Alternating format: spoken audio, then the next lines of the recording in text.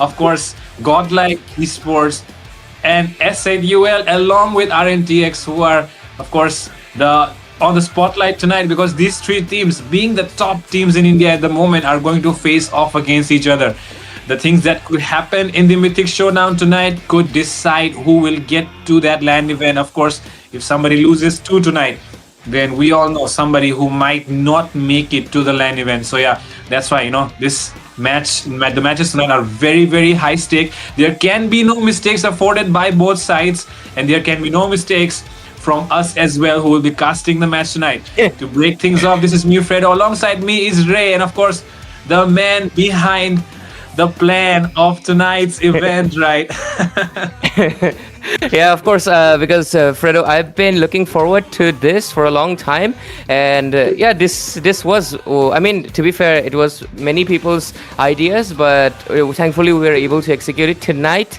Three of the only sponsored and acquired teams in all of MOBA 5v5 all across India will play back-to-back matches tonight, and maybe it was the stars itself that aligned for us, or maybe it was something else, but tonight all of them are basically playing their last matches. Well, SATUL still will have 2 games, but I cannot say that name anymore, as it's going to be Godlike and Rntx. Both of them are going to be playing the last matches in the round robin phase. Basically, they will cement their position in the leaderboard, and tonight they can either get into that first and second spot and basically be secured, because first and second they are not going to be into tiebreaker like 99% of the time, unless there's a very 1% rare instance. First and second, they can get into it and they can just chill until the land event itself. Exactly. Not because they qualified already, but if they're in the third, or even if their points are kind of too less, just like Fredo mentioned, 2 matches lost, they might be in 4th position. And guess what? 4th position is a contention for the other teams that are still gonna be fighting after today. But today basically marks a special day for the 3 biggest teams in India right now. Not just because they're the best, well they are, but because they are right now acquired by the biggest teams, organizations known in India itself. Yeah, man. Honestly, man, I gotta give credit, gotta give shout out to these organizations. The fact that these guys have been the first one to step in and show support, and I would say show trust in the future of this game, in the future of this community that is building up right now for this game, is definitely something which is very, very commendable.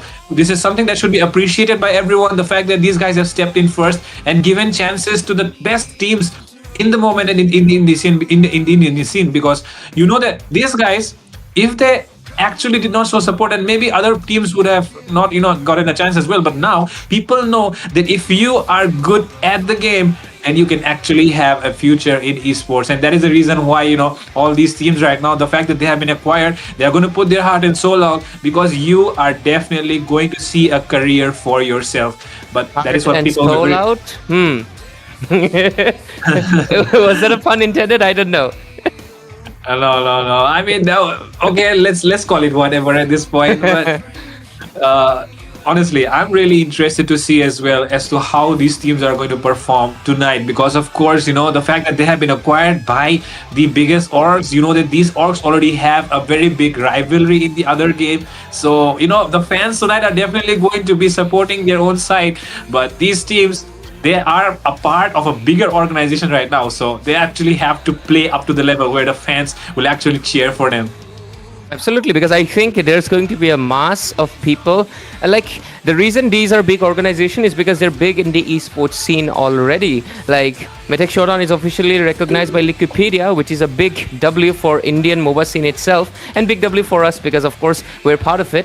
But these organizations are already part of Wikipedia, so you can already tell that these guys already have an esports presence. So I mean, they have already played their matches. It's not a stranger, especially Godlike played their 3 back-to-back matches yesterday, and they were up for it. They didn't deny, they didn't complain. They were like, yep, bring the action. They were confident, and they delivered it up to the point. So, of course, that is something to be, that is already there. But tonight, it's more special because they're facing the other teams from the other respective organizations, SA2L, Rntx, and Godlike, all three will face against each other back to back and back. Basically, 3 matches, 3 teams, and 3 best of 3 series.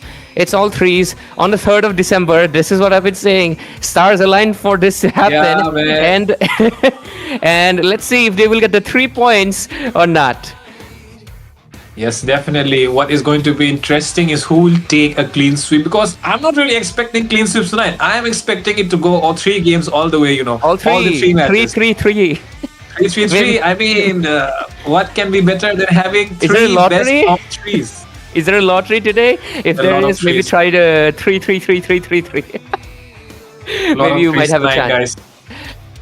Lot of 3s going to be on the table tonight. Hopefully, we get more and more action as, of course, the matches go on. Especially, we do not want clean sweeps, I would say, because who does not want to see a neck-to-neck, high-octane, action-packed matches where the strategy is on point, where the macros are getting on point.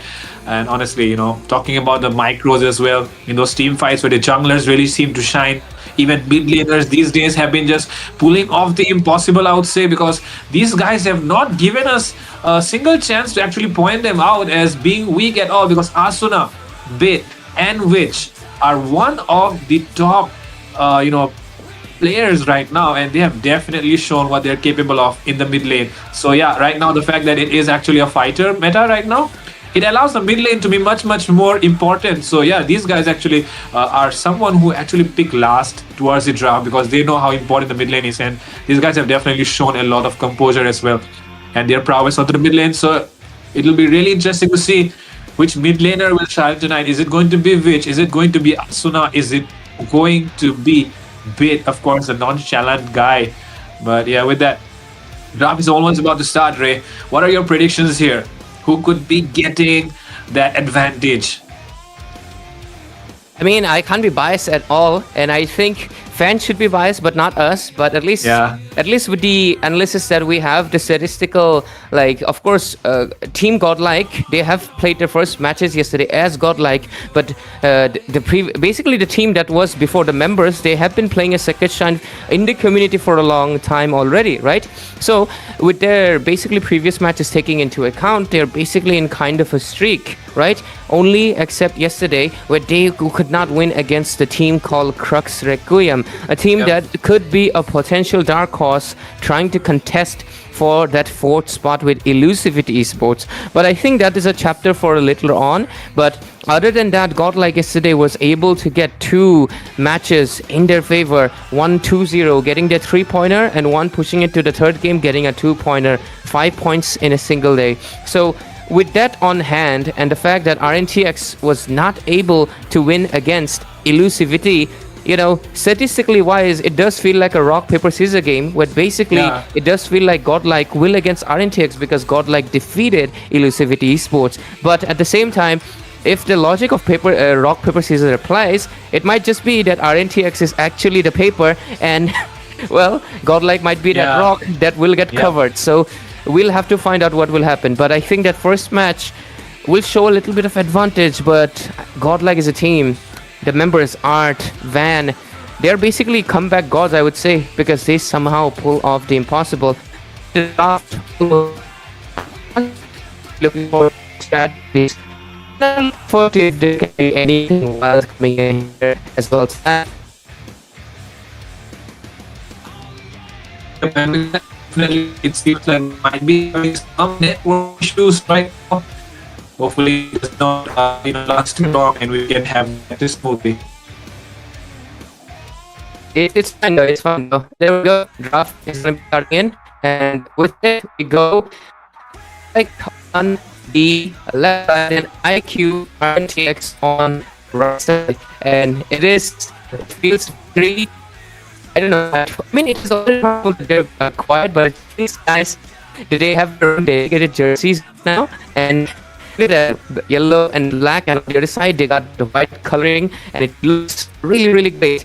But we can compliment those jerseys later. But WTA wants to design them, but with the draft basically on the place, the bans have already been done. Hayabusa, Harith, and the Fredrin coming in from Godlike. We all know who they're targeting. It's going to be Joseph as well as Aaron from the side of IQ, Rntx. And on the other side, they're targeting a roamer, which is obviously Art. And on the other hand, they're obviously targeting the one of the most consistent mages all across India. He's not the best. He's not the one that gets the highlight. But guess what? Mid lane is about control and consistency. And he delivers it all 365 days. So I think that Eve had to go. But with it, Lapu Lapu shows up. A flex pick.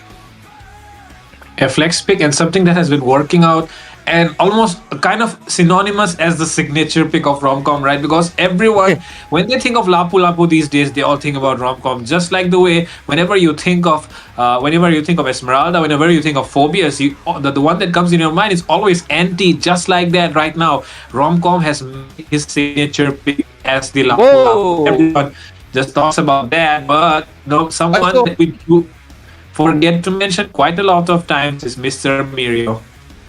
That is a very Mirio. That's good. Immediately they see a counter pick and they pick it up, but whoa, which immediately locks onto that Lunox. The Kimi is still open.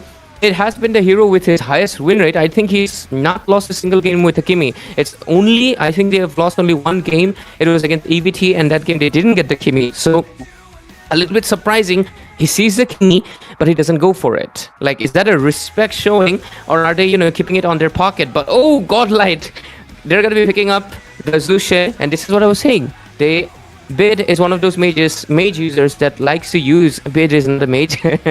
He's one of the mage users that really loves to go for the control, and I think Zushin is, of course, the very best to be using it here. But at the same time, the Gatot Kaja combo, it's a little 50-50 because I feel like he's a little bit too weak to the magic, so the execution is going to be much more important. But Gatot is a very comfort pick, I would say, at least. Yep, and with that, nothing visible right now for me. So yeah, the net definitely troubling me a little bit here, ladies and It's gentlemen. okay. It's okay. Don't worry about it. I can cover you. I will be your eyes, and you can be my ears because you'll listen to me. Basically, Godlike has picked up the Lapu Lapu and the Gatot Kacha and the Zushin on their side. 3 heroes already picked, and IQ Rntx, they picked up the Lunox first pick and Esmeralda on second, and now they close up their first 3 picks with Baksha. And basically it does feel like Baksha is going to be mostly jungle for IQ Rntx. Okay, if that is the case, then I feel like the Baksha could actually be a very solid choice here for both sides. I feel like Baksha is one of those heroes which is so flexible. So if you pick up that Baksha first, then you definitely have more options open for you to, just put it anywhere when it's, I would say, adjustable. So with that, I feel like Baksha is definitely a pick that they can go for. Hopefully this internet just does not want me to see the game or something for now. But Ray, the fact that these guys are going for this draft, pretty strong right now. Of course, they have this Lunox as well, right? So Lapu Lapu and Gatot really have to be careful because the Lunox is one of those heroes that can shred you down, especially when you're trying to go in for those dives, because these guys are going to be diving in, and if you do not catch the Lunox first, then he or she will be the one melting you down, right? So yeah, which is of course one of those, one of the best mid laners, and you cannot doubt his decision making. So yeah, right now, have to be really careful when they go in for those engages. I think it just might be, internet issues coming up. So in case on the stream there's any audio issues or anything, it is regarding the internet. Hopefully that is fixed. Of course, we cannot control the internet. That is responsible only one guy. But yeah. Anyways, with it, the draft of the band phases are coming in from Godlike. They're going to be going in with the Fanny for, of course, Joseph itself, and Granger ban for Aaron. It's pretty obvious right there. But from the side of IQ Rntx, they go with the Lancelot and the Yushin. And I think that is obviously for Van as well. These teams paying respect to their respective teams. With it, IQ Rntx have the pick priority. They can go in for a pocket pick jungler and push the Baksha into the roaming position. But yeah, like the Baksha can be pushed to the jungle right now very easily. At the same time, the Xbox is an option right now for Godlike, considering the Xbox remains open, and we all know what a big threat it can be, especially like Baxia juggle, because true damage is the nothing that might be able to stop Baxia, right? At the same time, oh, the Golden Dragon right now and is definitely going in the hands of Aaron, because we all know Aaron has been playing that Yuzong so consistently onto the goal lane. So yeah, we'll not be There we surprised at go. all if we see Aaron and its dragon end up into the hands of Aaron in the goal lane. And the fact that you mentioned the Xbox shows up for the hands of Godlike immediately. So yep, you were right about it. And I think Xbox actually is going to be playing into the opponent itself. So I think this is like a really competitively good option. But oh, Godlike immediately goes in with the, especially going to be going in with the Winter Jungle, which is I think kind of risky, but kind of can be executed really well. But Joseph still pick up his jungle. Will he go for a counter or will he do his own paper, which he has been known to do at times? Yeah, hopefully we see something special, but I'm willing, hopefully, because that will be putting a lot of pressure on the other teammates. You know, you already have a Lumos who needs Snowball, who needs a lot of farm actually, and at the same time, if you pick up a Ling as well, it's a very farm heavy competition, right? So I do not feel like the Ling should be a good choice to go for here. So yeah, with that, let's see what they decide to go for. Hopefully, it is a better Ling than Ling. The options still remain open. They can send the Baxia jungle and try to go for some of the roam as well. So yeah, the Baxia Angela combo does seem to work a lot of times, but tonight it will be that. A bit skeptical, but at the same time, basically the responsibility is going to be shifting to the hands of mainly the Lunox.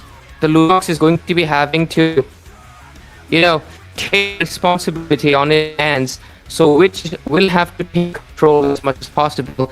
But at the same time, it is Aaron, and on a Yuzhong, he's done miracles that team did not think was possible. So, not really sure. But hey, it is a very executable draft. So execution is what they have to do, and with the draft on on our faces, basically just spells out there the mandatory petrify and sprint and revitalize coming in, but the rest of the members will go with the flicker, unless except which goes in with a purify. Really doesn't want to be affected by the Violet Requiem coming in from Van. Yeah, definitely. The only way he can try and escape is use that.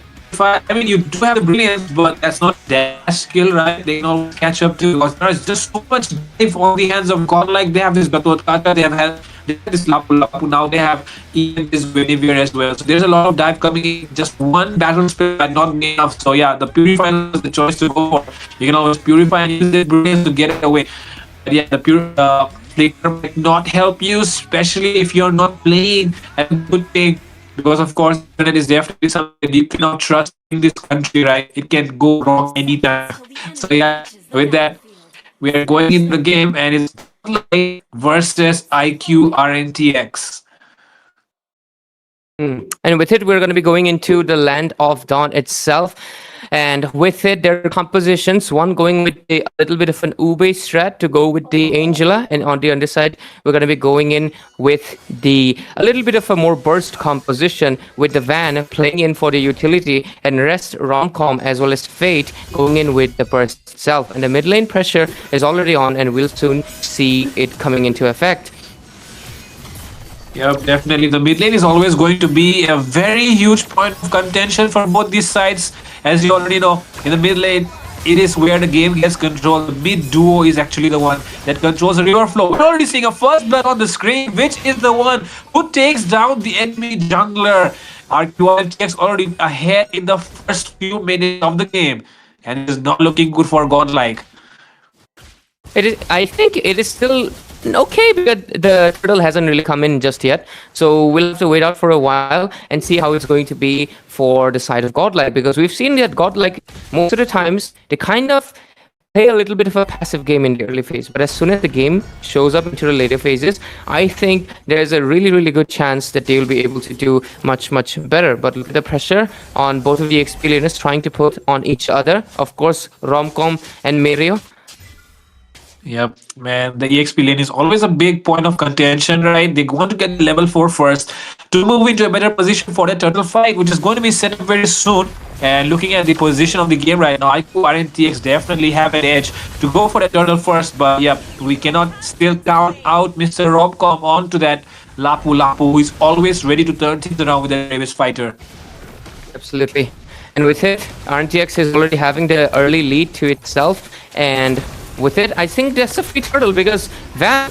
Oh, he really tried to go in for a clutch steal, but it's just not possible. And he's most likely gonna get taken down right here. He sustains for a bit, but it's not gonna be enough. Romcom does provide a backup, but it's not there just yet. Okay, that's too aggressive. They had to force out the Crimson Beacon, but that is not much of a resource. They can still play for a while, but IQ aren't leading the game with 0-4 score. They lead the score charts. They also lead the board right now. And IQ RNT is looking stronger by the minute. They're controlling the tempo of the game, already securing all across the map. Tech is really, not really having a good start at the moment, and that is the kind of start that you wish to have when you're having a Lapu Lapu as your EXP, and at the same time, the fact that they also have, of course, the Kator as well. It's not really a good start for them at all. Only way that they can move right now is just to have a little bit more control towards the mid game so that they can try to take this game later. But yeah, it still does not seem to be the case happening. But IQ RNTs are not going to let it happen so easily. Once you take control of the game, you do not really want to give it away. And IQ RNTs are more than disciplined enough to have.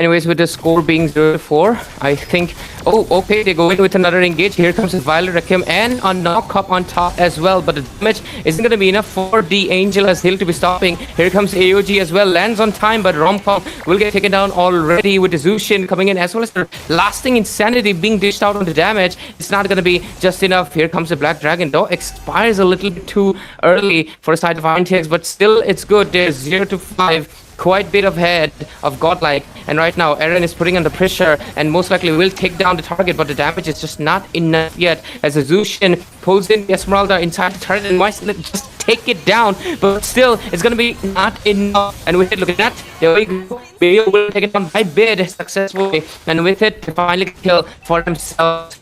Bit pressure is coming back. It's gonna be enough though. From priority, afraid gets the black voice from as well as fate. They also get the Yeah, the first item priority is always that War X side laner, especially the bigger ones.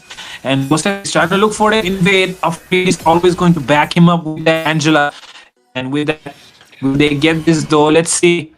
Still gonna contest it. Let's see if we can able to do so. Mid-lane pressure is still very high and forces, of course, the brilliant side from the Lunos itself. So they're going to be waiting for a while to engage again. But first, the period, okay, Mirio gets the enchanted talisman for the mana sustenance. Usually, they go for first time defense and then later enchanted talisman. But look at the items, Fredo. Yep. And we can take a look at the item builds as well right now. As we can see, the first items already getting built here for the side of RQ, RNTX. And on the other side, Godlike, this three people who have the first items, War Access on them, on two of them, the Lapu and the X-Work, and of course the Zushin with that glowing one. But that is all they have right now. But the enemy has a lot more in store, especially this Esmeralda. Now the fact that he has an enchanted talisman is going to allow her to deal, of course, a lot more damage. At the same time, the cooldown and the mana regeneration just allows her to just keep sustaining because she doesn't have to recall anymore. So yeah, that is a good news here for IQ RNTX, as Mirio will be able to assert their dominance in those team fights as well. And with I think with this is no last turtle actually. Time flies, of course. So the last turtle is going to be spawning in, and with it, I think IQ Rntx still has the better chance. But look at that! Here comes the black dragon form popping in. A lot of damage being dished on with the turtle's voice sense, but Romcom with the damage on the back. Here comes the AOG. Doesn't really land into many, but lands on top of one. Crimson Beacon, but Violet Requiem as well as the lasting insanity. Here comes the flicker, and with it, the damage will get dished out, and which gets taken down with it. And right now, Joseph has to take a steadfast retreat, but isn't going to be enough for itself. And with it, I think they will have to take a road back, but at the same time, they keep on clashing again and again, and they'll stop for a while. But let's see, Mirio dishing out a lot of damage, wants the Xbox to be taken down, wants to go inside the turret, but the CC is a little bit too much, as Fate will get a kill, and another Violet Requiem, but Flicker at last moment will save, and that accept the T-fight win, as Godlike take a little bit of control back to their hands. Yeah, it was really close team fight actually, but now the turtle will be secured by Godlike finally, and they try to make a comeback with that turtle. Of course, now the goal is almost pretty even, but yeah, now what they have to do is just take down those objectives as well. And with that, Ray, man, this game is just getting more and more intense, because these head-to-head fights, even though Rntx were one in lead, now they might be the one falling behind. The pressure back again. Yu Zhang struggling. Here comes the Black Dragon form with Angel on top, and here comes the Baksha dishing out damage. There's so many resources getting used up in here, but here comes Violet no target. AUG doesn't really get to land, but still Fate will get taken down regardless. Romcom showing me the scene. Here comes this fighter. He's looking for a target, but he doesn't find anyone just yet. And with it, they will take a little bit of a breather now. Yeah, with that, Joseph, I mean, they already just took down Fate right now, and Fate, being the goal laner, is definitely going to be under a lot of pressure. And if you look at Joseph, he's taking a fight all alone, but there comes the backup from Mirio as well. Mirio, he shots perfect. The best fighter being used as well. The AOG does not land onto anyone, does not land that well, and now his backline is in trouble. They're trying to hang down members, and I'm the first one to fall. They get more out of that fight, and Rntx are the ones who have taken the edge. And again, Rntx, just like you mentioned, they make a steadfast, basically recover of what was out of their hands for a while. But Godlike right now, with a turret on their favor, and what is going to be the macro play is going to be really important. But let's just see what happens. Bottom lane, they start to really show the pressure in. Let's see what will happen. There we go. No, I don't think he's be able to push. But look at the items though. Oh, top lane, they get a turret as well. Okay. Wow, that is some good stuff going on right now. They're taking structures across the map as well. And, the items are also really showing up right now. Take a look at the Radiant armor that have been built on the other side. Godlike are definitely, embracing the color of their logo, at the same time respecting the damage from IQ Rntx, especially from Mr. Witch, who is going to melt them down instantly. Right now, take a look at the top side. There's a gank happening onto the Lapu Lapu. Romcom, Joseph and Witch trying to do a 2v1. Aaron still waiting for the right timing. Romcom jumps in with the bravest fighter. They're trying to go for Aaron right now, who could be using the Black Dragon form to try and escape. And yes, he will, but survive. But now, someone else who could be in trouble right now is Joseph. He's taking a lot of his, but he's really healthy, and now he uses the Tortoise Posance to still survive. Look at Aaron from the backlines. He's trying to go for Mr. Bid, will be the one taking him down instead, but he still gets a kill onto that. Mr. Van Art is the one getting chased down right now by Mirio. Mirio still trying to go in for more. He goes in, and he might be finding the connection, but the damage not enough. Fate comes in with a reverse clapback, which gets taken down as well. Joseph will fall. Godlike have just turned things around, and they can go for the Lord. I think I needed a second to process that, because a second ago, the score was 3-8. It was very obvious Rntx had the lead in their favor, but I don't think they throw it. I don't think there was a throw necessary. I think Godlike, it was a well-executed plan, and with it, they're actually back on track 7-9, but they're the ones actually on the lead, because right now, look at that mid lane, there are no more minions to favor.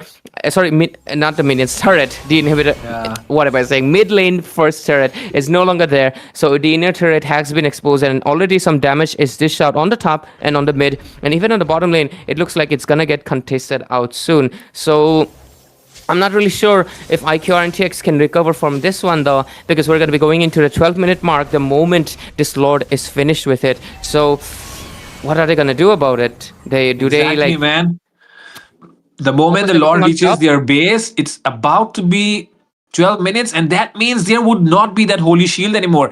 Top side, though, some engage happening. Romcoms could be in trouble here. It's Whiffs arrives as well, and yes, Witch will arrive. He goes in directly, he does not care. But Romcom as well, still sustaining through. Can he get a kill? There comes the brilliance to survive, and Witch will be backing off. But take a look at Aaron. He's taking a fight with 3v1 right now, and he's still surviving. 3 wants to go in for a bit. Will he find the connection? He understands the position right now that he is in. He's still trying to backing off, but take a look at Fate. He gets the connection of that last insanity. There comes the killing spree. And with that, Godlike have set their sights onto the towers.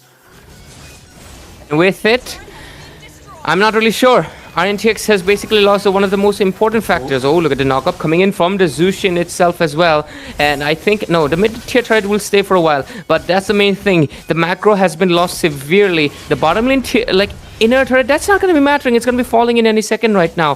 So, since the fact that our inhibitors are already hurting, it's not looking good for them. I feel like it's going to be a very... It's going to take a lot of time for them to get their damage back up, but at the same time, the damage dealt ranking-wise, funny enough, is Bakshay is actually dishing out more damage than the Guinevere due to the fact that he's more DPS, but the Exborg will get the Ice Queen wand, and escaping him is going to be even a more, nuisance to be. But look at that, the XP advantage and the gold advantage already showing up. It's looking a little bit... Yep. IQ Rntx will have to make a comeback. They just got to farm up right now. They have to take a little bit of a break. And the thing is, the tower damage is the most significant part, right? Because they've done a good job with that. Godlike especially taking down a lot of towers right now. They have a lot of control over the map. RNTX are just forced to be inside their towers at the moment. And take a look at that. AOG finds the connection onto Afraid, but they do not commit yet. Joseph could be the first member to fall here, but that hard guard will save him. Aaron goes in with the Black Dragon as well. They're trying to go for the backline. Bit really raw, and now he's forced to use that curtain call. Look at Aaron, he's still going in solo for Bit, and he gets the kill and he gets the connection. Romcom doing a 3v1 as well right now. Take a look at Fate. He's trying to help take down Mr. Aaron. Aaron still surviving though. Aaron, can he survive? Black Dragon farm with that jump coming in right now. Romcom arrives as well with the bravest fighter. Is he trying to survive this show, or will he be the one getting taken down? Mirio comes in with a clutch play, takes down Romcom. Fate as well might fall here. Things have turned around completely as RQRNTX take back the control. This is basically what they needed, and somehow they did it actually even better than we expected. We thought they will maybe play it a little bit safe, but no, they saw the window of opportunity and they did not dive in. I think they broke it, because that's how very destructive it felt. But right now, Art getting a lot of pressure will most likely have to get out with an AOG. Yep, there we go, because it is just not possible for him to get out of that immobilization, and the damage from the Lunox, it's a little bit too much. But Mirio will get that Sky Guardian helmet. Guardian helmet, actually. I'm still, used to calling it Sky Guardian because of the fact that it was named like that. But the Guardian helmet is going to be helping him to get that regen as well as that damage on top. But let's see. Lord advantage for IQ, RNTX. And right now, the Lord's coming on top. Whoa. What is What's Aaron happening thinking? there? Oh my god, Aaron. No, he actually does it. Oh my goodness! What was that play from Aaron? He just dived inside the tower all alone. That is not something that we'll see every day. He comes in with the Petrify combo as well, the Furious dive, and take a look at that. Which gets the tower. They're going in for more. They want to take down Godlike inside their own tower, inside their own base, and take a look at which he finds the connection with those blasting hits of his, and with that, they're going in for more right now. This is not at all looking good. Godlike are losing members. They have lost members before the Lord even arrives. And with it, that Lord is basically going to be free hitting because there is no shield that is going to be defending them. Xbox really trying to do the best, but the minion pressure and even the Yuzhong comes in with the Black Dragon form. And right now, Romcom really wanted to go in for the Witch, but could not do so. But Aaron comes into the scene. Is this region going to be enough, though? Here comes the Guinevere with the damage. Violet Rectum dished out as well. Is it? Yes. he was able to survive with just a Oh, minuscule of his HP. And right now, Godlike is ready to clap back. But Bid, very aggressive. But I think he might be yeah. able to do it. But is that a Oh bad my God. decision? It seemed like the clapback might be coming in once again for Godlike because IQ Rntx are going in for the fight. Aaron finds the connection first on Aromcom and they're going in for more. But Fate will be able to burst down Aaron before he can make it. Take a look at the HP of IQ Rntx. They're really low, but the Angela will heal them back up. But that is the only thing that they'll get out of this fight. They just take down Romcom for the sacrifice of Mr. Aaron. But yo, that is not at all the, I would say not the end yet because, both these sides, they still have a lot of options to go for right now. The fact that they have lost all these towers makes it quite even for both these teams. There is not really enough to speak about except for these builds right now which are just popping up because you know that when you reach the 16-minute mark, the items just show up a lot more quicker. You're getting a lot more farm across the map and you can try to make use of that. But will both these teams actually try to capitalize on the fact that they have all these items because the enemy also has the counter items as well? So yeah, I do not really know, Ray, what could be the outcome of this Lord fight.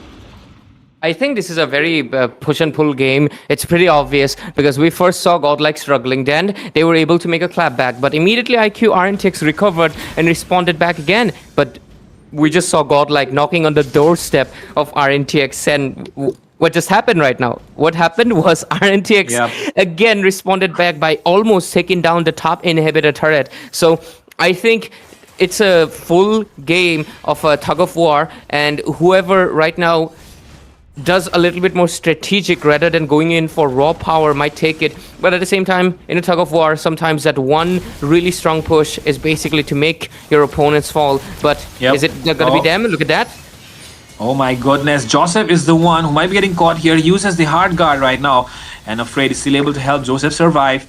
They do not want to take this fight anymore, but the Lord is getting chunked down very, very low. Who will find the connection with the retribution? Will it be Joseph or will it be someone else? It's Joseph. He finds the connection with the retribution once again. But with that, they're forced to use those skills to get away from the team fight, which will fall first. And take a look at the knockup as well. Mirio still trying to go in along with Aaron. Aaron still trying to go in for Bid once again. He's trying his best to take down the Zushin, and he might find the connection, but the flicker saves Bid. And with that, Aaron, he's very, very low and he will be getting taken down by Fate Romcom in a 2v1 right now. He still wants to go in for Joseph, who could be getting taken down here. But oh my goodness, the Winter Crown play and the hard guard coming in from Afraid will be able to help him survive. This could be a turnaround of things here for Romcom as he was trying to look for that connection. But he's very, very low and he could fall here. He finds that dash through the wall. But Mirio is still going in for him. They are trying to chase down the members of Godlike, not allowing them to recall. But they finally have to stop that fight because the Lord is arriving from the top side. And they have to defend, but guess what? They burnt out a lot of resources right there. And so many resources getting used so early on, it's going to be costing them a little bit. But I guess we'll just have to be a little bit more patient, just like Godlike. They have to do it. But let's see what will happen because the score is 11-17. And our IQ Rntx over here, they, with the Lord advantage, they're right now taking back the lead. But the best part, both of these teams are actually equal in this 20-minute game because so far, look at that. What just happened? The fact that the macro is still unshaken. You know, there's still not an inhibitor fallen from either of these teams. And this is what happens when they face each other for the first time in the round robin phase itself. Because guys, these teams, they played these stages, they didn't meet each other. But tonight, they're meeting for the first time. And that too, after being acquired by the biggest teams, esports teams known in India. So I think it's just goes to show their first time, and it already feels like they have been made equal from the very first day of this Mythic Showdown Season 2. Yep. And with that, the next Lord coming up in less than a minute. Romcom going in with the bravest fighter. So trying to test out the waters in the land of IQ Rntx.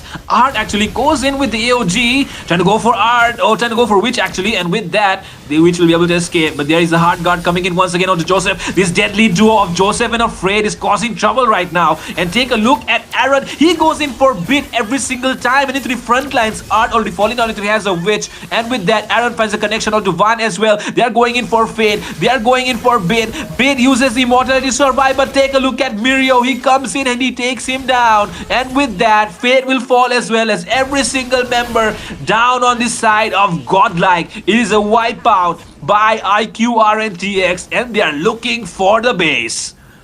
A wipeout, something that you would not see and something that you would not expect, but right when the Lord is up, they don't care, they wipe out, and the emo taunt is obviously going to be coming in with the black dragon, not the dragon, the snake itself on top, and with it, IQ Rntx take the game number 1, and looks like the paper wins from the rock this time around, and with it, they take the advantage 1-0 in this best of 3 series, ladies and gentlemen.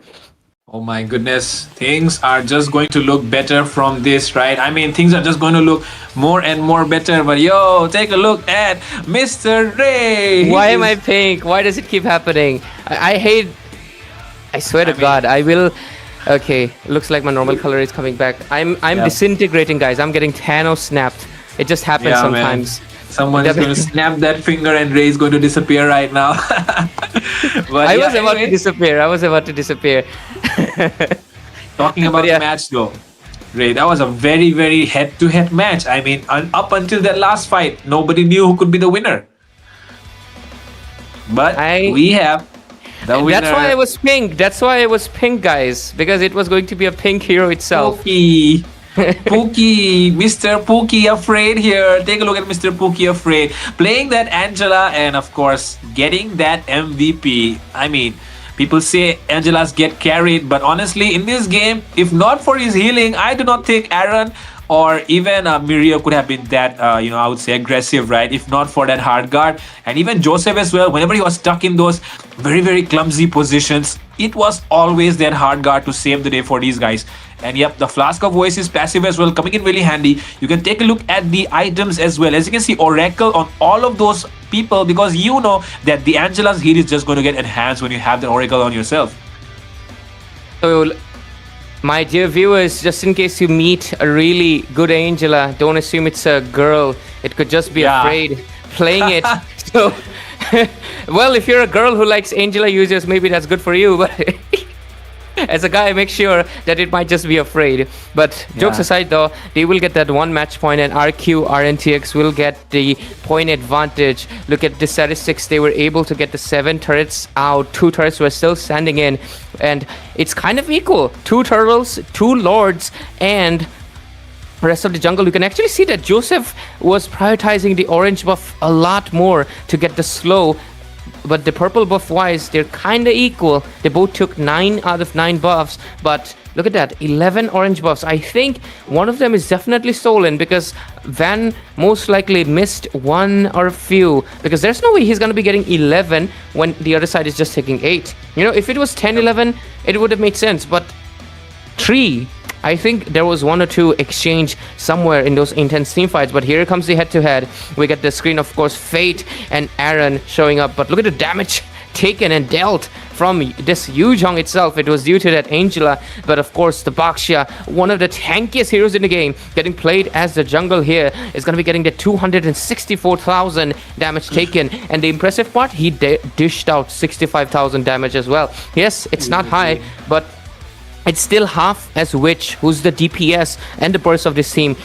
96,000 damage being dished out by Witch here. And he was actually... Oh, Holy Crystal on a Zushin. No Clock of Destiny. Well, that's certainly a choice, and a choice that actually worked out. Yeah, I'm not really sure how to appreciate that choice, though. It did work out. And yeah, these guys, man, the roamers, of course, both of them from West Bengal, of course, showing the dominance of these guys in the roaming section. And yeah, with that, we can see the godly, of course, the godly lane matchup here being Lapu Lapu and Esmeralda on Mirio and Romcom themselves. Both these guys have already shown a lot of dominance. in both of their respective lanes. And take a look at the statistics and titles right now. Rich guy being Mirio, who is actually What? not even a goal laner. He's an EXP Ow! laner, and he takes the highest GPM. And the same time, the one who did the most amount of damage is actually the actually the Yuzong, because man, I was so, I would say, stunned to see Aaron just kept on locking down bit, and there was no way they were allowing this, the Zushi to have their time, So that was actually a very smart move from Aaron, I would say. I think one of the important factors is their win condition being a little bit split apart. That's the thing I was actually mentioning right there.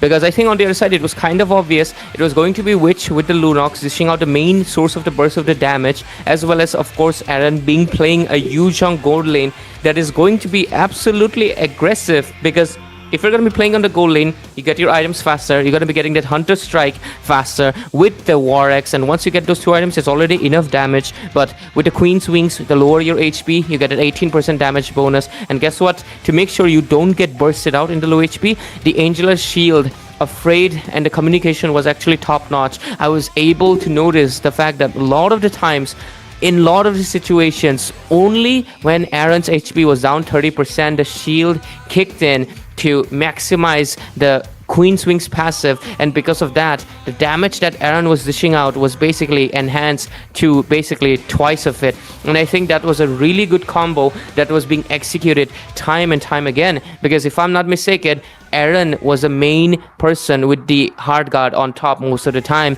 except for a few times in the objective fights, Baksha had it on top, so they can make sure the Baksha stays alive until the, of course, the objective on their hands. But with it, ladies and gentlemen, we go into the game number 2 between IQ, Rntx, and Godlike right here. And of course, we don't have to introduce ourselves, but if you've just joined in the stream, of course, this is the Mythic Showdown Season 2, and tonight is a special day, 3rd December, and 3 of the very best teams in India, and the only 3 teams in India acquired by the organization Godlike, SATL, and Rntx are playing the matches for the LAN qualifiers. They can remain in the top 3, or they can go down a little bit below. 3 best of 3 series, and we are here for the second game, waiting if it's going to be a 3-pointer with a sweep, or it's going to be a third game. A lot of 3s today, so people say third time's the lucky charm. Let's see if it's going to be pushing to the third game for Godlike.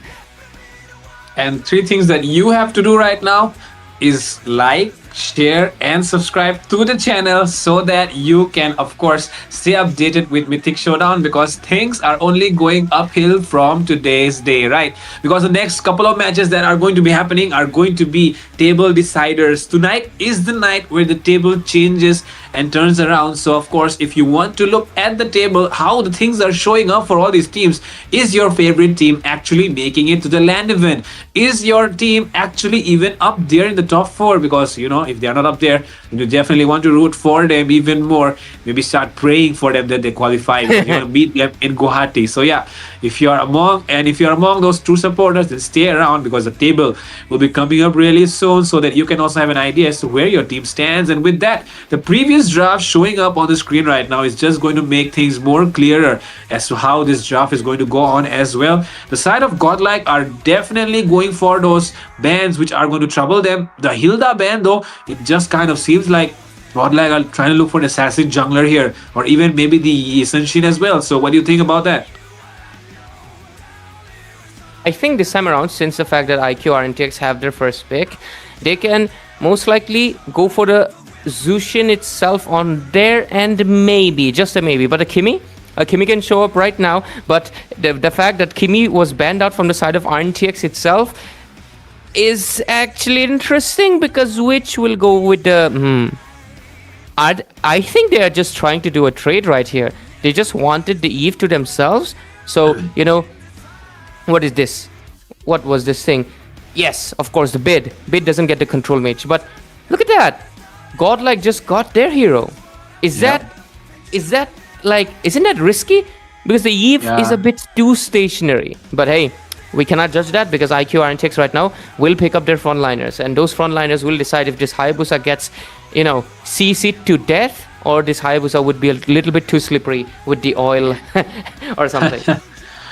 Man, what I'm really going to say is that the side of IQ RNTX, especially this Gatot Kacha pick that they've had, I've seen a lot of times Afraid pull off that unbreakable onto a lot of Hayabusa players at the right time. That just lets that Hayabusa Yeah. player not recall back to that shadow, right? So I feel like Ivan has to be a lot more careful, when he goes in for those Oogie Shadow kills that Afraid is not really around, because the moment he ends that Oogie Shadow kill, he might be getting taunted with that Unbreakable and just go down there itself while you're not even close to your own teammates. So yeah, with that though, the draft still progresses and we are seeing a Valentina show up right now. I'm not really Oh, sure, is it because of this AOG or is it because of the RWM? But no matter what it is, we all know Bid can be trusted on that Valentina pick. actually, I mean, I think it's for both, Fredo. It's for both because he can get both of the resources, and he can even, if he's trying to be cheeky, he can even get it faster for the CC's ultimate, which can be like you do not expect. Like when you're playing CC, you do not expect to be getting a CC ult on yourself. You don't expect a Yeah. cut and call, and that can be really disastrous because imagine you cannot AOG when you also get that ultimate on top. So I think maybe they're trying to cook something like that, or maybe they're just thinking it a little bit same. Hey, you're trying to take away the chessboard from us. We will bring our own chessboard in the form of the Valentina itself. Yeah, man. Honestly, they're trying to play mind games here, especially with the fact that they're approaching this draft by banning out a Ruby out of all heroes. I'm not really sure why would anyone ban out a Ruby in this meta, I right? think I But know. I think I know. They because I think they're basically seeing that IQ Rntx right now need really good frontliners because the Eve is a very vulnerable target right here, Fredo, and it's yep. it's really basically standing. It's a sitting duck, like even figuratively as well as literally, because she's gonna be standing there still. So I think they want to make sure that this Hayabusa is not interrupted. And just like you mentioned, Gatot Kacha's Yeah. Unbreakable can disrupt, but so can the Ruby's second skill as well as I Am Offended, and you don't want that. Exactly, I get the idea there. And with that, we're seeing IQ RNTX respect Fate actually out of everyone else. They're going for that Harith and the Granger ban, right? So now probably Fate is the one going to use that Dragon, or is it going to be Esmeralda? I'm not really sure, but I feel like Romcom has been the one picking up that Dragon a lot more often, right? So we could definitely be seeing Romcom onto the Dragon. He always likes to go for those aggressive plays. So Dragon is definitely going to be a much more aggressive hero than an Esmeralda. So yeah, it's always a better choice to give Oh. the Dragon into the hands of Romcom. But talking about the other side, Joseph picks up a hero that he has not played in so long. He picks up the Suyo, but now Mirio gets his hands onto the Alice, which has just been creating more and more chances for every team that it has been picked up for. So IQ and TX with this draft, I feel like they're doing a very solid job at securing the advantage early on. But from the other side, Art comes up with one of his signature picks as well, the Kalia that he always used to auto-lock, especially just a few weeks back, I would say, before the meta changed. The Kalia, especially in this game, it's a little bit odd. Is it just for Witch? Because if that's the case, I think it's a little bit wasted. But at the same time, the best part about Kalia is just not that she's a pick-off potential. She's also one of the heroes that provides the heal, and you can utilize one of the best factors is her knock-up. It's basically the same strategy as playing up a Cho roam. You can utilize the knock-up as much as possible to disrupt and dislocate. As well as one of the most key factors is the Flask of Oasis. You can get that passive, which is a clutch saver. But there we go. Looking at the spells, it's going to be 2 flickers, 1 purify Whoa. for Fate. That's odd, Fate. Why the purify? He really doesn't want to get caught by the curtain call? Might be one of those scenarios. But on the other side, Yeah. obviously, the mandatory vengeance, and which will obviously go for the purify because he has to. There's a Kalia and a Yuzhong after him. But the worst part about the purify, you don't have an escape. If Hayabusa Exactly. catches up to him, that purify is going to be no help. He is going to be relying 100% on Mirio, on Afraid, and in some cases, if Aaron is nearby, him as well. So this game, the win condition is very simple. It's going to be Witch and Godlike. They just gotta snap that win condition. If not, this Eve might be taking them to the victory itself. And with it, ladies and gentlemen, we're into the land of Dawn. Fredo, of course, take us there. And with that, we're going into the second match. RNTX, IQ RNTX versus Godlike right now. And both these sides are just looking for that victory because, of course, RNTX can establish that complete dominance over the table that nobody is going to take away that #1 from them. Meanwhile, Godlike are looking to climb up higher. And they've already been put down in the first match. So this is going to be a deciding match as to where the table will stand after this one. Will RQRNTX take that #1? Or will Godlike be able to, get that climb up on the table and get a little bit more chances? They will be the ones securing the #1 for themselves. But with that, taking a look at the emblems right now, anything special to see here, Ray? I think not just yet. I think it's regular standard emblem setup, and most of this. I mean, Eve with the tenacity is obviously explain. It can be explained easily due to the fact that he does want the damage reduction. Other than that, rest of the characters and rest of the heroes, they're going in with the standard issues. Just a Valentina wants a little bit of spell vamp to sustain a little bit better. Is gonna be the one thing only catching my eyes for now. Rest, I think everybody's just going in with the standard issue emblems on their hand. Yep. Nothing so far off yet. And with that, rotation being made here by Godlike towards the goal lane. As you can see that, Art is just providing some vision because he does not want Fate to get dominated in the laning phase, especially because he's a goal laner. Into the top side though, oh my goodness, Romcom and overextension just for an EXP grab, and he will pay the price with that death. Joseph gets the kill onto him. Already an early lead, just like the last game for RNTX. I think, Fredo, this time around, they will have to play a little bit more of an, not strategic. They have to play strategic, but I think they have to play a little bit more of a team game from the side of Godlike. But there we go, Retribution. Who wins it? Oh! Joseph, immediately. My goodness. Let's see. Is there someone who uses the Retribution spell better than this guy? Can you name one? I mean, outside of India, I can name a lot. Yeah, but for now, at least outside I think of India, of course. Yeah, I should have said in India, right? You gotta specify, man. But the thing, I think Joseph has one of the stronger retributions right now. That too, considering the fact, if I'm not mistaken, IQ RNTX, they play from Mumbai server, and he actually won it on Bengal server itself. Yep. If that's not insane, I don't think what else, because I think many of the players, that's why you included the server, to show that if you think your favorite team might be underperforming a little bit, it is mostly due to the fact that they're playing in a clashing server and they have a high latency internet, which was what was happening on the first game for us, right? But still, the fact that they got it, it's pretty insane. Hey, is that the new Valentina skin or something? Oh yeah, it is, because I didn't realize she's actually floating. Look at that. She's actually... Wait, they look so similar. Hey, wait, he copied the Eve ultimate already? That's the Eve, is it? If I'm not mistaken. I think that's the Eve. That's why I was confused. Yeah, that's the Eve. Or is it not? What? It's so identical. I can't tell. It looks pretty identical. But yeah, it's the Valentina skin. She has that sideline thing. But yeah, so does Eve. Damn. So similar, right? But yeah, I love this. I love this, by the way, Fredo. When we have the pause, usually we just stare at the screen. But here we get to see the heroes in what is that? That character. Close up. The close up. Quick close up, but Quicksilver, not Quicksilver, was it? No, was it? Yeah, was it Quicksilver or was it something else? But anyway. Damn, flash time. Basically, this is called flash time, where everybody's paused. Oh, yeah. Because you're moving too fast, so the other people seem so slow that they're almost frozen in time. So yeah, something like that you can say. But yeah, with that, we're back into action once again, ladies and gentlemen. Once again, we're seeing the players move around and, of course, perform their duties, which is win the game right now for their own side. IQ RNTX are the toppers of the table, and there is nobody to pull them down yet. But the only two teams that have a chance of putting them down are going to be playing with them tonight. Godlike will be the first one to get that victory over them, but will that actually happen? Oh, here comes another slam right there, but it's gonna be enough though. But look at the other side of the damage. Oh, AOG gonna be used to retreat, but at the same time, Yujong comes in with the damage as well, and it's going to be enough though. Yujong still going in strong with the Petrify combo, has to come out of the turret, and with it, they actually take a retreat. So many resources getting burnt out in the mid lane, but the result is none due to the discipline. They both recover and retreat on time.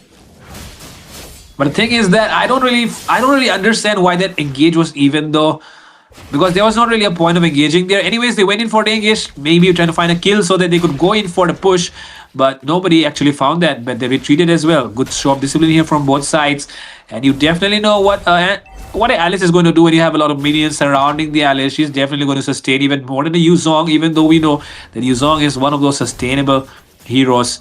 But yeah, with that, the side of Godlike have definitely been putting a lot of pressure onto the lane of Aaron. But Aaron has not really been, I would say, nudged by it because he's still able to maintain that goal lead despite all that. But with that, Turtle coming up, let's see who makes the first move here towards the top side once again. Romcom could be in trouble. I think Fredo. Top lane, what is happening? Romcom will get taken down by Mario right here. Unexpectedly, everything was thinking it's gonna happen, but look at that. Oh, the Kalia might come in with another Tsunami Slam anytime soon. Unbreakable Taunt, AOG on top, Art gets taken down, and the next target most likely is gonna be Witch getting fallen, and this Turtle, unfortunately, despite the efforts of Joseph trying to clutch steal, Van gets the upper hand, and the score is 1-1 for the Turtle fight, but the team fight is still going in. They're still gonna be dishing out the damage. Here comes the Black Dragon form as well, and I think it's going to be enough to maybe take down a target. But instead, the Esmeralda is the one taking down the Joseph on the Tsuyo. Team fight keeps on extending. Which? RWM coming in right now from Witch, and that will change things around here for IQ Rntx. But the overextension, they're fighting outside the RWM, and Aaron will get punished for that. And take a look at Mirio right now, still sustaining a lot of damage, but will he be able to escape from Bid right now, who is dishing out a lot as well? And there's nobody that can actually harm Mirio. So this still survive. But oh, Joseph looking with that Queller. But he does not find the connection as well. Take a look at the top side. A fight happening between the laners right now. It's Mirio versus Fade. Fade is almost about to take down Mirio right now. But he still survives thanks to that Brave Smite. But yo, how long can he keep surviving right now? The damage cutting through the shield. And Mirio will be going down to the hands of Mr. Fate. What is just happening? Because Fate somehow is still on top with that Esmeralda, and it's only been early game. He has one item, and that's the goddamn Enchanted Talisman. Not even something too powerful. Yet it feels like bro is just fully stacked in. But let's take a look at it. Oh my god. Item. Look at the nuisance just being right there. But okay, which finally gets an anti-heal. Might finally, help fight Fate. On the other side, Hunter Strikes 2, which is of course the Yuzhong and the Hayabusa, but the Valentina also gets the glowing one. So it's not going to be like the Alice is going to be an issue either. So both of them have anti-heal. Both of them, they still have to get the regen though. I think the Alice will take a little bit longer, especially because she's a hero that doesn't actually get regen from any items. More so, she just has to build tanky, which something Romcom can utilize very, very well. Exactly. And with that, they're going for the turtle right now. Let's see who gets to approach it first. Joseph is definitely looking for more, but they won't find it yet. Oh, there comes the connection. And AOG landing in as well. Every single skill being popped out here right now into the battlefield. Art gets taken down first. The connection from Van. They take down one more. Romcom will fall as well. Take a look at Fate. He's trying to chase down Mirio once again, but he is between three people. He is still not letting Afraid escape. He finds a monster kill onto Mr. Afraid, and he's going to in for more. Take a look at Ivan providing the backup. Bid coming in as well. But there is not enough damage now. They're trying to go for the turtle.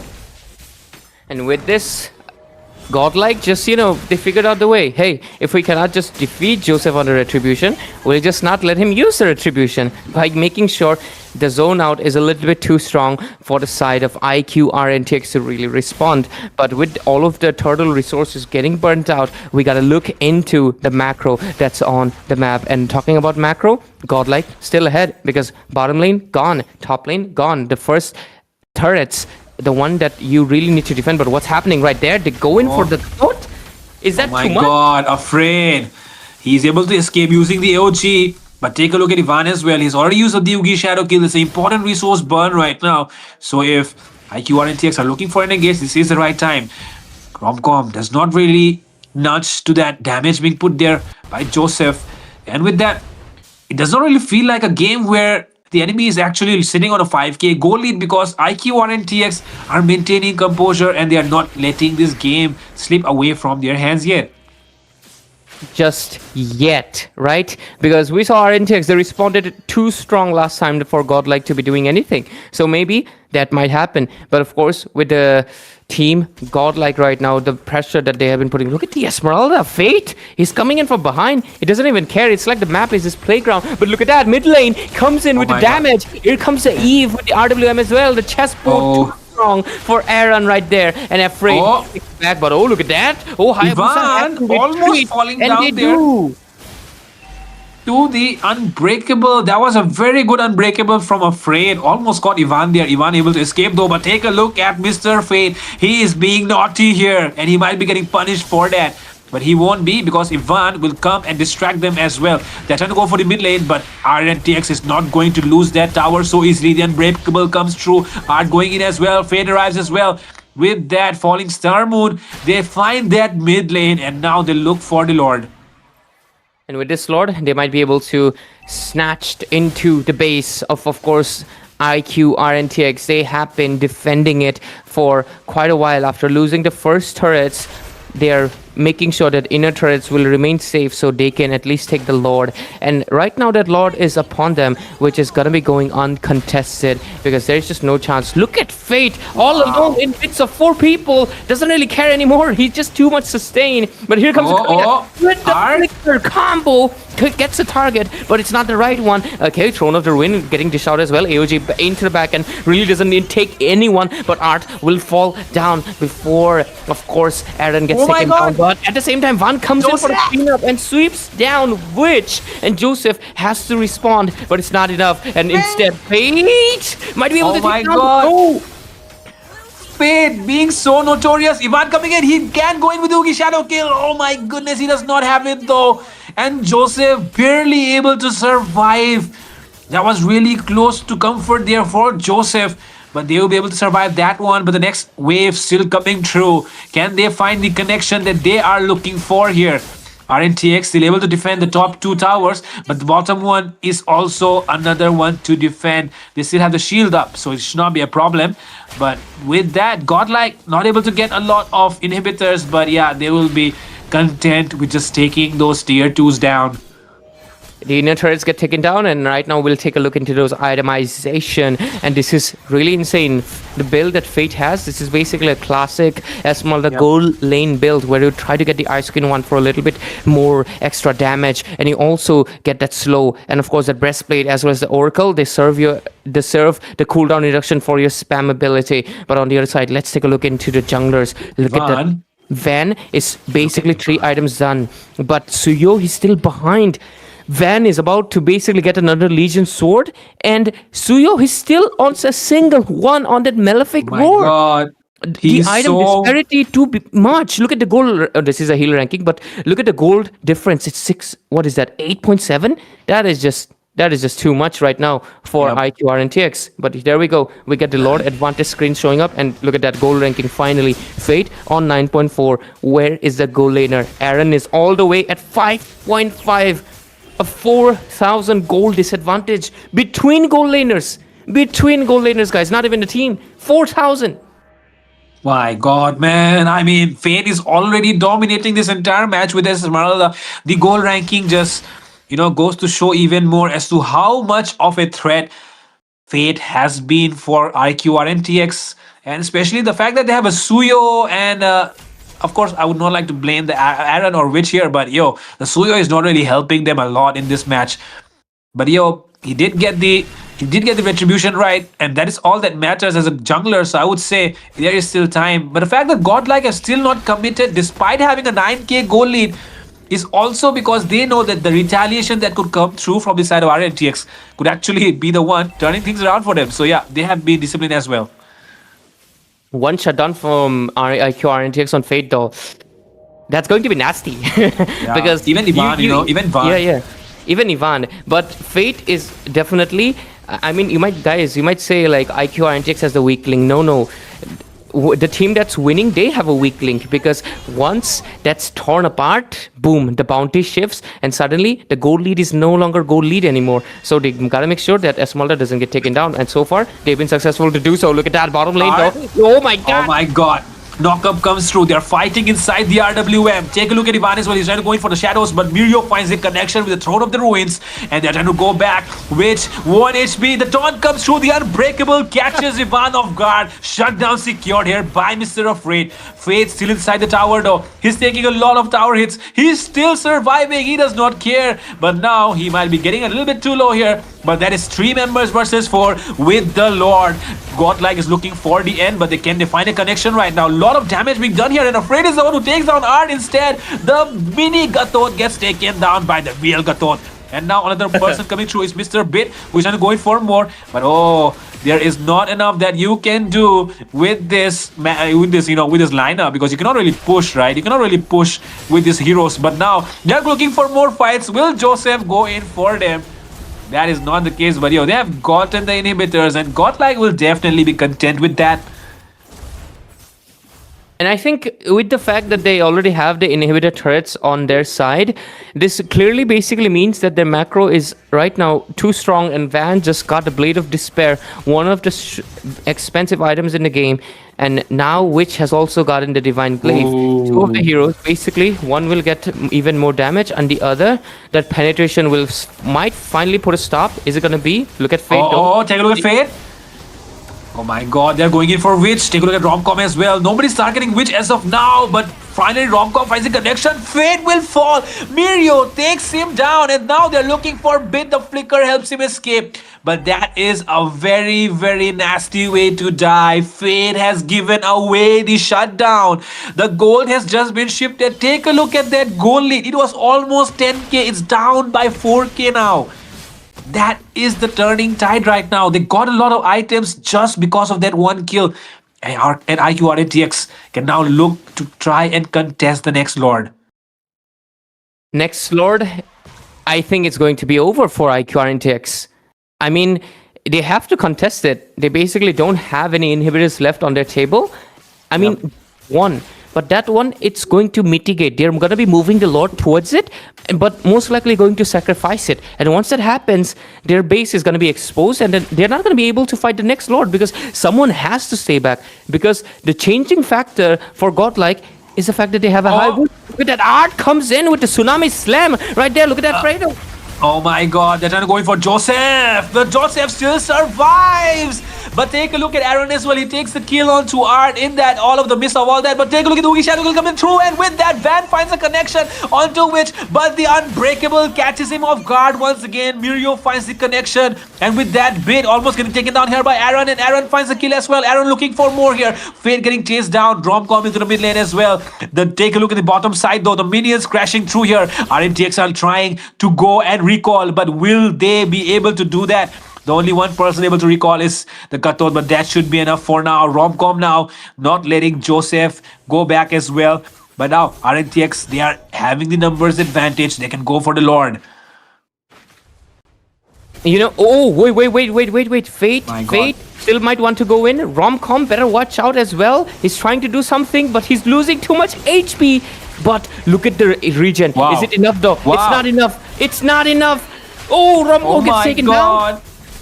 What is happening right now? I don't even know what to say, but that much damage onto a Yuzong. But man, even after all that, Rntx, they still cannot go for the Lord quite easily, because take a look at the far lane. The minion pressure is always there. That is the disadvantage that you have when you're losing those inhibitors. The minion pressure is definitely going to help the enemy side. And with that, Godlike are still not really having any issues, because they do not really need to take care of their lanes. But Rntx, even though they can go for this Lord with the number advantage, the lane is always going to be a problem for them. And the fact that this is Bengal server, Van can really try and pull off a miracle steal with the retribution here. But look at Aaron and Mirio, they're not allowing come through as well, and Bit will be the one falling first, and Joseph is the one that could be in trouble now. But oh, take a look at Witch. He's able to help him escape, but Art coming in with the knockup. He comes in with the Tsunami Slam, but Joseph still survives. But Ivan gets the Lord, and that is the Lord being taken down here by Godlike. Take a look at Fate. He's still going in for a 3v1, and he can take down Witch. Can he take down Witch in a 3v1? And he gets that kill, but Afraid gets the killing spree. But take a look at the mid lane as well. Rntx still not recalling. They do not care about the Lord. They still want to go for the skills. And the fact that Fate got shutted down once and right now he's back down. You guys just saw 9,000 goal advantage into the hand of Godlike. I told you, the moment they get taken down, it's basically zero. I guess they still have 1,000 gold, but look at that. It's shrinking. 900, 800. It's going to be 700. And eventually, the goal lead is not going to be mattering anymore. The score is 17-17. IQ, Rntx, they are going to, if they make the comeback, they're going to be making the sweep, pushing down Godlike in the leaderboards. And that will basically mean that Rntx are basically going to be in the better safe spot. But there we go. It's almost 19 minutes into the favor. Not favor. It's the game. And since it's going to be 19 minutes, basically they're going to be full build. There we go. Okay, which Man. I know that's a typical build, but I would not recommend that, Bloodwings today, because that's an Esmeralda. You gotta go for maybe the immortality instead. Then on the other side, I think most of the items are just common, but instead of the breastplate right now, I think I would much prefer the immortality coming in pretty soon, because immortality is going to be really, really important, because it is going to be the game changer. You lose your life, either you can go for a quick item swap, which might be a little bit difficulty for IQ or NTX due to its being Bengal server and them being from Mumbai right now. And man. Yeah. The fact that they have the side of Godlike have already lost a 2-0 yesterday against CRQ. I mean, coming into this tournament, nobody really thought that anyone could defeat Godlike, right? But yesterday they're already down 2-0. Tonight, once again, if they lose 2-0, imagine the amount of pressure on them. There might be a slight chance for the teams that are sitting below on the table to actually qualify for the land. And Godlike might be in a tough spot if they lose this, They have to make it a 2-1 at the very least to at least get something out of this match, because if not, I feel like this match could be very, very bad for Godlike. But take a look at Mr. Fate. He's going in once again. Here comes the AOG as well. He is taking 4 members on load, but the RWN finds the connection. Too much of damage coming in right now, and Aaron takes down Ard with an unstoppable. We thought Aaron could not make it, but right now he's doing the God's work that IQ Rntx needed, and IQ Rntx since 5 minutes have been standing tall with one inhibitor on their face, nothing else. And we gotta give credit to Joseph. This guy has been controlling each wave because he knows, like rest of the members, they are not fast enough. He's the only member who has enough mobility that just in case things go wrong, he can clear and he can come back. So really good job. Oh my God, Fate! Oh my God, Fate! What is that damage? And with that, they take down Vin as well. My goodness, RQ Rntx. But take a look at the minion. Van is going in for that backdoor. Can he make it happen? They have 5 members though. They might still be able to defend it. But Ivan, he will not be able to make that miracle play. Oh my goodness, IQ Rntx. That was so beautiful there. The damage onto Bit and Fate. I don't even know Esmeralda in the late game can that burst it down like that. I was like that is whoa. What was Aaron? I think Aaron is on close to like 3 damage items. That is a CC with close to 3 or 4 damage items. Can I take a look back into the item build? Okay, Alice is gonna be getting that Sky Guardian helmet. I gotta be calling it Sky Guardian. It's an old name, but the Guardian helmet to get that, of course, the damage reduction. To make sure that the damage over 500 gets that 25% damage reduction coming in. Van right now most likely just wants to clear the lane. Which you better watch out. Oh my God. Winter Crown play comes in along with Immortality as well. But now Ivan, he has run out of shadows. He might be getting taken down here by Aaron. He pops off the Immortality as well. This could be a clutch escape, but no, he will not be able to survive. Joseph secures the kill. Take a look at the top side though. The Lord is still coming through. Godlike, very close to being defeated by 2-0 for the second time. This has to be a base defense, otherwise they're losing points. They are losing that chance to qualify for the land event. Take a look at Bit as well. Miro into the backlines. This might be getting taken down here. Bit still survives through, but into the mid lane. A lot of pressure being put here by Rntx. They have to clear the Lord. They have to defend the inhibitors as well. Inhibitors have fallen down. Now, take a look at Rntx. They might be able to make the miracle play. Double kill for Mirio. Going in for a triple. Going in for the base. Joseph gets Art, and now they're looking for the base. Only Bit left to defend. And Godlike have been defeated 2-0 once again in the Mythic Showdown.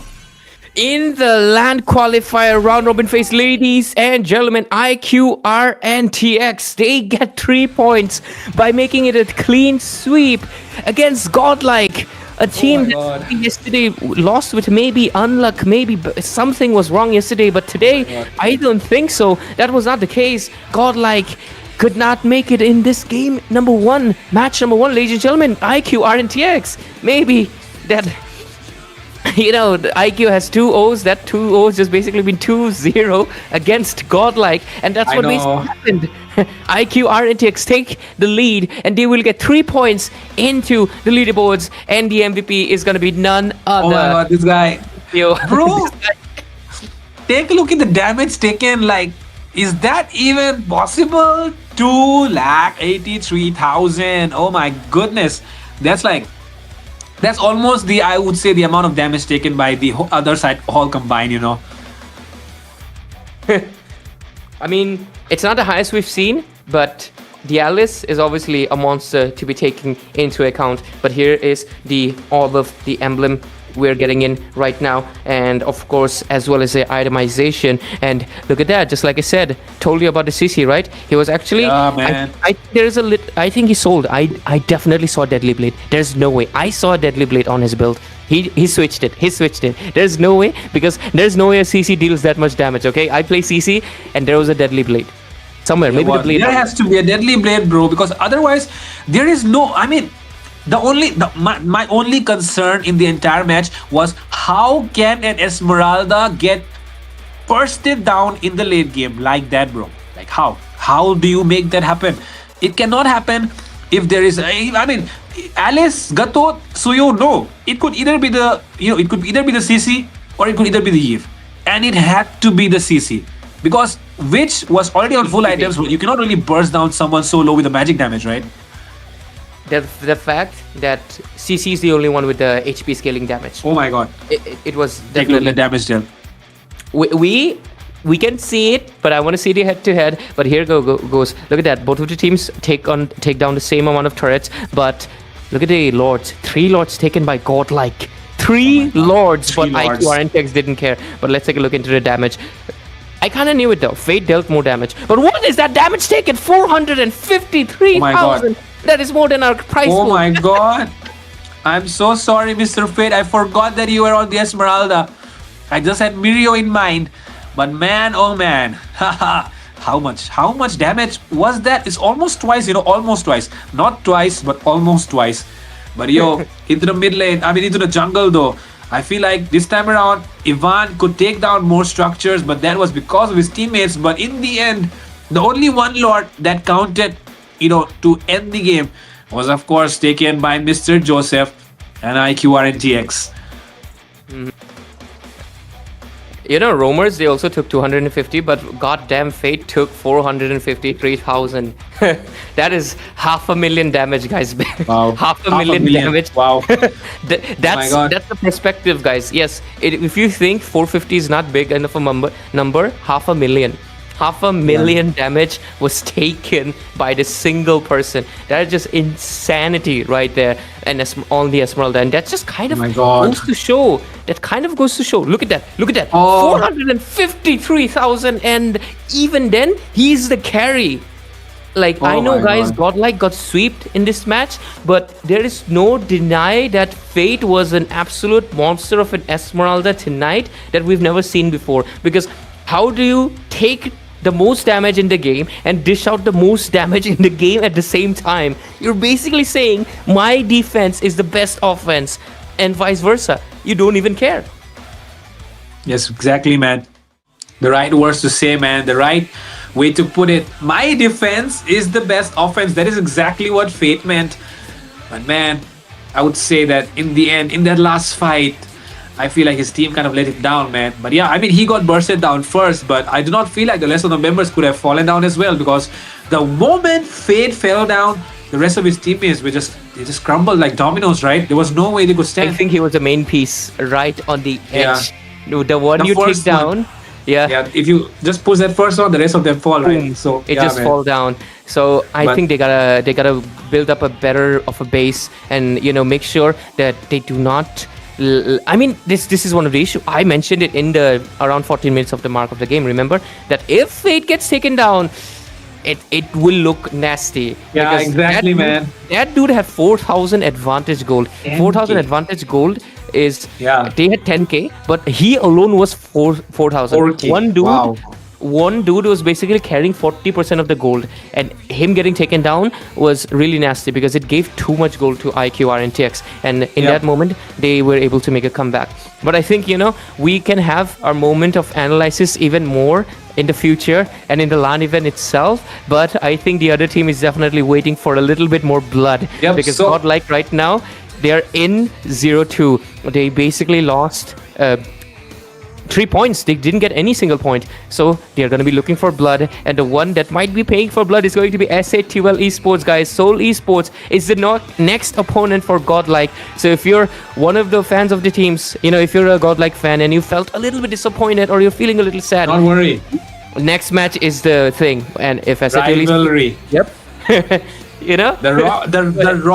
The rocket versus the yellow heart, right? The rocket Yeah. versus the yellow heart. So we will see who wins tonight. Is it going to be the rocket shining through and of course brightening up the sky, or is it going to be the yellow heart winning the heart of everyone watching? Of course, the yellow heart has been broken too many times yesterday and even today. But of course, the next one is where the yellow hearts might shine again. So do not go anywhere. Stay tuned on Mythic Showdown. We will be back after a very short break. with new casters.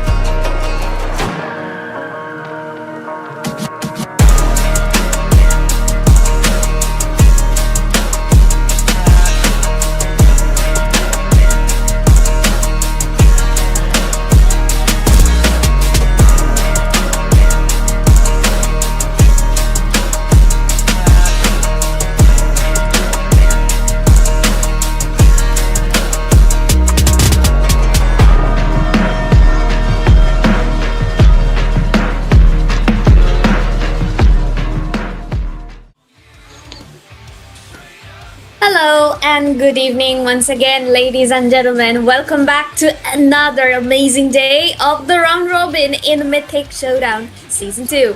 And today we have the three giants playing with us, and we saw in Game 1 how Rntx took away a 2-0 against the newly formed Godlike lineup.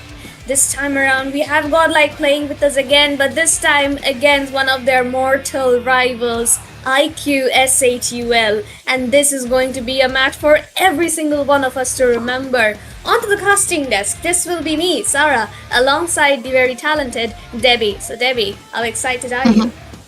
I mean, man, you said it already. Giants we have in the Mythic Showdown, and I think this is definitely going to be one of a long match also, because we could see with the first game already, it was a clean sweep per se, but it was really, really long. There was no saying up until the very last team fights there who's going to be winning out and who's going to be ending it the game. And I think Godlike also have had a little bit of an edge right now. Like Ray already mentioned, I think they're going to be very, very bloodthirsty, and then their prey might be SHUL. But you know what? SHUL, they are the giants that we have for a long, long time. They have been very consistent. They have everything into their plate, like the macro, like the micro, the decision making. I think they have been one of the best too, but we cannot forget Godlike also have that into their grasp. So yeah, the drafting phase, I think, Sarah, I feel like this may be one of the most unpredictable draft that we might actually see. Exactly. For both the teams, on the side of Godlike, it's Art who does the drafts usually, and on the side of SHUL, it is Anna. Their sixth, the coach, the analyst, everything. He's all in one for them. It's going to be Art versus Anna and the draft for both of these teams is something so quirky, so unique. Sometimes it's a Martis jungle, sometimes it's a Martis EXP. That's right. Sometimes it's a Our-Lord Gold. We never know what they are thinking. And honestly, the draft is about to begin in 30 seconds, and I think we are in for some amazing, amazing surprises tonight. That's what we were waiting for, man. And the flexibility of Radium is also uncanny, to be honest, because it's amazingly enough, I think that is going to be the first time I've seen a Uranus gold lane from Radium, and yeah, I think he's been consistent on picking that too, so that is also what we are expecting. It's been a bit mainstream now, but it also is possible into the jungle too, so that is what I was saying actually. There may be some unpredictability into the draft, but here we go. Ico Shoal, they are going to be having the first pick, which means they are going to be able to get the first pick on. Look at the bands though. Grok, Kadita and Hayabusa gone, but why the Kadita though? I mean, it's probably just a respect ban. I think the team names would be swapped out, so it's like it's Godlike banning the Kadita. Oh yeah, Yeah, that would make more sense. But then again, IQSHUL, they are also respecting bid in this one. So the Chukshin and Yves, as well as the Lapu Lapu, have been taken out by them. No Hayabusa this time around. So, Art will definitely be locking in onto the Hilda right away. So dangerous grass map. That's a very strong pick right there. It's like damage. So they can usually go for a bit of a utility into the mid side when they have a Hilda, but now it kind of stopped SHUL to go for those, assassins already for Jay. But look at this, strong picks coming through. It's gonna be the CC. I'm hoping it's a gold lane. It's also gonna be a very good one. The Kimi coming through, and a fast pick from the side of Godlike though. They won the Lunox without the setups here. So wait, does this also mean that Fate is still going to be sticking to the fighters? It's a huge possibility, yes. There's no Lapu this time around, so possibly that they have the Lunox. I think they're aiming for the Esmeralda already. That's going to be quite an early pick, and you do not want to give away an Esmeralda when you have an Hilda on your team. So that's definitely a very valid choice here. But no, they instead decide to go in for the Ruby. I mean, then again, yeah, Ruby against the CC, that will also make some sense here. Ruby. Okay, I think that is a direct early pick because they are actually fearing that it's gonna be bent away. But the Gatot was I'm actually surprised that the Gatot came through up to the very last part of the first phase of this draft. It could have been a first pick also. It's still an okay one here because this hero has been appearing 100% of the time in every tournament, in every matches that we have seen in MS2. So this is going to be having a little bit of advantage. Now that the Hayabusa is gone though, Godlike, what can they ban here? Okay, they want to remove out the Xbox. So does that mean Van doesn't play utility, right? I don't. So goal stopped?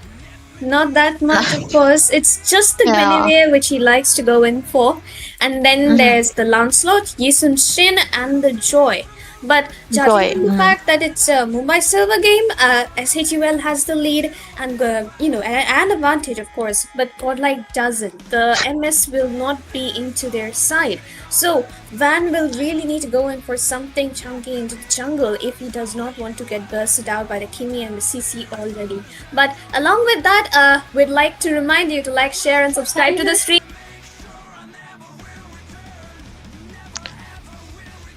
Yep, that is what we are going to be having. But hey, I think that is going to be the reminder Sarah's going to be setting up for herself. But man, SHUL, they removed out the comfort onto another server for Godlike here, for Van in general. And he's not going to be getting out the Guinevere anymore, so that's going to be leaving him option to go for a. I don't think Fanny is going to be option here now because it's Mumbai server, of course. And I think he could go for the Yishunshin here, but SHUL, they are ready for the Yishunshin, man, because of the Gatot pick here. So even Jay can go for a little bit of an assassin that can literally counter out the Yishunshin. So Marty's ban. Wow. This is why I was saying draft is going to be unpredictable. Unpredictable indeed. And honestly enough, I feel like currently IQ has a little bit better draft because it's just that CC and Garukaja combo which I like so much. The AOG plus the curtain call at the same time, that kind of makes the team fight situation a lot easier for you. Plus, the attraction pulse is going to be helping you out all the time. Godlike though, they have the burst and it's more of a pick-off because Bid's Chaos Assault is going to be able to target a single enemy at one time. But Jay though, he's gonna go in for the Amon. Like, literally a ranked game for him, isn't it? It's like, they are just baiting Van to go for the Yishunshin, bro. Come on, pick out the Yishunshin. We're going to be picking out the direct counter even before you pick the hero. So, a limited choice of an option for Van here. I kind of feel bad for him. He might be forced to pay out the utility. And I think the ball check can work. But the Freddy is also still out there. But then again, he's not really comfortable onto the utility. So, that is going to be putting them in a bit of a back foot, but I think they can secure out Romcom's hero here.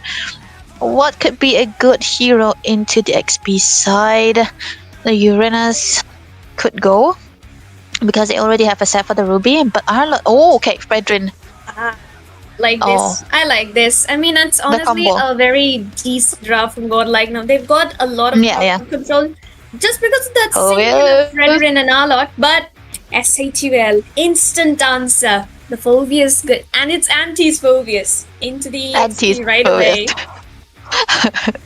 That's the myth that we usually say, right? Against SHUL, you never have to open up the Phobius. Against Anti, wherever he is, you don't give him the Phobius. And now it's gonna be playing against the Arlot too. That is also a winning lane already. Oh man, the early game is definitely not looking good for the side of Godlike here. They have to play really safe, and I think it should be dependent on Art, who is going to be making a bit of a change up into the early stages because he's the only aggressor that they can have right now. And the first hurdle, I think, Sarah, might eventually go into the hands of SHUL because what I believe is that the good clearance coming through from the Kimi Gatot Gacha combination and the winning XP lane is what provides the spacing for the first objective. And SHUL, they have that handpicked, and now Godlike, they can play a little bit safer, you know, and try to get the Lunox to get farm out so that they'll be able to have the late game. Exactly so, and like the draft from the side of SHUL, it's like they've got the CC, they've got the Amon plus the Kimmy, who are so balanced right from the level 1 itself. That CC, it's like a walking demon hunter sword, and you're picking up 4 frontliners in front of that. Kimmy as well, it's Asuna. Apex is just gonna tell you that, bro, pick up the demon hunter sword for yourself. Asuna is gonna have it ready as a second item. So Van, Fade, Art, and Romcom really need to take those 2 down if they want to win out on any team fight, because those 2 demon hunter users are just going to burst and shred them down so easily. Bid also needs to, you know, play together with Art and Romcom if they want to get those pickups onto Radium and Asuna before a team fight begins. This is why it's actually very hard to draft against SHUL. They're so versatile to the hero picks that they have. And one question though, Sarah, is this gonna be a brute force Amon? It could be. We've seen him play it out before. He could do it again. But with that, ladies and gentlemen, we are into the land of dawn. This is game number 1 for you all. The 2 demons against each other. Godlike Esports versus IQSHUL up against each other for the first time under their registered brand names into the Mythic Showdown Round Robin stage. So make sure you like the stream and do not forget to subscribe and share. There's giveaways going on. Send this to your friends, ask them to join in and witness the madness that we will be able to see today. Yeah, that is the cherry on top for all the plus points that we're getting with the views and the likes that you guys will be giving. It's also going to be a gift, very generous of Mythic Showdown. But onto the mid side, I think that is what we were talking about, right? The winning lane. Oh, hey, there might be a little bit of a condition here onto the top lane, but still okay for Radiant right now. But looking at the emblem so far, nothing out of ordinary, but that's going to be a wilderness blessing for the Hilda so that he'll be able to rotate out of a plus point. But hey, you know, I would have thought that maybe Big could have gone for a little bit more damage rather than the wilderness blessing, but that's okay because he might be able to get with the items that he already has. Meanwhile, on to the other hand, for Asuna, he went for that damage. He wants to have the farm done so that he'll be the main damage dealer onto the team right now. But that is going to be what is going to be deciding for the later part of the game right now. But bottom lane though, that might be a bit of skirmishes.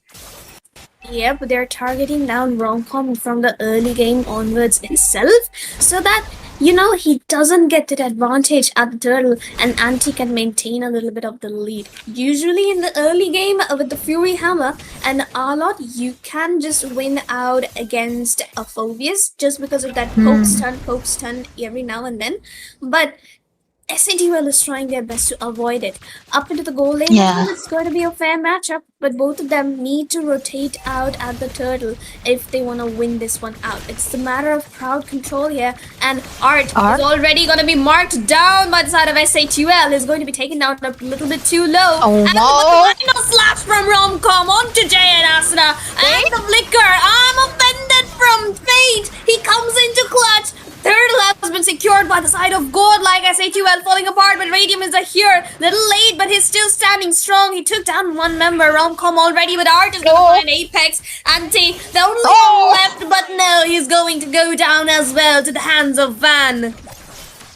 This shouldn't have been going so well for Godlike. It looked like it would be all into the hands of SHUL, but Fate, with the rotation very fast up to the bottom lane, was making them win that fight, and perfect retribution for Van as well onto the Freddy nonetheless. That was actually amazing. Now this can be a stopper for the side of SHUL to not have that snowball that they want to do with this combination. Romcom is trying to get marked down as well. Romcom though. No! There's Amon with that last minute clutch. Van gets marked down by the AOG. The top is going to come in. And the entirety of SHUL is here for a clap back. That loss at the turtle, they recovered it for themselves already. It could have been saved if Vaughn didn't decide to go there. It could have... Oh man, that was actually a bad decision to go in right now. But Bid, he might be getting caught. J-Ho, the man who can make any hyper work with any build he wants, And if- is getting those kills left and right. 203 already, and it's not even 4 minutes. He's just dominating into the jungle as much as he can, and IQSA2L is providing him the space that he needs so very well. We do recognize a little bit of a decision coming through from the side of SHL. They are focused more onto the winning lane that they have with the Furways and the Arlet. They're focused onto Romcom rather than anyone else, and they might be the best decision that they can have so far right now. This is gonna be a little bit of a tease. Look at that. Yep, and cheese it is, because Apex is the one getting stunned down, but he uses up the AOG defensively, but Ardo trying to take Mark down. The Vengeance will not be enough to save his life right now. Apex is well taken down very low, but he makes it out alive though. Jay here actually getting on with a 1v1 against Art. Not the very required thing to do here, because Fate is already here with the rotation and Radiant is still quite far away. Jay gets spotted, will need to back off. He doesn't have his Roma in front of him, and the turtle should very easily be secured by Van from Godlike. Yeah, oh no, but it's not over. I'll offended into the mid lane. Art trying to go in front and engage, but SHUL has the advantage here. The endless shards from Jay is gonna find the kill onto Fate. Right under the tier 1, so it's a turtle for a kill. So far decent, but Van is also getting marked down. Appraiser's Wrath, he doesn't have it. It's not gonna be of any use, as Jay is gonna find another mega kill for himself.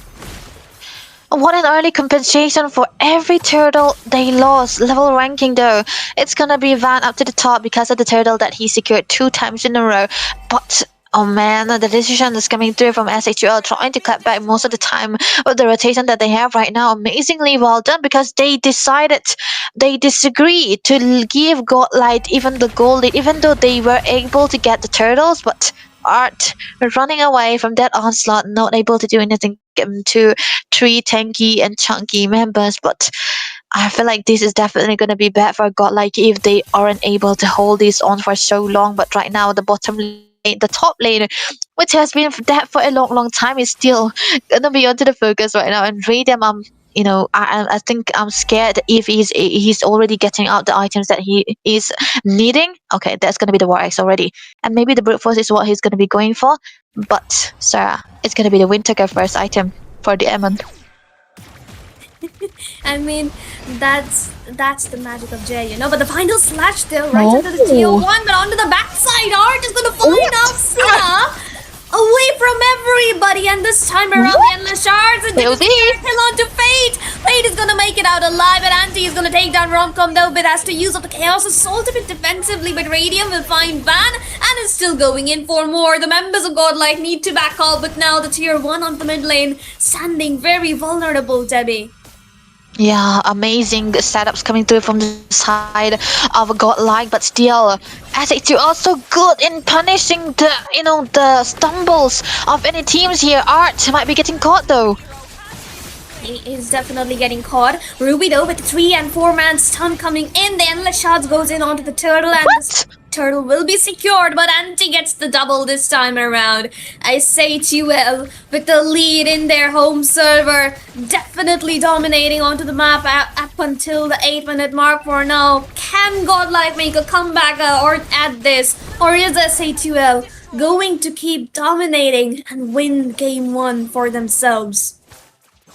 The only bright side that I can see for the side of Godlike is Bit dying only once, and this is the Lunox, and he's going to be able to get out the damage it's done. But that is also a fact that Asuna, even though he got Sky Piercer, he hasn't been able to get the kills out, because the kills has been mainly going into the hands of Jay, of course, because of the endless struts. But right now, Jay up to the top, followed by Van as well as the Radium, and then that is going to be the level ranking that we have. But onto the other side, for the side of Godlike, they are going to be prioritizing onto that Radiant armor, the basic counter for the M1, and you do not really want to be getting shredded down by that. But surprising enough, Fate went for the Hunter Strike. That is going to be another damage that he wanted to go for, so that he will not be getting taken down quite easily. And I think Bit is also onto the part of building out the Sky Piercer. Very good decision because he's gonna be the only damage dealer for the team of Godlike here. So he has to be really careful. He needs to have other damages done. But surprising enough for VSNT, he went for the Thunder Belt. So that's gonna be a little bit of damage and a hybrid sustain that he's gonna be looking for.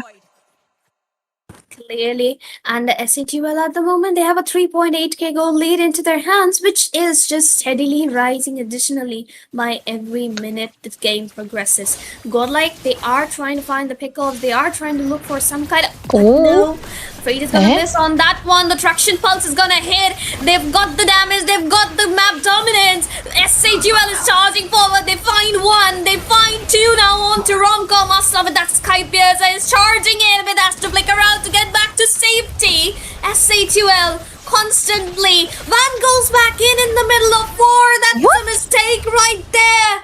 Van, the young talent. Why is he losing his life right here? The second turret vulnerable as well. IQ SATUL on a roll. Apex is gonna find the taunt right inside the bush and Art. The endless charge and Kimmy with that Sky Pierce. It's going to be enough for a near wipeout for IQ SATUL.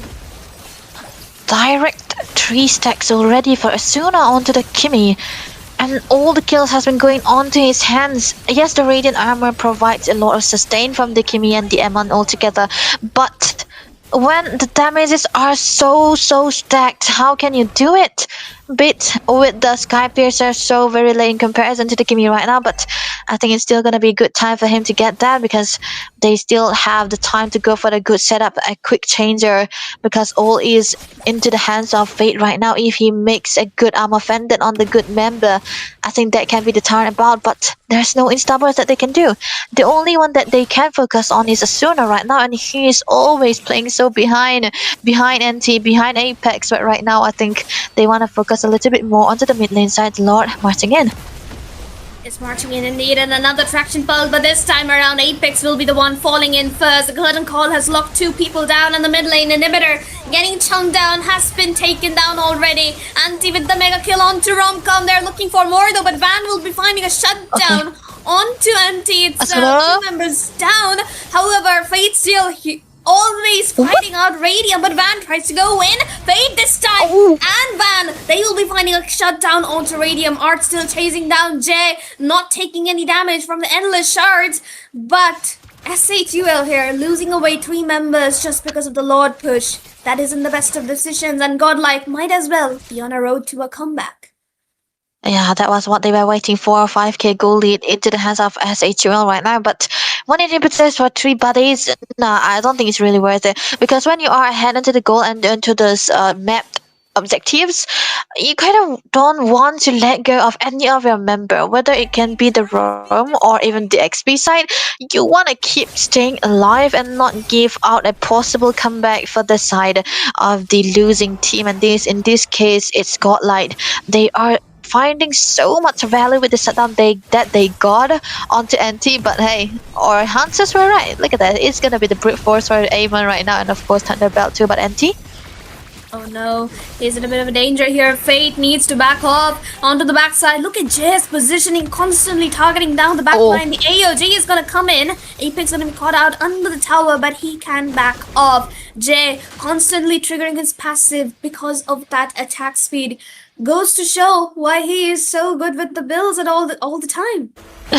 He always make it work, man. I don't know how he does it, because most of the time when you play at the M1, you might want to have a lot of magic damages, but he always went for the brute force and the Thunderbelt too, and a late Thunderbelt by the way. But on the other hand, there's always a recognition that we can see here from Apex.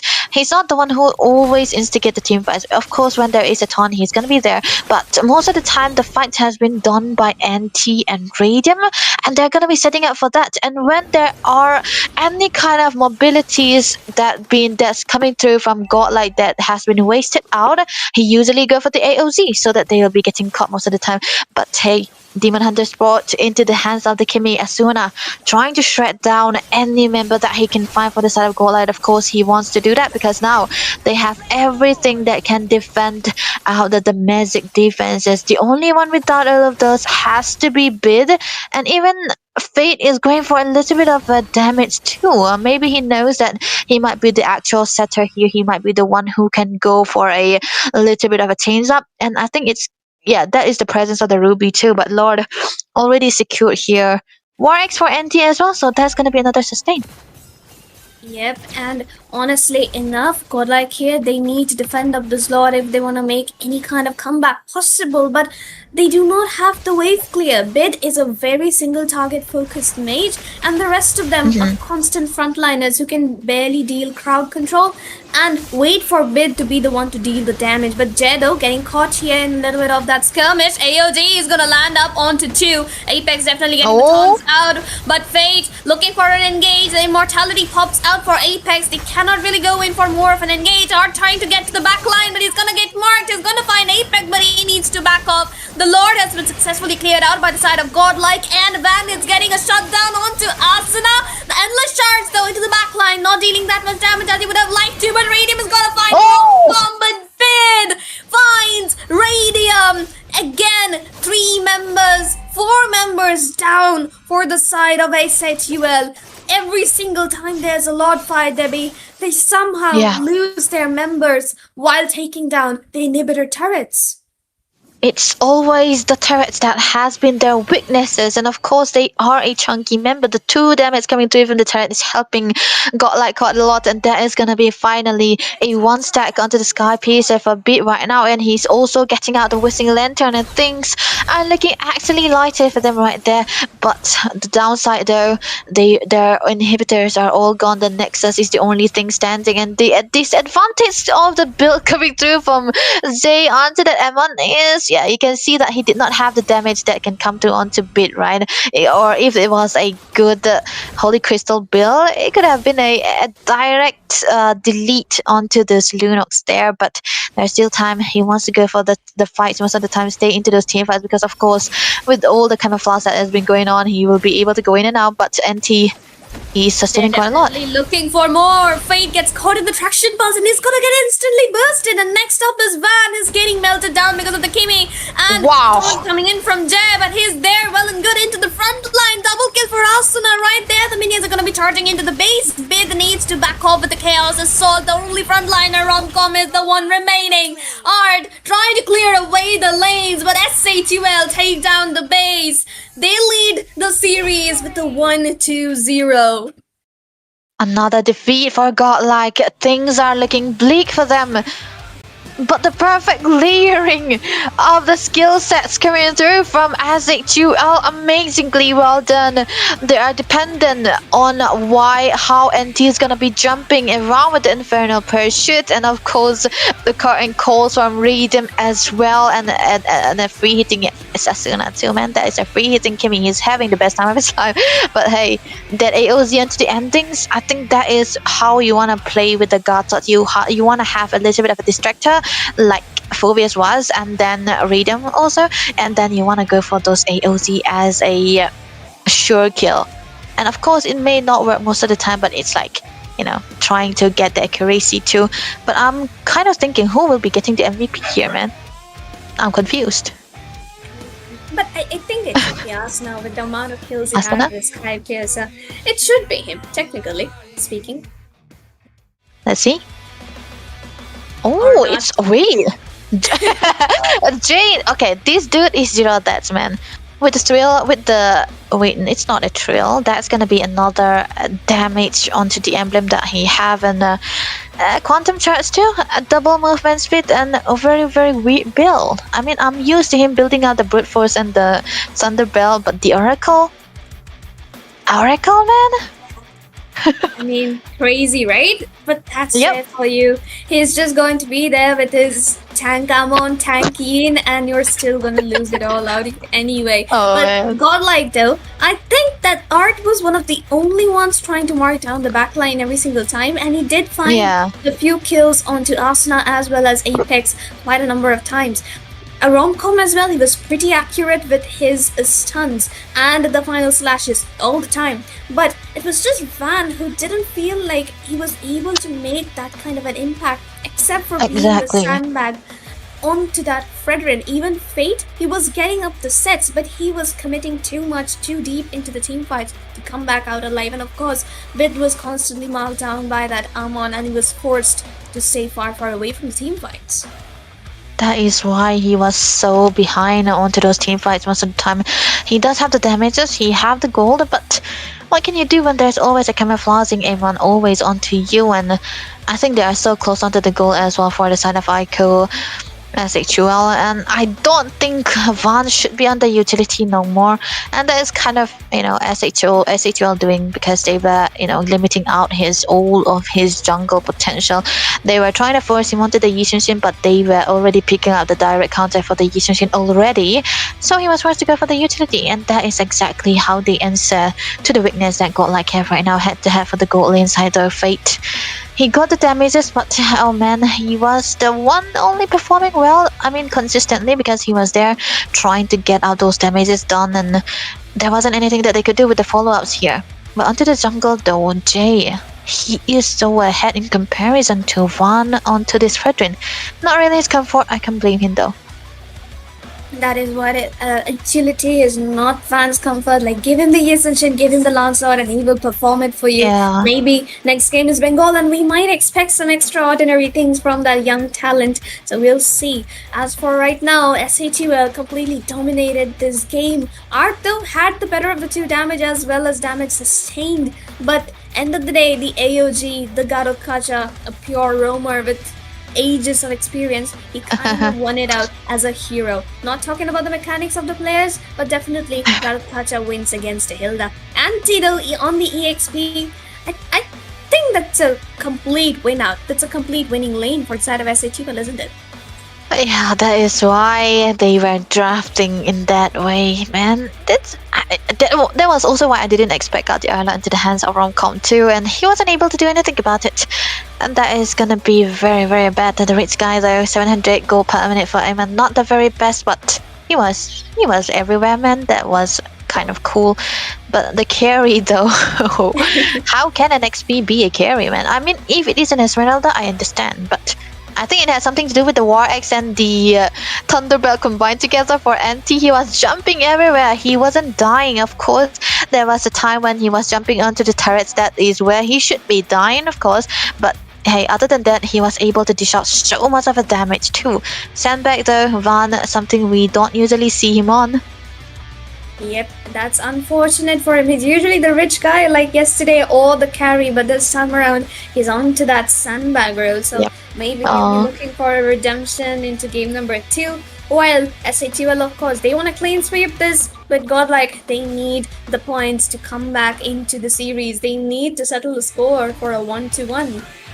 Yeah, you don't want to have another clean sweep on the second game that you have for today.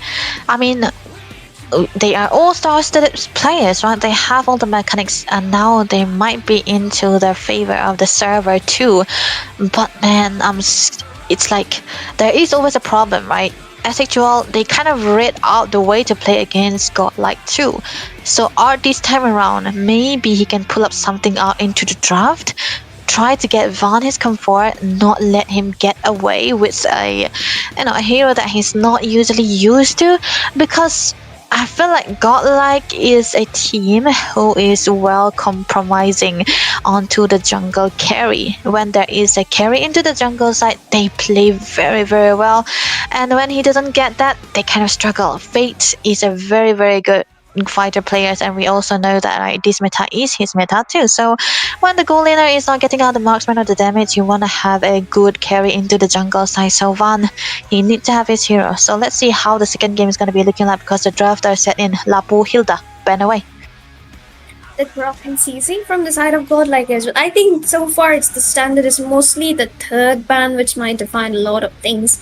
Yep. SHUL, they technically shouldn't ban out on the Junction because Asuna can just play it out, but instead they ban out on the Khalid. So is that a target ban towards Ard, or is that a strategy? I'm not quite sure.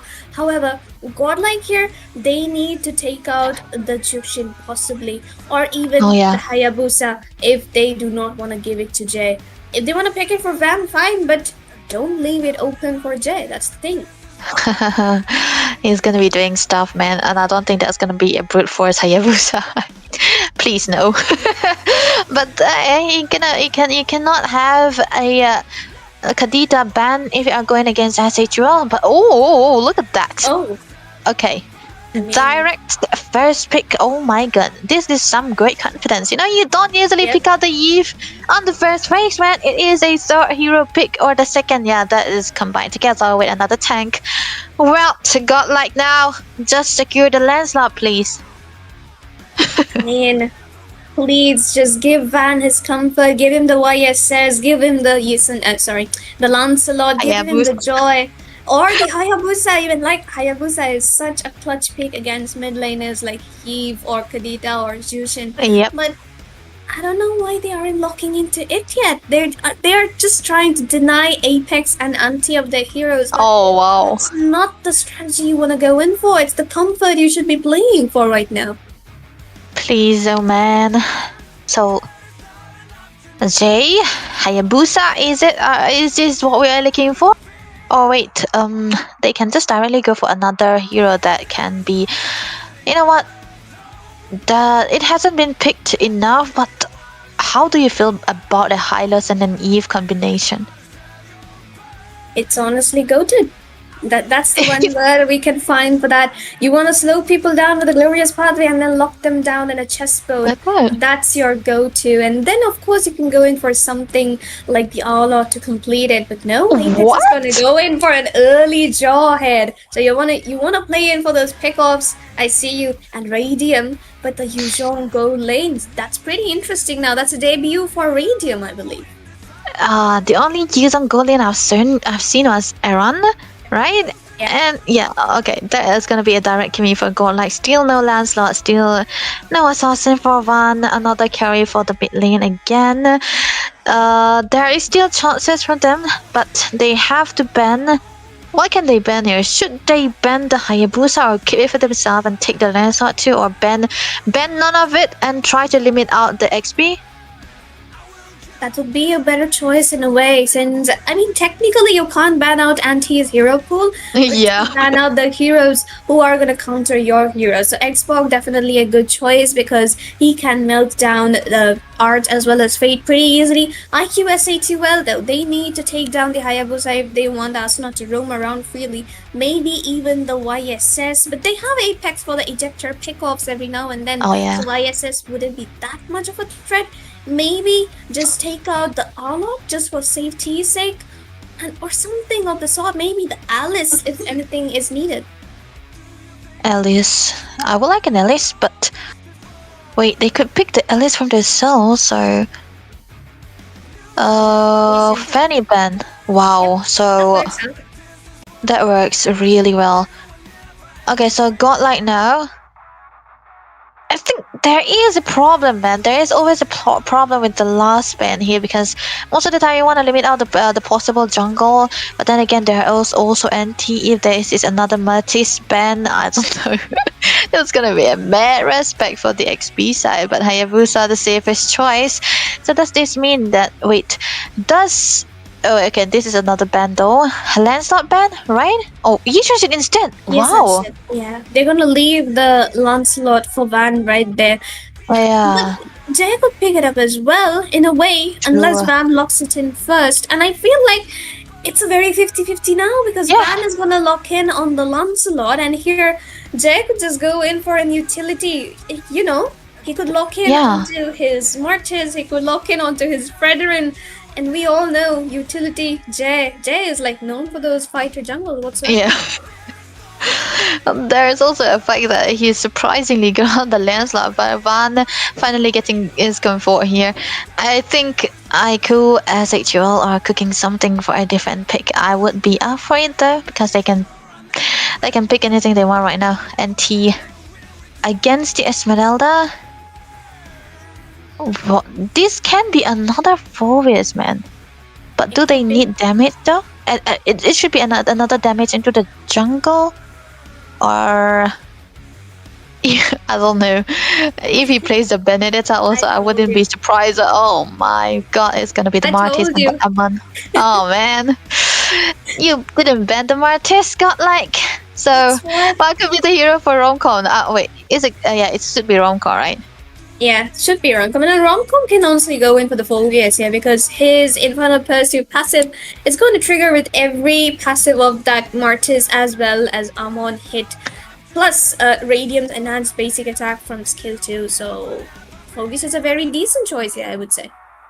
He should just go for it, man. Get the winning lane, and I don't even know if it's going to be the winning lane for the Martis, because we'll never know how the Martis is going to be figuring it out. And MT's just, showing out the aura, because I've never seen anyone play out the Martis into the XP, because most of the time it's the jungle Arlott final. It's either the Arlott, right? It has to be the Arlott or the Phobius, so they won the Arlott. Yet again, Romcom should try to have a winning lane this time around, because it could be into the hands of him if they are able to set up the good turtle into the early phases. But I feel like this is better than the first draft for Godlike though. I mean, yeah, Godlike has a little bit better early because of the Yuzhong. They've got a lot of pickup potential because of Apex. Plus, they've got the Amon to finish up the kills and Yi for the lockdown every single time. Godlike as well, they've got a very decent draft. They could start it off with the Traction Pulse, then comes the Final Slash plus AOG, plus Phantom Execution and Starfall. So, technically, it's a very equal draft this time. What's going to come down is the major thing in the team fights is Anti's interruptions with the Mortal Recoil every single time that Romcom or Art try to go in for a set. He has to be a hero that they should be ignoring, and they should try to get the backline rather than anything else. But the layer of crowd control and the crowd control and the stuns coming through from SHL might eventually be too much for Godlike here. But like I said, Godlike have a good set of crowd control onto their side as well, because there's Fate on his comfort and even Romcom onto the Arla. So they might try to go for the same kind of play style that IQ Soul had into that first game. They can layer each of their crowd control out and give Bit a free hit, because that is going to be very, very necessary. Because if he does not get the free hit, is not gonna be able to do anything. This is a Kimi. You want to have that good frontline onto your pace and get all of those hits onto the right target as well. And early game also, they should try to have a winning turtle. Really well said, Debbie. And honestly, welcome to game number 2, ladies and gentlemen. This is going to be another day in the land of Dawn, another match for these teams to play. Godlike looking for their redemption. They have been on a 3 losing streak so far into the day, and they need to open this match up with a win. They need that 1-1. They need the points to be secured for their favor. However, IQ SHUL are looking for the same thing. They want a clean sweep for themselves as well. That is what they are looking for, man. But the into the top lane side, there might be a winning side actually if I raise them right now. Looking at the build so far, another Wilderness Blessing for Asuna. My goodness, this guy is a 5-man, but hey, Ton? No way. And that's a very early first blood. And Art should not be committing this early, because his team is lacking in terms of damage into the early game. Because look at Bid, he's a nerfed Kimi and he is already losing out into the lane without Art's presence right from under the 2-minute mark, and that is not good if you need the early advantage for your jungler or your EXP or goal, whatever. One losing lane could very well cost you the entire trajectory of the game, and honestly, that is exactly what happened in the previous match. Yeah, this is why it's so hard to try to get the macro against SHL, and with the wilderness blessing from both of the mid lane side, which I'm completely shocked because Asuna, I don't think he wanted to go for the damage. He's always going for the wilderness blessing with whatever heroes he's been playing with, what I've seen, and that means that he just want to rotate around the map. And with the mid lane, if you want to have a good rotation, your team is able to win out onto the side rather, and that can actually be meaning that you'll be able to have a good objective fight too. And I think this is gonna be the setup for the wilderness blessing. Meanwhile, for the hands up bit, he wants to go for a little bit of damage, and of course that should be it because he is a Kimi after all, and he's gonna be the main damage dealer here. The turtle is gonna be set in. Look at Apex getting taunted though, but he's gonna be running around it. He's running around in it, but he gets caught out though into a little bit of that stun. But the Phantom Execution being used up in the opposite direction, and he's gonna find the decimation onto Art once more. That's one more kill on the second. Rom-Com gets marked down. Van the next one. Radiant finds the Petrify on point. Fates gets knocked around left and right. Asuna will be the one securing that. That's a 4-0 advantage plus the turtle under the 3-minute mark, Debbie.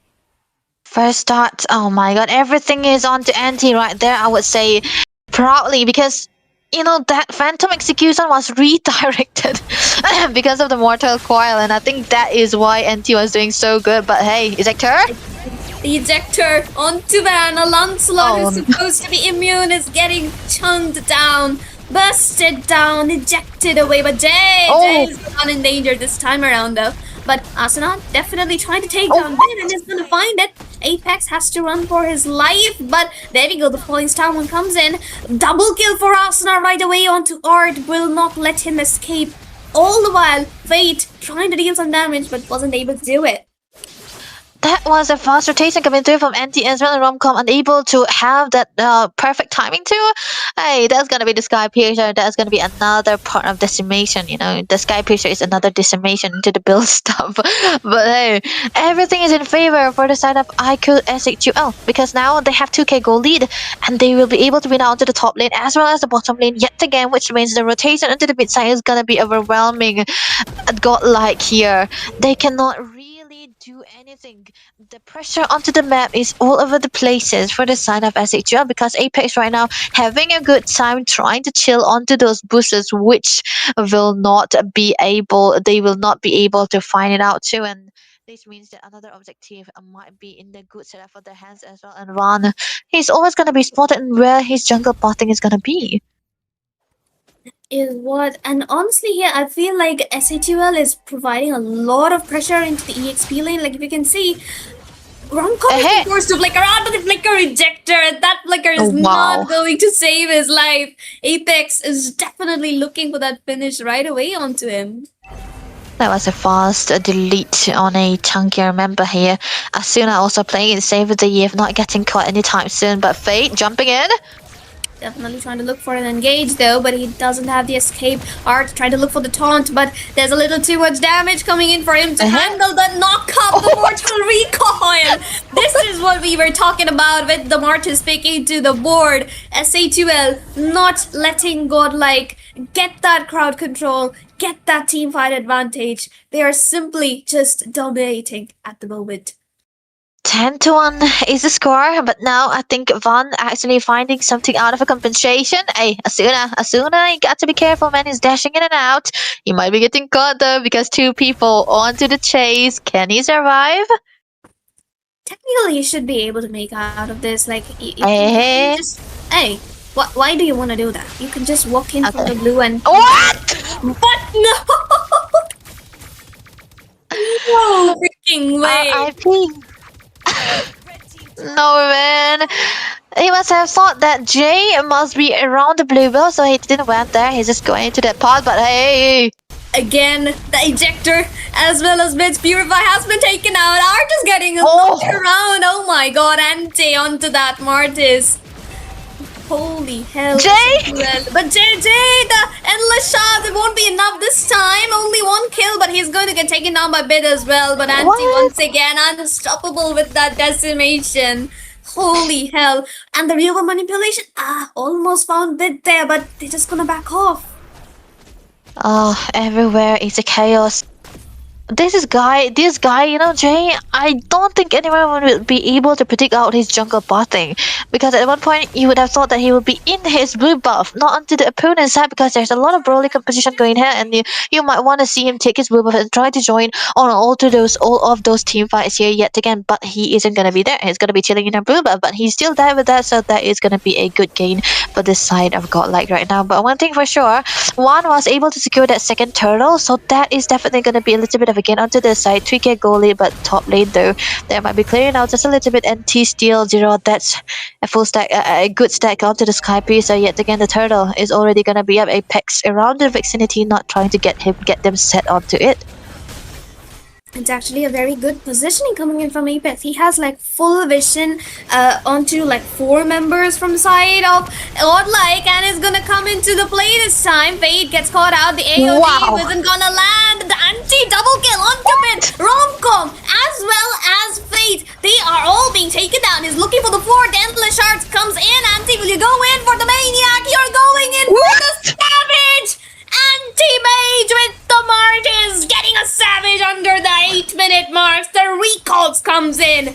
This is IQ SHUL Esports, ladies and gentlemen. The first game ban onto the Martyrs was the best decision Godlike ever made. And now they made out the mistake on giving away the Martyrs into the hands of Anti. The Lord already up with the Savage onto his head. This guy with the gold ranking 5.9k, up every other members of his team as well as Godlike too, and they have a good set onto the Lord as well. They are ignoring the turtle. This is complete dominance that they showed against Godlike right now. 5k, almost 6k goal lead. Along with the Lord, this can accumulate up to 8, man. And I don't know if Godlike is able to have that good comeback, but the only upside bid, he's still unable to get the Sky Piercer, but still onto the build parts of going for it. They are so behind onto the goal if you compare it, especially onto the XP side. 2k goal lead for just the Martyrs, who is a damage dealer by the way, and he's still going for another damage. And Radium this time around, not the damage dealer, he's the chunky member. He's gonna be going for the little bit of a initiation most of the time, and that's gonna be Anti with the clearance. Oh man, I don't know if Godlike is able to have that comeback here. It's definitely hard, and ironically enough, Apex is landing those ejectors onto Art. Somehow, it's just a personal markdown, maybe, you know?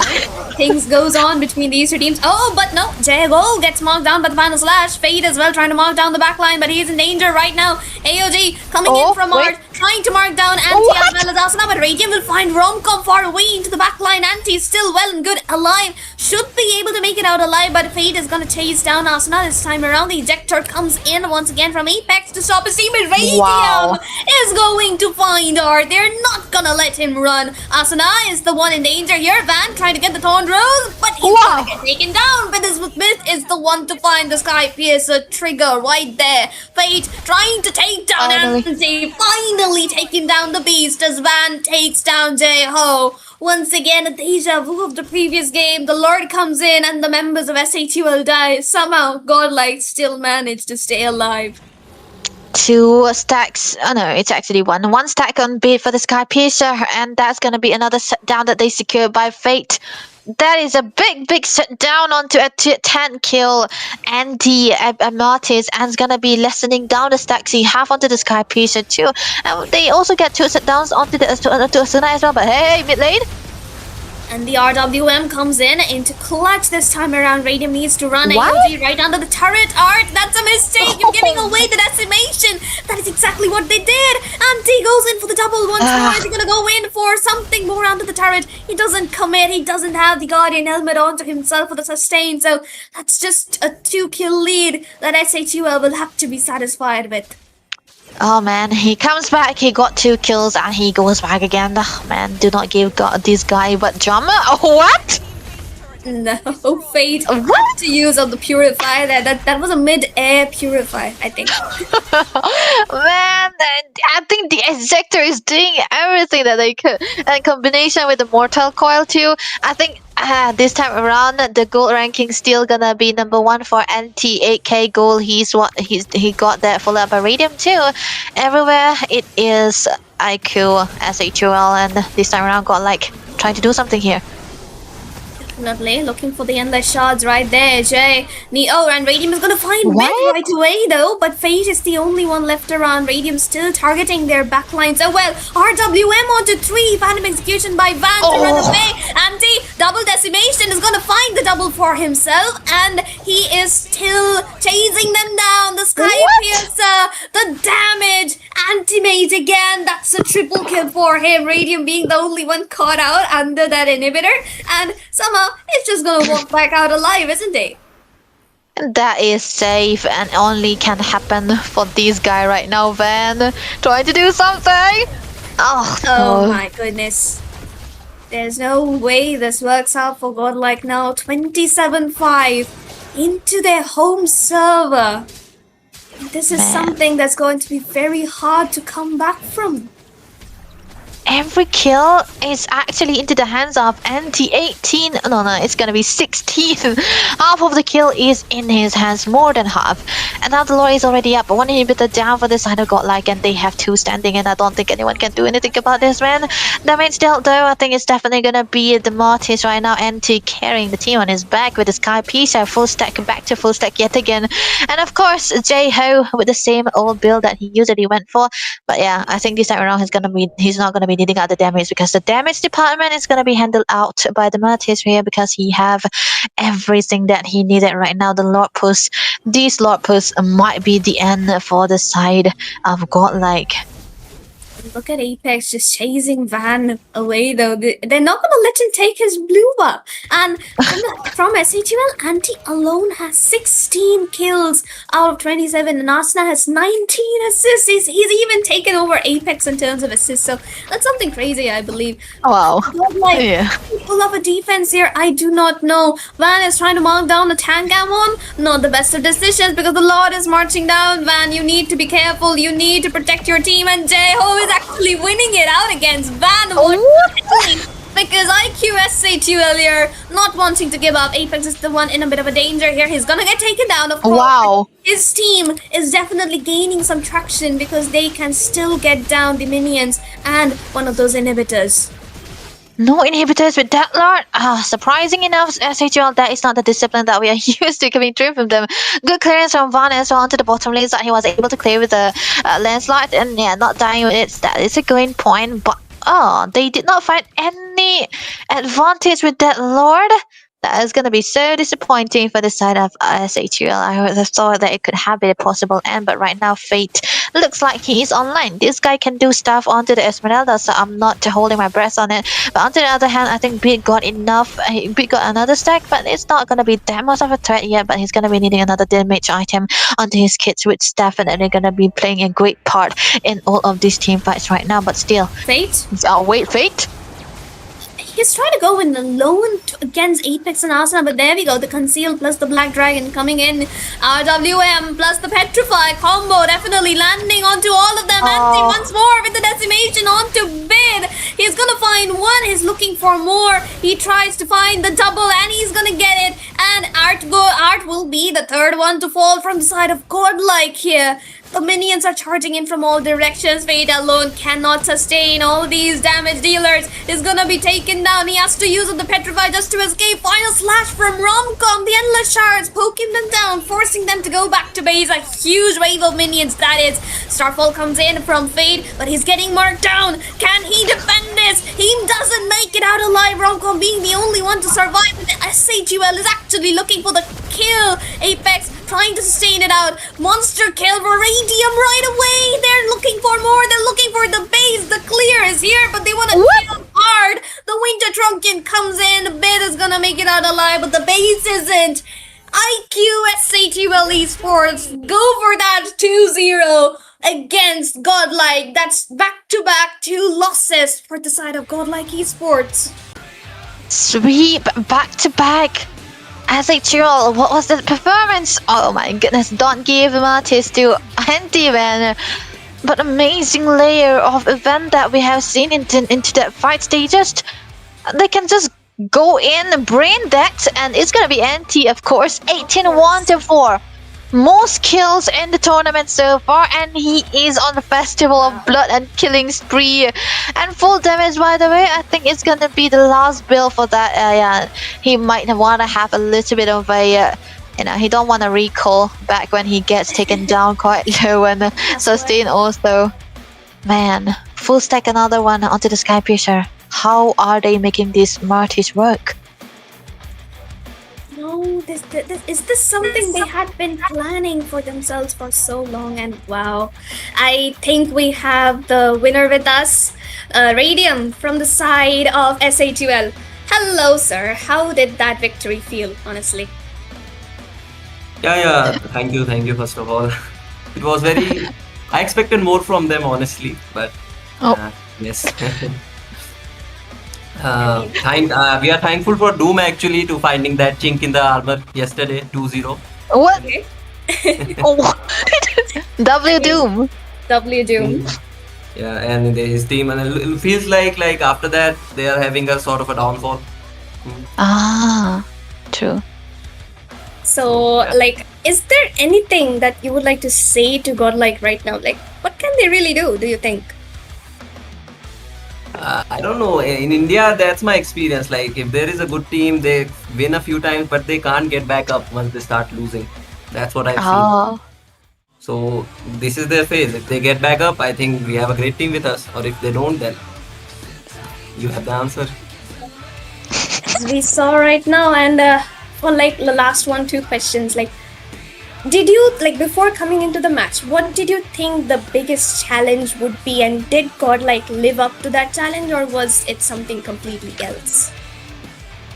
I think they thrive on their early game dominance. Yeah, that's their signature gameplay. But we targeted that, and after that, it was quite easy for us. Wow. It's nice. Perfect analyst, man. Yeah, perfect analysis right there. And I know this is gonna create some drama, but final question: Apex or Art? What? Apex plays better Kufra, so I feel like Apex. I love Kufra. Oh, Understandable. All in for the second. Nah, I'm just kidding, man. Apex is my side of him. Come on. More. Yeah, that's it. Okay then. Thank you and congratulations. Good luck for the next one. Thank you. We would have liked if there was a picture, if we could have a cam, but yeah, we couldn't get that. But there was, of course, a fire question you asked, Sarah. Hey, put that guy on It's to hype things up. I love both the runners. They are very good friends of mine, but hey, we need the spice. That's right. Well, they have another game next, right? That's gonna be one heck of a match because two giants, another one. I mean, they defeated one already, right? So they feel like it was an easy breeze too, with the words of Sir Radium, and of course, respected man. That guy was amazing, yeah. But hey, they're gonna be seeing another one from a big orc too. Maybe this time around, we might see a head-to-head match. Rntx has one, SA2L has one, and it's going to come down to the final game. Whoever wins it out is going to stay as the top one for the top 3 in India. So we'll definitely be looking forward to that. Wait, again, we did not see the results though, the end results. Do we get that? Oh, we need that. Stand back, the goal. Statistics. Yeah. Statistics. Are we getting that or because? Nah, man, okay. It's alright then. Oh, I think we know. Yep. It's gonna be empty everywhere, bro. But nevertheless, I think we have another game, a big game for the next one. Clean streets is what we were getting here and there. Because for the third, I think we can get 3 points, 3 games at least, because that's what we are hoping for. But before that, we might be taking a short break. Yes, we have to rest our thoughts. But next time, we will have another set of casters. And of course, 3-2 Giants will be playing. Again, it's going to be SA2L going against Rntx. So stay tuned for that.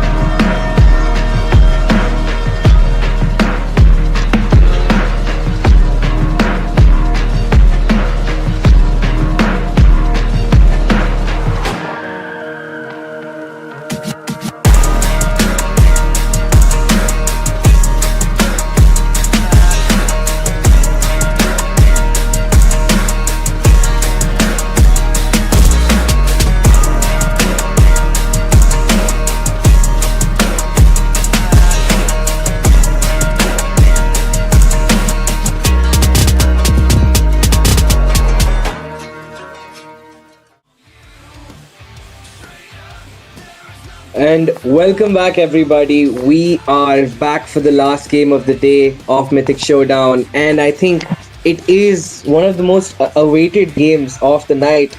It's going to be a match between both the IQO teams, Rntx and S8UL, are going to be taking each other on in a best of three. Yeah. And, I love to see it. And, Shinryu and I, both of us, will be your casters for the day, your voices for the night.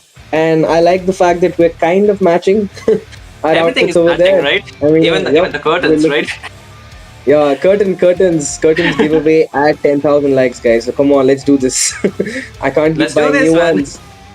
Yeah, I mean, we are getting so many, viewers tonight as well. I don't know if it's real, if it's bought, whatever it is. Like, I'm happy to see that. It's the rise, and it is also the rise of the teams, especially the ones who have been opted by some Ors tonight. And we have seen three of them fight already. And both the games, it was Godlike not winning it out, right? So Rntx as well as Team S8UL, both obviously sponsored by IQ now, they are the winning team, and now they face each other, Baldu. So, I am excited to just know what will they draft, because last game that Martis, oh my, like that was like a chef's kiss. Like, he was just massacring around the map. Like, what do you do about a Martis that strong? Like, do you pick a Kaja? But hey, they pick an Hilda for that. So I mean, you need to wait for him to throw. I think that's the only thing you can do against Martis players or Alucard players in general. If you kind of those heroes are like really hard to get the snowball running, but once you do, especially ever since they included the Sky Piercer in the game, it's just really annoying for such heroes to be dealt with. Any team that snowballs to that high of a level, you cannot take them down unless they themselves make a massive force commit and they overstep their bounds and make a mistake. So looking at, like you mentioned, both these teams right now have gone 2-0 right now. So the next question is in terms of their drafts. Like you mentioned, S8UL likes to go for these eccentric picks. I mean, they like playing their comfort. It's like they're just playing another ranked game. The stakes are just a lot higher. It's not just Dias in place. It is a spot to Guwahati land. But like, just looking at both these teams, I think they've both qualified right now. So we don't really have to be talking about that part. I mean, they have the slot. So I think the next question is, who is gonna be, leading that leaderboard? Because Rntx is holding on to it for now. But if this result does not go their way, S8UL is gonna sneak in and take away that top spot. And I don't think anybody wants, as a competitor would want their opponent to, take that away from them, because that is a spot of prestige. absolutely. And I want to put this question to you as well. Do you think they will go full out in this game? Because they both have qualified, as you mentioned as well. So do you think they'll go all out for this matchup, or will it just be, a little bit of, just a fun kind of game? Because I do want to see them going all out, but is it the time yet for this team to go all out, Baldu? I think you should. I mean, considering the fact that it's another, like, after this, you're going to have a big kind of, waiting time for these teams to face off against each other. And you're not going to be scrimming each other, not this close to an eventual LAN lockout. So what we'll have to see is, I really want those teams to go back to back, and I mean, in terms of the gameplay, I think we're seeing so far, I think Rntx really loves to revolve around Witch. I mean, he is the heart of that lineup. I mean, we've been seeing him from the start, consistent MVPs, consistent performance, the way he's able to kind of take complete control of their opponents. He loves that Eve. You take the Eve away, he pulls out the Kimi. You take the Kimi away, he can go in for the Angela too. I mean, a very wide hero pool with all these players. And another situation to consider is on their opponents, that is S8UL, Apex. I mean, let's not even get to the gameplay. I think he is definitely one of the best roamers India has to offer. But I think the real addition he brings to S8UL that sets them apart from these other professional teams is that draft. I mean, watching the way they draft, the way they lower their opponents into that trap is just an art at work. So artists in work as well on the other side. So, I mean, it was in the previous game, of course, but now I think it's gonna be Witch as well as the rest of Team Rntx have to put in the work as well, because draft will be a very vital aspect of winning the game. I think Apex has got that down, and he has gotten to that point that in this current patch, in this current, the meta that we are following, he has been doing some phenomenal changes, and some of the picks does not even make sense if we talk about the meta, but the way these people are playing it, the micro on those heroes are like a lot better than even if when you pick those, meta heroes, and if you're not comfortable on those, if you're not really well established on those heroes and to the point that you can actually dominate, then some of those comfort picks, some of those unique picks can really turn the table around, which we saw with the Martis from the previous match as well, isn't it? And I feel more of such heroes can come, as well as the Armand tank build. Who would have thought about that, Baldu? Who would have thought, like, building Armand as a tank? I mean, tank where does it come from? I mean, if I saw that in the rank, I would be hitting that report button instantly. So, I mean, it is kind of crazy that, he goes in for the tank Amon, especially for the fact that the Amon is not a hero that conventionally scales up with HP or defense stats. I mean, his only scaling is that magic damage, and he needs items. Amon scales very heavily on his items. So the fact that he's going all out with a tank build is crazy. I mean, it works. If it worked, it clearly worked. The KDA did not lie. I mean, he didn't get kills, but I think that was a better performance than we see most Fred players run in the jungle. And I know we're just waiting for the draft to head underway. We're just going to be there in just a few moments. The players are getting things set up. But in the meantime, you'll have to listen to me app away. There's not much we can do about it. It's the teams, man. They're not really prepared yet. Please don't hate on us, man. We are just doing our job at this point, right? We are the yappers. I don't mind.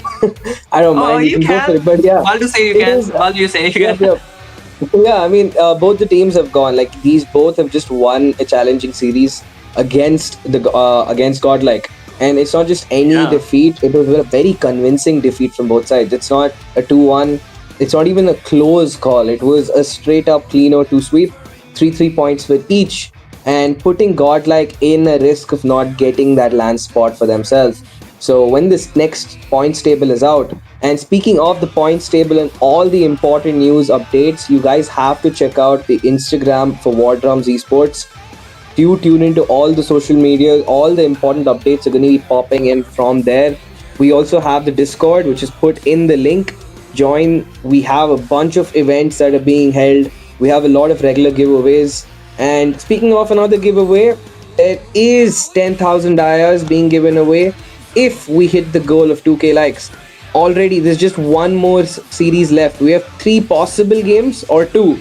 And 1.3k game, 3k likes. So just 700 likes more, guys. And that's 10k IRs easy. And 2 minutes in, Shinru, less than 2 minutes. And all we have is, what are your predictions? Who do you think? Is it going to be Rntx or S8UL taking this series? Already putting me to step on the fire, man. This is like a difficult one, right? But again, I feel, looking at the previous 2 games, I really love the way Team IQ S8UL have been drafting. I think the way they have drafted has really even shown in terms of their execution at the same time. And this kind of translates to the point how comfortable the team is with this roster, as well as the synergy that they have. And we are talking about a lineup that has stayed together for almost over a year, maybe longer than that, right? So I think if we talk about in terms of the synergy, talk about in terms of the way these people can build up the chemistry, I think IQ S8UL definitely can bag a 2-0. But then again, the new aspect or the newness from the side of Team Rntx with the addition of Rudius as well as Joseph, of course, we cannot forget about the young talent, right? He has been performing phenomenally well. So it can go to a 2-1 or a 2-0 from the other side as well. But I feel the team who is drafting better here, the team who is actually getting the upper edge in terms of the the unique or maybe the counter index much more, I think they might just win the game. So I'll just be very diplomatic and just say it can go either way. Baldu. So just taking the safer side out here. So, I mean, Asuna versus Witch, Aaron versus Anti, Mirio versus Anti actually, Aaron versus Radium, Afraid versus Apex, and Joseph against Jay. I mean, I think if that is not one of the most star-studded, matchups in War Drum's Mythic Showdown Season 2 so far, I don't know what else to say. I mean, this is, I think, this is my favorite game. I mean, this is what I've been looking to so far. Both of them, taken with that IQ name. So I think IQ is going to be happy regardless of how this goes down. I think they would want a tiebreaker to get the best out of both these teams. And look at that. The game has already begun. The draft is on the way. Rntx will be taking up the first pick.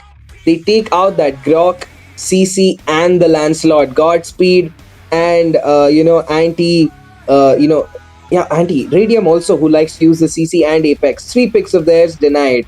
And on the other end, which is Kimi, the Yves, Zuzhan, and the Fanny of Joseph have been taken out. What are your thoughts, Shinryu? I think a lot of the teams, they're really heavily focusing onto the Hilda. Yes, with the new patch, she has been very, I think, one of the strong picks to go for. But I think denying it from the hands of Apex is one of the right choice. But is it really enough when the Khalid is open into a broken wall? When I think even the Kalea is open, and there's so much more that Apex can go for in this game. But again, the trades off are looking really good. The Yuzhong for the Lapu looking good. For the mid lane, they're still not locked in, so which has a few options. It might just get reduced as we move to the second fanning phase, because you can already see 2 of the heroes from the mid lane has been banned by the setup team IQ SA2L, and it can get more from here on, because I think the only lanes that might be left over now with the, let's consider the Lapu as a flex pick. So it's like the EXP and the mid lane has yet to be locked in by IQ Rntx. So the options are already getting reduced. You can see here, Baldu. So the Lunox banned. I think after this, they even might ban of the maybe the Valentina or the Angela. What do you think? I feel like since the Lunox is being banned, SA2L J is probably looking for that X-Borg. And by taking up that X-Borg, he prevents Rntx from, because Rntx most likely likes to go for that double gold, but now they can't because they need a marksman. And the Alice is also taken out because she's only one of the other heroes who can still hold on against the Borg, because she just heals up on a very quick rate and she has the immobilize, melts out the Firaga armor quick. So I have a high chance, that Borg might be coming up, or a Martis, which can also work. They have used the Martis in the jungle. They could make it happen again. So yeah, that is definitely an option. On the other side, Witch still not picked up a hero for himself. They banned out the Esmeralda. I think we might be seeing, maybe an Arlord ban. It could be actually no, I don't think an Arlord makes sense. It's a Fred. Surprisingly, I mean, we've not seen Jay pick up tank jungles. Like, he goes for tanky picks, but he does not go for like tank jungles. Like, we've seen him play tank Ammon, but he does not go for tank jungles. So yeah, I think the tank Ammon can come through again, but the Martis is still not banned yet. So if Radium wants, he can still go for the goal lane Yuzhong, which he has done previously in one of the games, I believe. So that still is an option for the side of team IQ SA2L, and they can still pick the Martis and put it into the jungle if they want for J-Ho, if they're comfortable with that. But again, a lot of aspect out of the Martis and the Ammon once again. I was expecting the Suyo could be another probable choice for them, but still the Ammon tank build might be the way through. But a lot of tanky heroes, right? They kind of lack damage now, because the only damage source would be the Kimi, the continuous DPS. Yes, the Kacha as well as the Yuzhong does damage, but I think they need more DPS than that to melt down the tanky side laners as well as the roamer, the side of Team IQ Rntx possessed already. So with this, I think the Angela could be one of the comfort picks that they can go for, or otherwise if they want to go for something very different, they can go with some of the range maybe the Novaria out here, because Witch does like to use that hero sometimes, so that could be one of the hero you can revert back towards. And apart from that, the Farsa seems very dangerous in this draft. Like, he should not go for the Farsa. The Valentina, yes, a good choice. And with that, okay, a Nathan. Okay, it's been a while. I mean, he either usually gets banned out when Rntx is playing. When Rntx or Godlike, both sides are playing this hero, they kind of take him out before in the second phase of the bans. He's almost always taken out if the teams are even remotely suspicious that a marksman might be coming in. But I think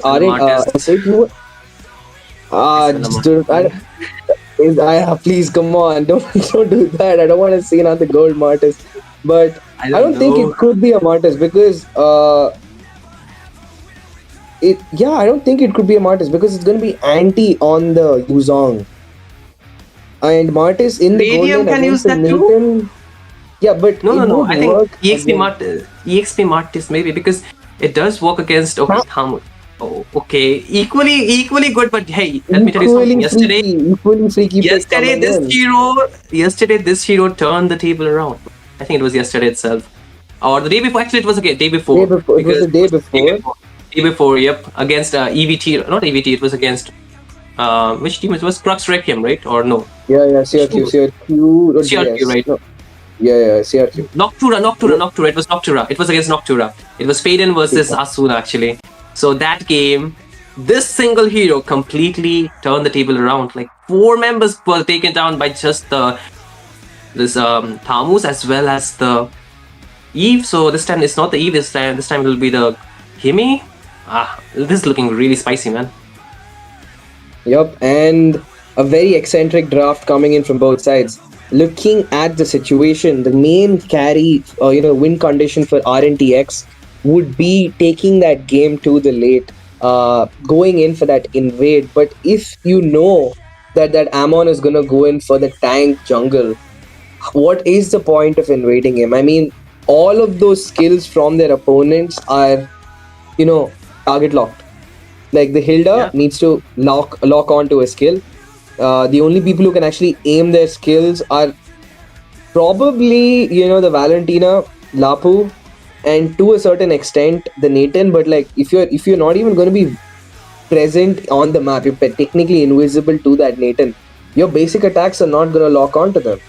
So that Ammon pick is a little interesting. I mean, they have to be very careful about how they're going to use it up. But if Witch is going for a pure damage build, the ult of Ammon is going to be so good to catch out Asuna. I mean, that would be exactly what they need to catch him out. And the one thing about the Valentina that I don't like is necessarily the range that she's kind of stuck with. Not the best range, but again, we'll see this matchup again how it'll go. Ladies and gentlemen, boys and girls, welcome back to the land of Dawn for this third match, game number 1 between IQ Rntx taking on against team IQ SA2L. This is the Mythic Showdown Season 2, presented to you by War Drum Games, and we'll see how this matchup goes. I think this is the last match as well, not the last match, yes, and first game, so might go give us a long series. But again, the mid focus already there, but look at Joseph already being active, and the Revitalize being popped up by Apex already, so a little bit of early resource being baited out. But now comes the Litho and Team Rntx, they still want to fight for it. The Retribution will secure it. Joseph getting the Retribution properly on point, and the small wins, will kind of give that early lead or early level 4 for this Hayabusa, which could be very important here, Baldu. Oh, definitely. Considering the fact that it's just going to be too hard to kill these players. And looking at what that Thamus is running, he's going in for that attack speed with the Brave Smite, going to opt for sustain rather than any sort of DPS. And it's Yuzong who goes in for the Quantum Charge. We usually see Yuzongs on the Quantum Charge or, the Warcry for damage. And that Quantum is basically to chase down anyone who's a little too mobile, which is basically every single pick from the side of Rntx. And 20 seconds to go for the turtle. I did not get to pay attention to what Jay was building. I mean, was he going in for damage or, was his emblems damage based, or was it like a tank one again? I didn't see as well. Okay, let's see now. I think he's going for the tank again. Oh, You it's see the tank emblem? Amon. Oh, nah. But again, a skirmish out there. The damage is getting through, and Joseph with the first blood onto the hands of Anti. And now this will be giving a comfortable win for the side of team. Oh, I Mirio? will onto the turtle, but again, Mirio is trying to just provide the front lining. But is it the right choice? Oh, the land shaker does not really connect, cannot get the taunt. But again, oh wait, they're still going in. Oh, it's okay, still fine. I mean, that jump from Mirio. I mean, the brave fighter was the directionally challenged fighter over there, but on the top side, the Black Dragon baited out with the reposition over there. Aaron putting on a show. Radium gets completely baited out over there and uses up the Black Dragon form. But Apex is still lurking near at the top. He does have the AOG. He knows for a fact that Aaron is on cooldown with his ultimate. So at any moment we might be seeing a gank, but on the mid side there's a lot of bodies. There is Apex coming in with the set, which is low and not for long as he's sent back to the base. He's sent back to the base, and you can already see the level ranking and the side of team Rntx. They're not doing too well. It is kind of team IQ SHL getting all the lead, especially onto the hero like Arman, and Jeho will completely abuse that early lead, because the more lead he gets, the more he can farm. And again, you can see Afraid wants to open up the map, and Mirio is as well trying to provide him some of the assistance, but it's inside their own jungle. There's nothing much that they can do except for provide Joseph some space to farm around the map, which will be very important, because his Hayabusa has already fallen once, and now if his farm gets reduced once again, it will be very problematic. But look at Anti's first item here. He's going for the Thunderbelt, so he's trying to stack on this one, and I think he really loves this Thunderbelt, man. He really loves this Thunderbelt.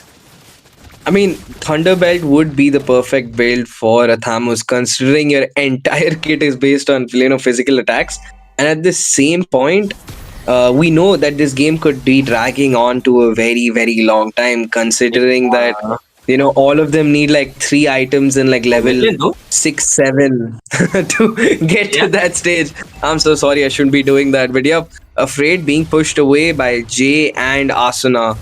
And looking at the rotation, I think SATUL with those early 3 kills, they're a lot more confident in terms of the engage. But what is happening? Mirio all against the world. He wants to go in, but look at the engaged Black Dragon wants to go in, but oh no, Asuna is low, he falls, and Wish takes down the kill, but Apex on to the other hand takes down Afraid. Rumor gets taken down, but now Mirio still wants to help him survive, but look at Witch, he's kind of absolutely out of skill, and now the side of team IQ SHU will completely punish the entirety, not entirety, but at least 3 members from the side of team IQ Rntx, and this is looking bad because the gold is now into the lead for team IQ SATUL. Yup, and IQ SATUL 6-1 in their favor. Anti goes in with the ultimate once again, Afraid being taunted out by Apex, and make it the 7th kill for the members of SATUL, as Rntx is being subject to misery after misery. Absolute tragedy in their backline right now, as Joseph has been punished twice already, and he's not even tried to contest with the turtle. I mean, that's the worst part. You're being pressed in your own jungle within the first 5 minutes by an Amon. I mean, that's just not right. There's something not right about that. He's making the Wind Talker the first item. I know, right? And this is not the best way for Team IQ Rntx to actually win out this team fight, because they are trying to mark down Asuna, yes, but what about the frontline, who is very difficult to be taken down? And even though Aaron is farming up to the top lane, but it's not joining the team fight as much he needs to. And even if he joins, the damage would be lacking, because we are talking about an early game Nathan, so the itemization has not yet been reached by them, and with the lead not having, with the economy not being onto their side, so this will be not the best game for Team IQ Rntx to take early fights for, right? And with this, the mid-tier one is also low on HP, so this is like a very bad start, I would say. But again, a 1v1 Jeho versus Joseph. But oh wait, the damage goes through, but does not take down Joseph yet because of the tank emblem. But still enough for the side of Team IQ SATUL to take or get the advantage over this turtle, and they're doing it quite perfectly well, while also zoning the rest of Team Rntx completely off the pit of turtle. And I think they might just take down some more turrets, because they have nobody to defend up in the top lane here, Baldu. What I find crazy is that why is Witch going in for the Black Dragon form when you could pick up the Chemical Blast from Asuna? You have the Kimi's ult to set. You could go in for Apex's ult. Because with the Black Dragon form, you'll still have to go in the midst of all that damage. And you're not going to be able to Yeah. heal like the Yuzong. You're not going to be able to sustain like him.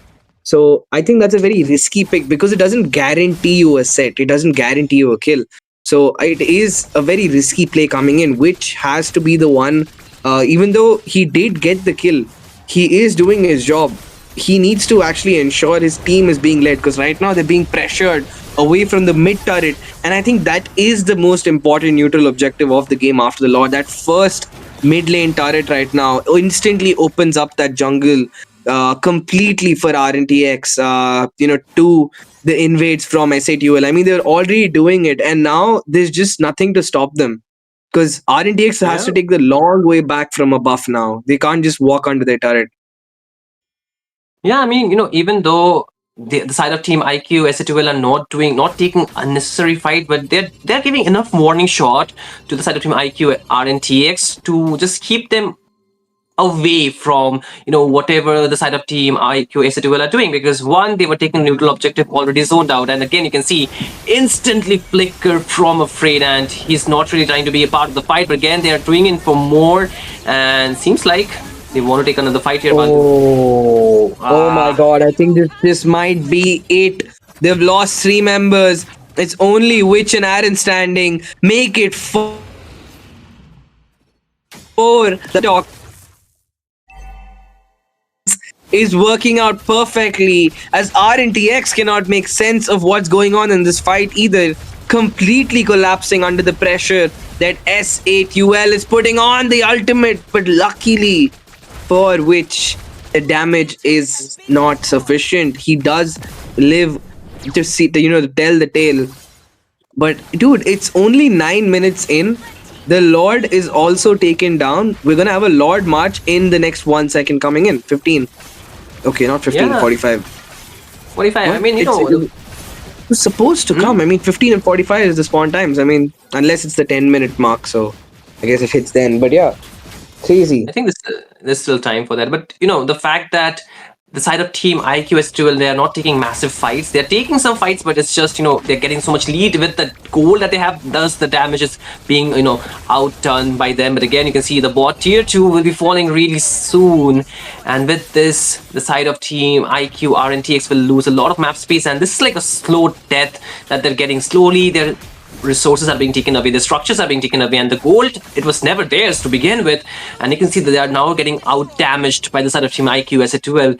So everything is working against them. They have the holy defenses, but I think it's just about in few seconds that it'll also fall. With the Lord marching from the mid lane, Team IQ SATUL, they're trying to crack open the base already. They're ready to take down the holy defenses, and the Lord HP is chunked low, but still the side of Team IQ RNTX, they're looking for some fight. They're looking to defend this at all cost, and thankfully they will be holding on to all their inhibitors here, so that's a good sign for them.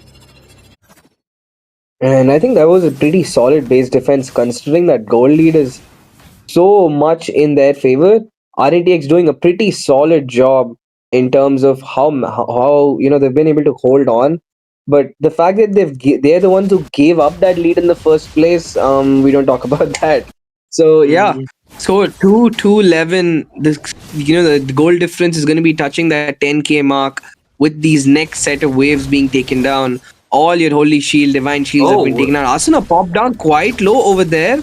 But there's the engage coming in. Joseph bit off a little more than he could chew. Massive AOG. Will the turret get the damage? Yes, it does. Which is the one who reaps the reward of the turret doing its job, protecting its teammates under under its divine protection. But there it is. Will we be seeing an engage? The ultimate used up on Witch. He's popped down very low. Asuna coming with a lot of damage. Radium with a massive dragon tail. There's the black dragon with the shard residue as Asuna gets the mega kill on Afraid, and RNTX lose their inhibitor, and the game has barely begun. Anti coming in with all the damage in the world. Will he be able to sustain? No, he does not, as Mirio with the brave fighter will be taking down the demon And look at that, Black Dragon on the other end. Jay is going in, just no care for the damage. Pop the recall and backing off in style. The endless shards are not doing so much of a damage, but it's doing enough, right? Even though he's on a tank build, Jeho is not, dealing that massive damage, but somehow it is still going through. It is like, the more stack you have onto your passive, the more damage you deal. And I think he's dealing the maximum damage with those endless shards. So far, for which he's not getting the best game, even for, Freight with the Hilda, not getting the proper setup. And for Joseph, this has not been the best game. And I think at this point, Aaron is the only person they can rely on. They need to provide all their goals, all their, resources to him to actually let him carry this game, because the late game is not the best for the Hayabusa. He can go for the split push as much as he can, and try to steal away this Lord if he can as well, because if you look at it, there is just Unbreakable that can stop him, and the Petrify maybe, but apart from that, there's nothing much they can do. Still no contest from the side of Team IQ or Rntx. They've already lost their mid inhibitor, and the only two that are standing will be from the top and the bot. So can they defend here, Baldu? Because it's looking very glim. If you talk about in terms of damage, in terms of gold, they are very behind, and the items are not yet reached for their.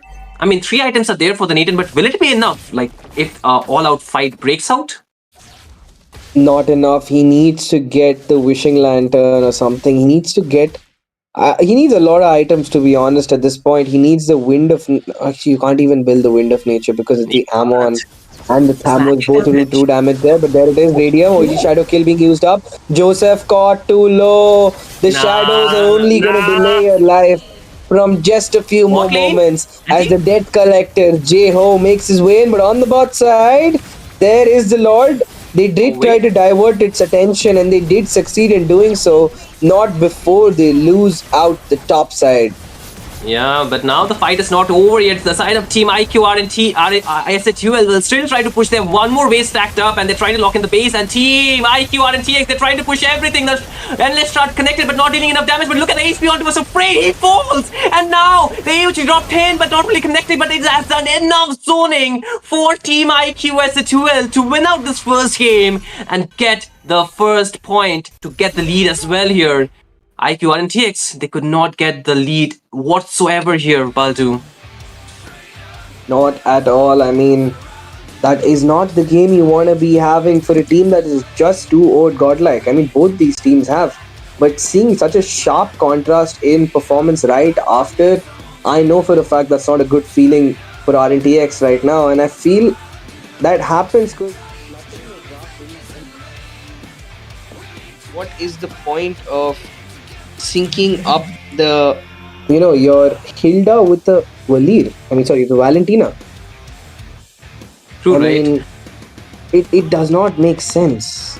Yeah, I think in a way it's kind of bad because the pair up with the Hilda as well as the Valentina does not really walk through that well. But if you take a look at the player of the match, is one of the silent carries from Asuna, I would say. This time he was not so flashy with his hero, but he was doing the work, isn't it? Like, he needed to give the damage, he needed to burn the HP of those tanky members, and with that kind of lead, with having a complete build, the work is so much easier, isn't it? For real, and easy game coming in for SHUL right now. Radium, surprisingly, I mean, Asuna and Anti really a pop-off game for them. I mean, Asuna straight up taking that game from start to finish on himself. Anti also sustaining a lot of damage. And I think the simple fact is that, the side of SHUL had access to diverse damage sources in the early game. Whereas in Rntx, you only have that one Brave Fighter and Valentina, because Joseph was being invaded constantly. So we can't really put that much reliance on him. I'll bring back one point that you mentioned in the team fight, in the game as well, which taking the Black Dragon form really put him in a dangerous spot, and he didn't get much value out of it, isn't it? And I think even for Joseph onto the Hayabusa, he could not perform. Like, so 2 of the picks already got cancelled out, and if we talk about the third one, it will be, I think, Afraid onto the Hilda, first pick Hilda. Not yet worth it, I would say. Like, it works sometimes, but not with maybe in the broken walls, but yeah. this is the broken walls, but Yeah, still didn't but work like that well. you didn't pair it up with anything that would work. Like the Hilda needs someone who can capitalize on it, Damaged. and Yeah, yeah, you need somebody who can finish the kills. Like there was the Hayabusa, but did they get the chance, opportunity? No, right? nope. Looking at the head-to-head right now, Aaron did have all the damage in the world, but it took a little too long. It split up a little too long. The damage was not focused, and the fact that Jay at that build, man. I mean, I don't know. It's like you played. It's like he's playing 4 different heroes, and he's suddenly like, "Yeah, I'm gonna use Amon." I mean, that's In the a tank plan. build. In a tank Yeah. build. And it's working. I mean, the results are not lying. How is It's it 2-0 working? right How now. is it working? We don't get in. Like 100% win rate. it's like, But it's guys, I'm just gonna play Amon. They cannot see me one, and they cannot kill me. So hey, we are winning, right? I can secure Yeah. top objectives. Like I mean, I think even it is if you do find me, I'm just too tanky for you to kill. true. The only reason it is working is because they are on the winning side. They have the goal lead. If it was not for the goal, I think they can easily burst on the Armin, right? Or they even. So, will it work if when they're on the losing side here? What do you think? Well, Rntx, I mean, you can't really steal the heroes away from.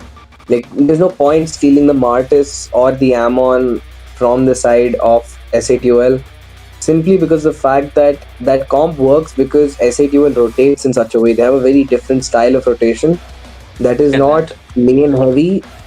I've noticed, rather than even invades or lane heavy, Apex tried to make his play around vision. He plays it completely around vision, and it's not just No. Apex giving vision. Like the other 4 members are constantly like scanning their own sides, so they're not waiting for Apex to give the vision. So yeah, it's crazy. And You know looking what, at the Raj, this- stats, look at that. You know what? This might be off topic, but this really helps my OCD. Like it's so perfect. Like, completely in sync, right? Perfectly balanced. Like I mean, it's all you get- lined up. yeah, man. Like it looks so good. I get 2, you get 2. We would win the game. So there's the harm. But Kimi as well as the Thamuts was the I think really working for the side of team IQ, SHUL, Anti as well as Asuna. The 2A from the side of team IQ, SHUL really pulled up the match, man. And this will give them the lead. This will work. And like you mentioned, I don't think so. Banning the Martis, banning the Armin would do any different for them. Like, do you really want to waste your ban onto those heroes? Like, is it worth it? No. Absolutely no. Like, I would rather still ban a Martis. I mean, simply Isn't because it? the Sky Piercer. I mean, I would still do it. Maybe not in the first round. I would use it in the second round if the situation decides for it, because that's when they draft for it. But I think the first thing you need to do is, you would rather prefer Apex on a pick like that Gatot, because he can't be that active in terms of the vision. Gatot is inherently a slower hero to rotate with, and that is the reason Rntx was still able to take a few buffs. I mean, if you gave him the chip, the Khalid, or anything else, Joseph would have been having a much worse time. And speaking of a worse time, we're back to having some great times over here, as SATUL this time is going to be having the first pick, and they take out Joseph's Fanny once more, and it's the Bakshia. Interestingly, we might be seeing a few interesting heal picks coming out. I think they still might go for whatever is working for them. They do not seem like a team that would change too much with their draft, because whatever is working, and if a team cracks that, then they might just consider changing that hero or the pick. But so far whatever they're doing has been working for them, and I think if they win this game, then they will be the top 1. So far they have been winning most of their games, and if they win this one, they will solidify their position in the first. And both the teams have almost qualified for the LAN, right? There's no way they're not going at this point.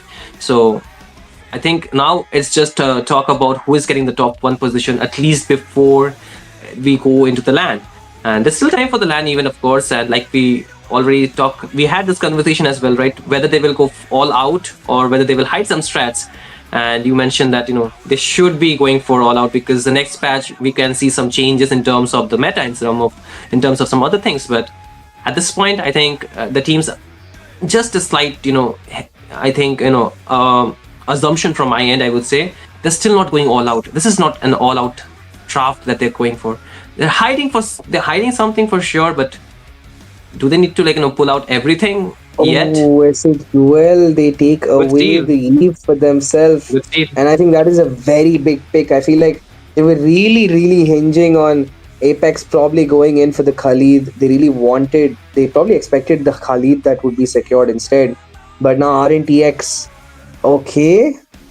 You want to give Apex the Khalid? I mean, it's still open. There's a high chance he's going to lock on to that Khalid along with a possible Esmeralda over here.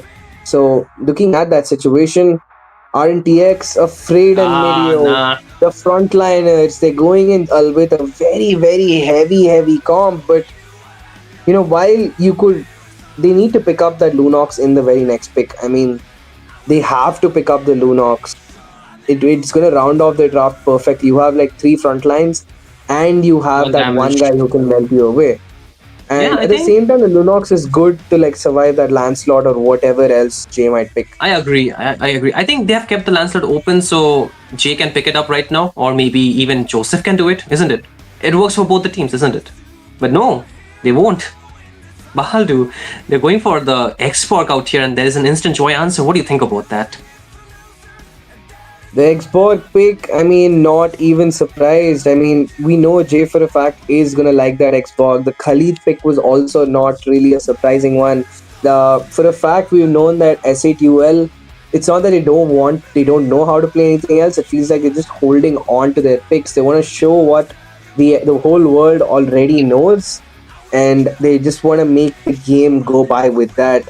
But on the other end, Joseph with a very, very brave pick coming in, that Joy, I mean, it's a very big gamble over there. It's not a 50-50 also. I mean, if that Joy works, on her day, the Joy is just unstoppable. But on most days, that one S2 from the Borg is enough to cancel your dash. I know, right? And still the Fredrin is open. So do you think the side of Team IQ SATUL might consider picking the Fredrin here, like against the Joy? Fredrin against the Joy. I mean, that is possible. We've seen them go with the gold lane, Xborg quite a few times. So they could still go in for that. On the other end, IQ, interestingly, banning out the Granger. I mean, maybe not the Granger. I would have expected they could go for something else. And yeah, there is it, the Zuzian ban. Now, I was just looking. I'm like, if these guys ban out another marksman, Zuzian is open. I think they already have too much magic. I mean, I think they could just damage magic stack at this point. I mean, it's a little too late. You need to go into the very heavy physical pick. So yeah. I think they might just go for the Esmeralda if they want. Either of the team, like it works both well. I think they can just flex the Xbox to the gold and just pick up the Esmeralda, because I think the sustain would be pretty much equal to, if not equal, but kind of the same. But the Claude is a good hero to mark the backline, I would say, especially the Eve in this case. See, I think we're probably going to be seeing an Angela in the mid because the damage is already there. Or we might be seeing a possible Cecilion. Too late game, man. Too late. I mean, that's what I think. That's what I feel that Witch might be holding on to. On the other side, Jay, I mean, this could go anyway. It might be a Radium, could be sending it in the gold lane too.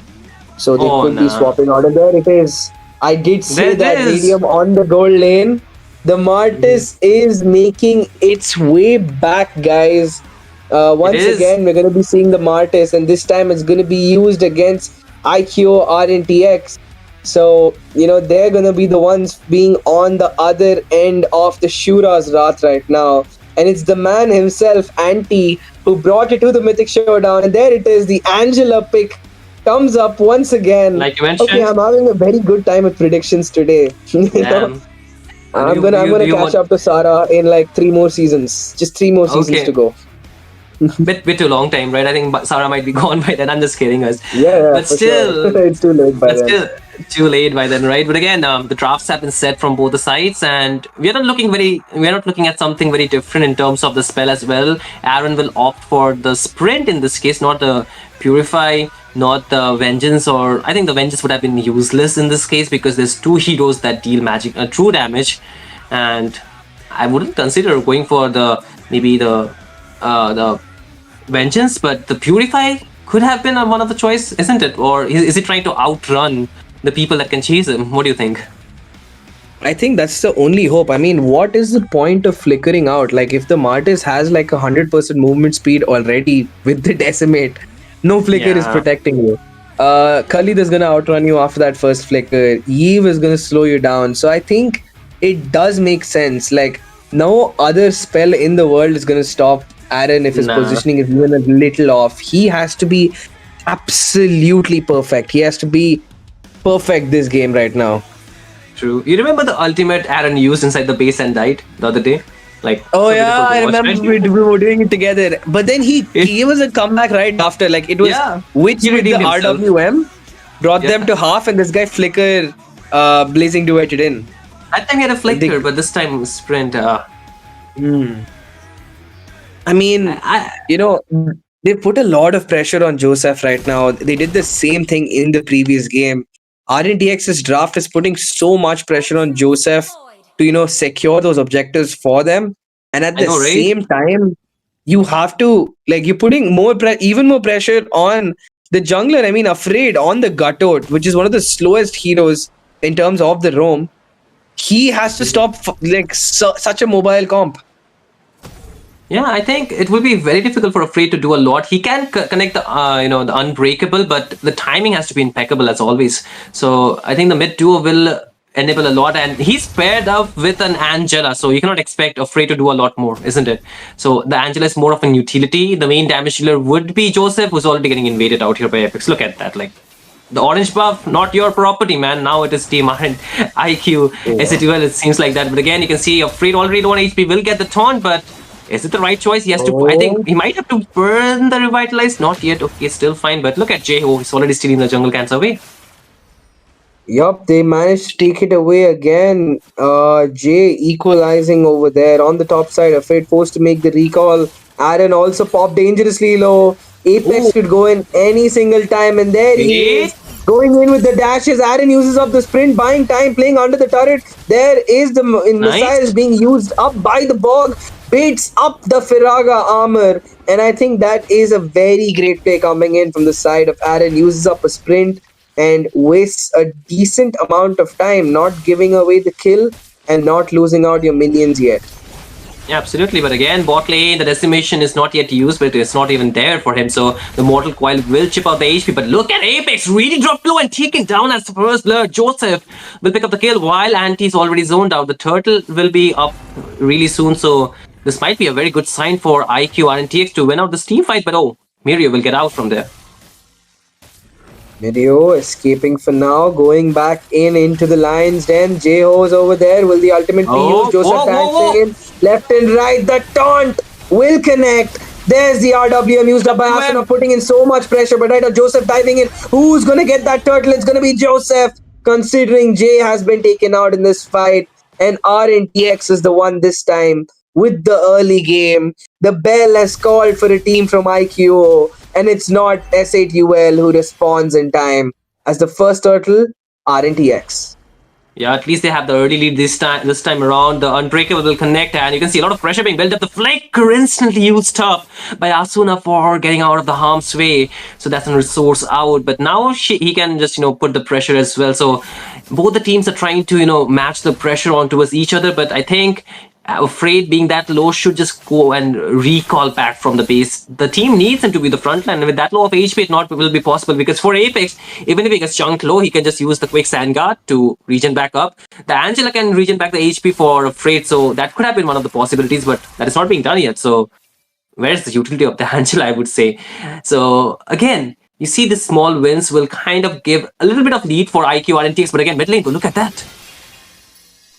Oh, there's a hard guard. It's get baited out, but the problem is it's only a 20-second set. AOG coming in. Firagama used up. The last insanity gets taken away before they even have a chance. Mirio going in with the set. 3 members of guard. Oh no, there's the decimate. It's not going to connect. Mirio escapes with the sliver of HP. Asuna popping down the void manipulation as much as possible, and they finally get the kill. The shards will sever the fate of Mirio as he will fall, sent back to the Aegis against his wishes. But on the top side, Aaron chunking away at that turret, getting himself as much gold as it's not done required. yet. But again, in the mid lane, Jay, he will somehow survive against Survive. all odds. Joseph Wait. Apex coming in.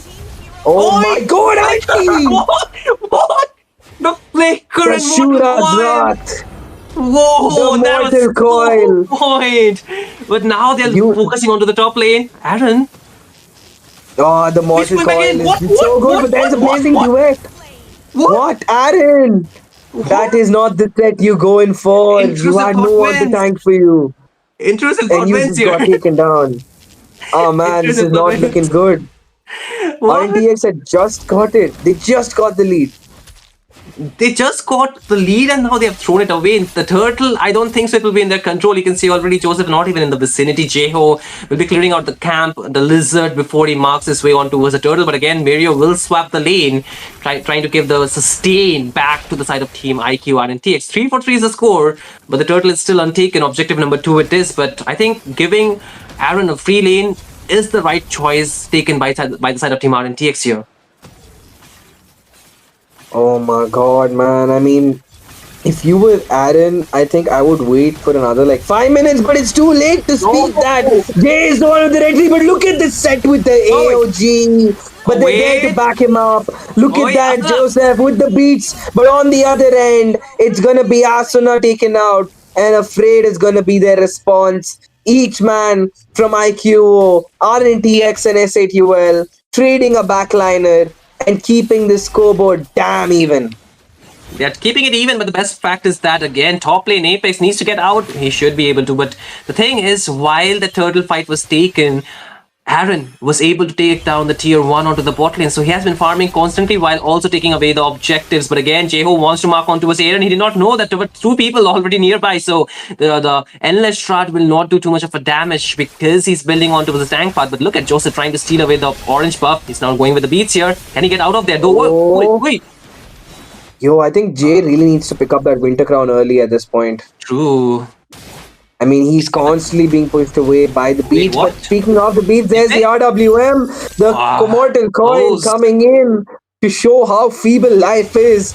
But, you know, Afraid is clearly afraid for his life as he backs out with the AOG used up defensively. But what is Mario doing over there in the mid lane?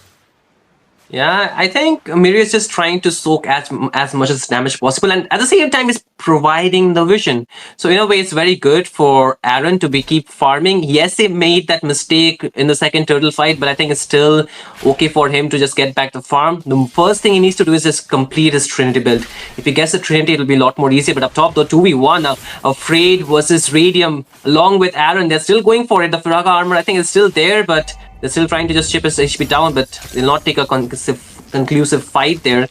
Meanwhile, the third turtle will be spawning soon, almost at the 7-minute and 20-second mark.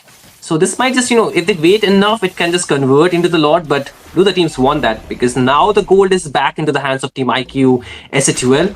And I feel they might want to keep it that way. They do not want Team IQ Rntx to get back the lead, but the fight is looking very inevitable out here. So we'll see. Oh, Still there's going the in. engage, but Apex. Who did you connect on to? Anti forced to flicker out. There's the AOG coming in, but the real world manipulation has perfectly zoned away their members. But Mirio is going to take them down, but the RWM still stands strong. Anti gets the killing spree on Afraid. He's going to go in for the other kill. Does he have the decimate? No, he does not, but the damage is enough from Radium to get the kill on Mirio. And the game, once again, has swung on its heels. Right as I spoke, Joseph going in with the beats, but the coin is going to come in any moment. Radium with the kill, and which will fall. Scoreboard 8-6. S8UL finally in the lead. They're finally in the lead. Even the turrets are kind of equal now, 2-4-2. So, 2-4-1 actually, the side of Team IQ S8UL has not taken down one more, but now they want to focus onto the mid lane. But Afraid is there, as well as Aaron. He gets locked in, and Anti takes him down. That's the goal laner taken away by the side of Team IQ S8UL. And they have the perfect opportunity to take this Lord here, Baldu. This is bad for IQ Rntx. They do not have much control in this game.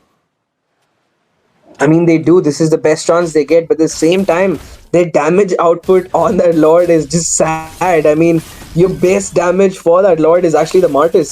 So, I mean, what are you gonna do? It's gonna take you some time, but they have that in spades. Considering Rntx, Joseph not even near the Lord at this point. Yep. Like, I think for Joseph, he's not trying to take too much of a risk because they already know they are behind in terms of gold. If you talk about the itemization for Aaron, he's just 2 item in. And for Martis, 2 items, but he has the Sky Pierce, so that does give him the upper edge. And now he's building for something else, I believe, more of damage that he's looking for. But look at the build for Jeho. He's going for the Windtalker first, and then he's going for the Oracle, so more shield for some reason, or more HP regen from the second skill passive. So that's what he's trying to do, but again, Afraid trying to provide the vision out there while Radium is chunking his HP down with the true damage from the fire missiles. Full stack. The Lord will get cleared by the side of Team IQ Rntx, but will they hold on to the second tier? It's not looking that, but look at that. Radium takes down Afraid. What do they do now? Like, even the tanky members, they cannot stand against Team IQ SATL. I mean, this game is just, the tempo is just so, I mean, what is the word that you'd use? It's such an uncertain tempo for both sides. Each team feels like they have this, what they need to go all in, and the second they do that, they get punished for it instantly. But right as I spoke, you're coming with the set. There's the last insanity use. Will they get the turret? A beautiful IOG coming in, catching 3. The taunt is perfect, but all the members are heading in the back. Joseph going in with the beats. Anti is low. Flickers out. Gets the shutdown. Makes it 2. Doesn't go for the third. But Apex on the bot side, duking it out with Afraid, as Rntx is still not out of this fight. They survive with almost all their members in, except for that one Alice who gets taken down, but Mario did exactly what he needed to do. Took out Anti and Asuna, the main fangs of SATUL. Indeed, right. And I think, like you mentioned, it's still not over. And for the side of Team IQ SATUL, they are doing what they need to do. They need to end the game fast before this Claude gets online, before the Alice is almost unkillable. And Joseph, as it is, with the Holy Crystal, has been dealing enough damage. And that is something, the side of Team IQ SATUL needs to consider, because if they are completely out of their skills, completely out of position, really focus inside of, those team fight, they might just lose sight of the members. But again, Joseph takes out Asuna. What? Off the cam, under the moonlight, Joseph pulls off a James Bond play, gets that kill for his team, and Asuna will finally fall for the third time this game. I mean, it looked a little scary with the way, how these teams were going so far. I mean, Asuna was really getting into a good tempo, and by getting those 2 kills in rapid succession, they're kind of slowing their tempo down. But there it is, Joseph going in again. There's the joyful beats going to be used up, but there's nothing joyful about the damage he's dealing to the members of SAQL. There's immortality baited out. Jay is going in with the shards. The 7 isn't going to be enough, but Afraid is the one who gets the kill onto Anti, and they have just regained control of the Lord by taking down Anti right now. SAQL pushed back onto the back foot from a goal lead of over 3k. They're being sent back to the side, and on the top side, Iron's going to clear away the buff. They have synced the minions in their favor. Jay has to go for the minions, and the second Jay gets spotted out, they're gonna all in that Lord. There it is, right as I spoke, they're gonna go in. Asuna forced to back off. He's still holding on for the real world. Will they go for a contest? No, they do not. The macro working so well. The slow push that began previously with the minion stack forced Jay to clear out the wave onto the bot lane. If it did not, the second tier would have fallen. The inhibitor could have been costed as well, but this was the perfect opportunity for the side of Team IQ Rntx to take the Lord, and now they have the lead. Previously, they took down Asuna, for which they kind of, reduced the damage a lot, and next they took down Anti, who could chase them down, who could use the decimation to just, target the low HP targets, low HP members, completely meeting on to those micro gameplays. So this is looking very good so far, but they need to completely maintain this run, this tempo for their side. But again, look at Joseph going in, but onto the backline here. Oh, Joseph and Afraid, they make it happen. Asuna is down right before the Lord is up, and without the real world manipulation, how are you gonna stop Mario? You need that man. Asuna is the heartbeat for SATUL, which getting poked down a little low, but it's only the Angela. Also, the wishing lantern picked up by him. He's just popping the beats left and right. The cooldown reduction too hot to stop him. There's Immortal God coming in. The Lord crashes down on the bot side. Will they go in for the siege? Video looking for the set. Will he make it happen? Not just yet. And they surprisingly, SATUL, they only let one inhibitor be pushed in. Yeah, I think they defended pretty well, and because of having the X-Walk on onto us Radium, the true damage really helped them to clear out the lot much faster, because Radium has just fallen once, and even though he did not have the immortality, the side of Team IQ Rntx did not pull the big guns. They waited for it, and the more they waited, it was enough for Asuna to spawn back up, and that was a clear sign for Team IQ Rntx to go back towards their side of the map. The neighborhood was not theirs anymore. It was now back into the control of Team IQ RNTX, not RNTX, IQ SATUL here. So with the Lord, they got enough advantage. They were able to open up the inhibitor, at least onto the bot lane, so that will give the minion advantage out there. The next Lord will be spawning on towards the top. It's not very long that it will be spawning. So in a way, it's still an advantage, but look at Joseph is going in.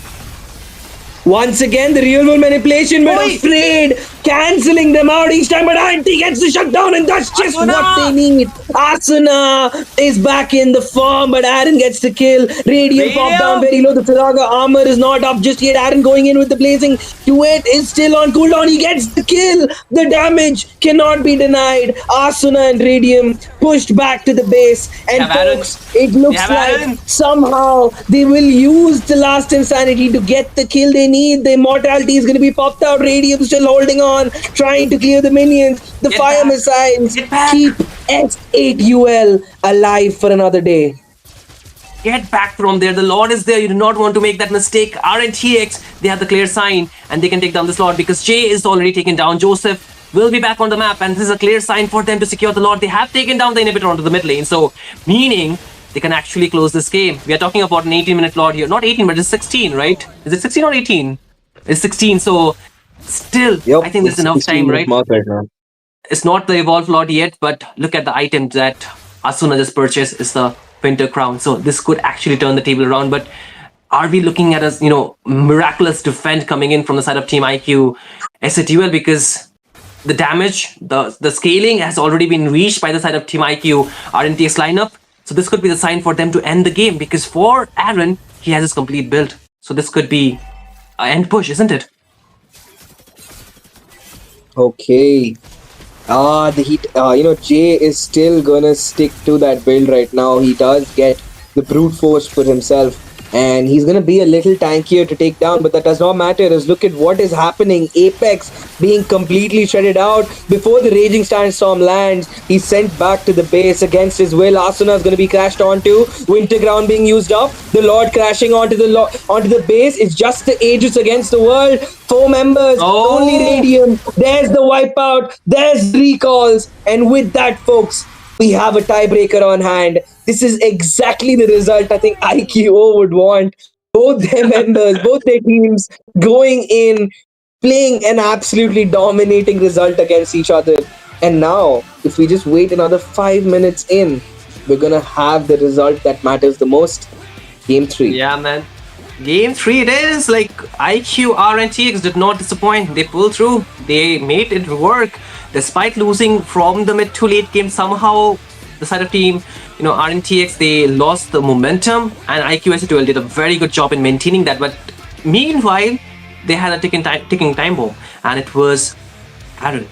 Aaron was always there, and they did not do too much of a damage control on towards him. I think even in the early game, from the second turtle, after the second turtle, I think Aaron started to play safe. He went in with the very bad. I think every time he does that, like even in the previous time while we casted Baldu, he did that with that bad blazing to it. But this time, it kind of worked in the late game. He has to have like one of those. Like you need one performance of that blazing duet before you pop off. But the man who has been on the lips of every viewer, the one who has turned it around from after RNTX, the second he got that Holy Crystal completed, Joseph has done it all for the side of RNTX and getting a well-deserved MVP for such a stellar performance. Yeah, I think Joseph definitely pulled up from that game, and you talked about this too, right? They're putting a lot of pressure onto us Joseph to carry this game. is for a reason, isn't it? Now, do you believe him or do you not? Yeah, do you feel this? Do you feel the spark? I mean, that's the We question. feel. Do you You feel the spark? Do you feel the spark? Definitely do. Because for sure, I think S8UL felt the heat that which was picking up with the amount of sustain he was giving his teammates. I mean, Joseph was face tanking a Khalid ult.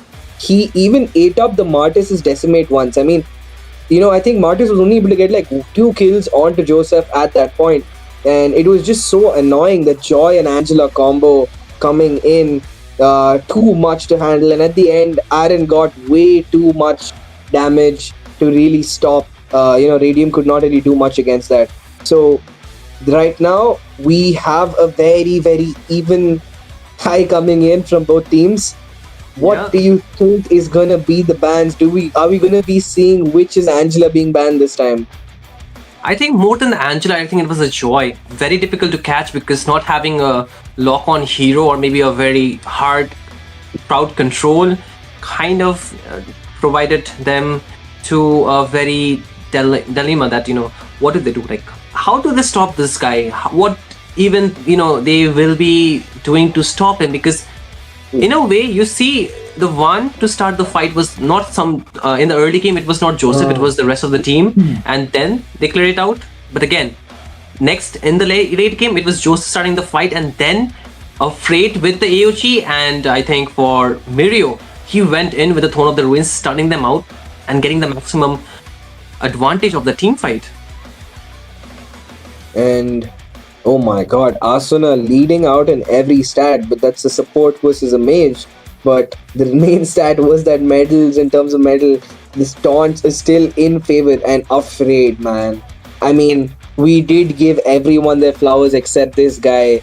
I mean, his AOGs completely locked down Asuna from the scrap, baiting out all those flickers, ruining the tempo of the RWM constantly. I mean, every time Asuna was trying to grind a group crowd control and, get that CC Master achievement stack in, the AOG was there to prevent, Rntx from having their lineup disrupted. And there it is, the rich guy, the carry for Rntx.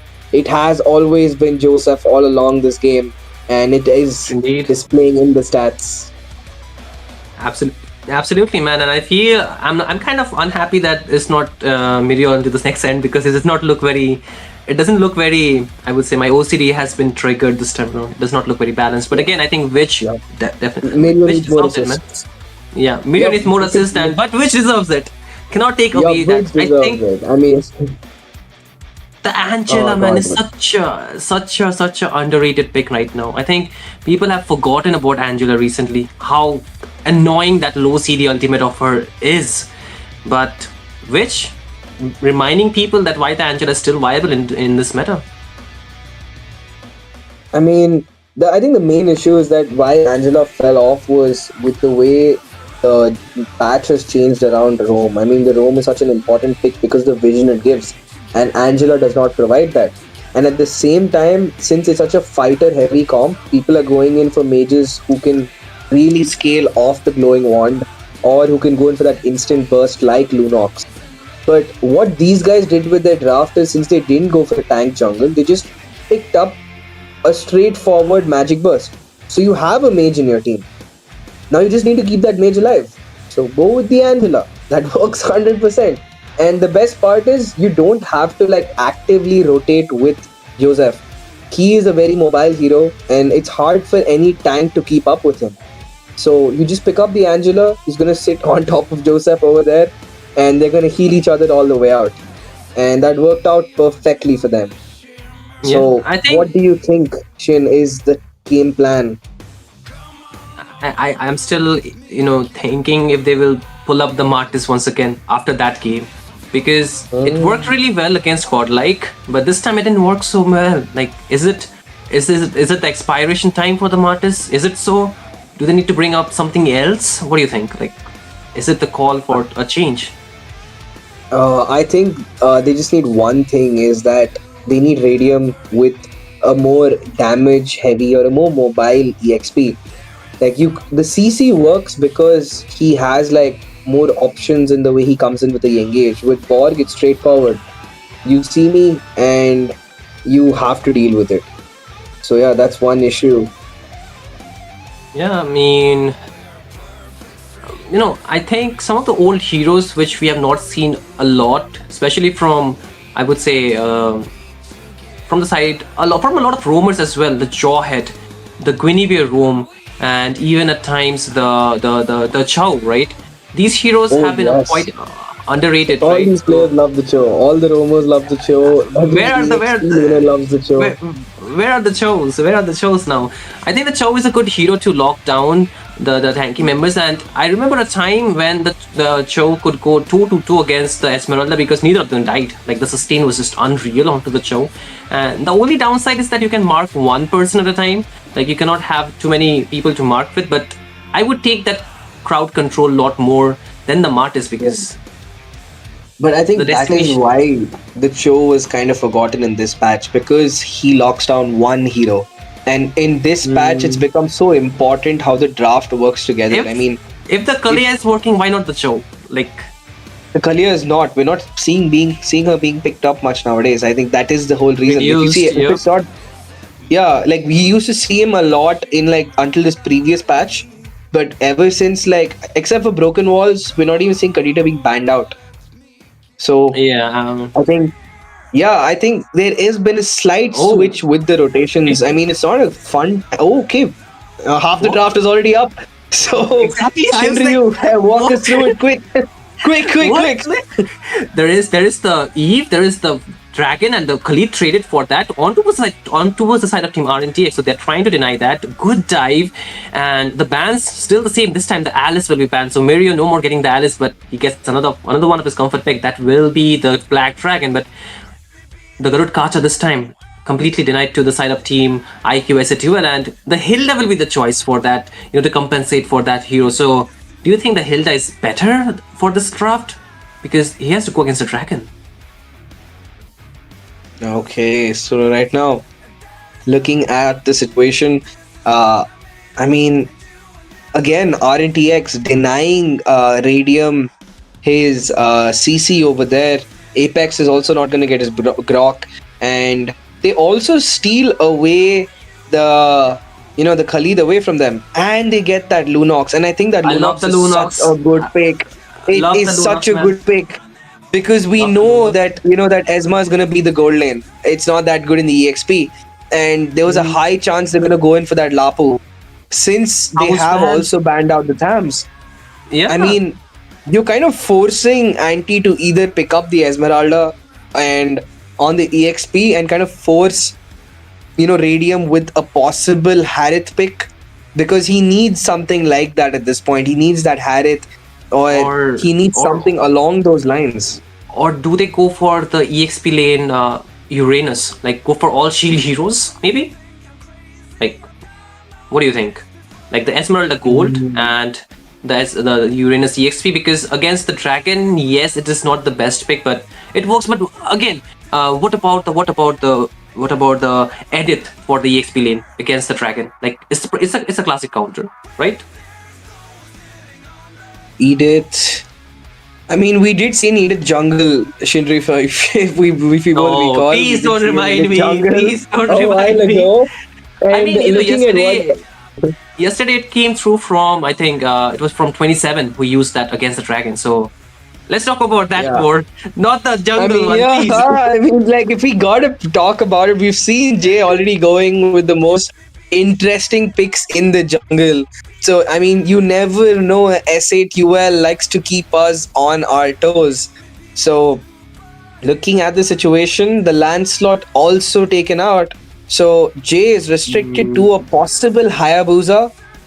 Might go in for that Ammon again, but I really don't think that's the pick to go in for. The Ammon is going to be targeted out and spotted out quite easily by these members. You know what? I miss the times when Jay used to pick Sun. I know, dude. I mean, it was like you ban out his work, the Sun is coming up, and you know what? It could work. I mean, it really could work. I mean, that guy's made it work in the most weirdest situations, but I don't know. I've just not seen him play the Sun in such a long time. It's been almost seasons at this point. got Rntx, Yeah. Aaron gonna round off their draft, and that's two late game carries you have for yourself. And the Granger's gonna actually scale up a little earlier too. So they're building up a very balanced draft, and once Ooh. again we see the Martis coming up, and we still don't know.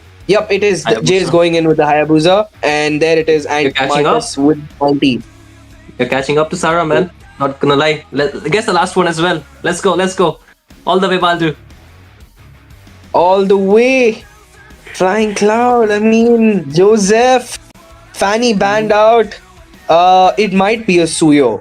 I think Suyo. it could be the Suyo or not the Julian. It could be the Suyo, the Julian, or he's just gonna go in for the Fred. The Fred is also banned. Fred is banned. Akai maybe, but it won't work. The Akai will not work here. It won't work. It has to be one of those. The Suyo or Joseph Lucas. No. It has to be the Suyo. I feel it's Maybe the Suyo or the Julian. Ling, I was supposed no to say way. Ling. I was supposed to say Ling Ling. I was against going to say Ling Ling. against a Hilda. I mean, it's the flying cloud map, so not the broken wall, not the dangerous bush or grass. I mean, but I was that's the expecting the Ling Ling. on the invade.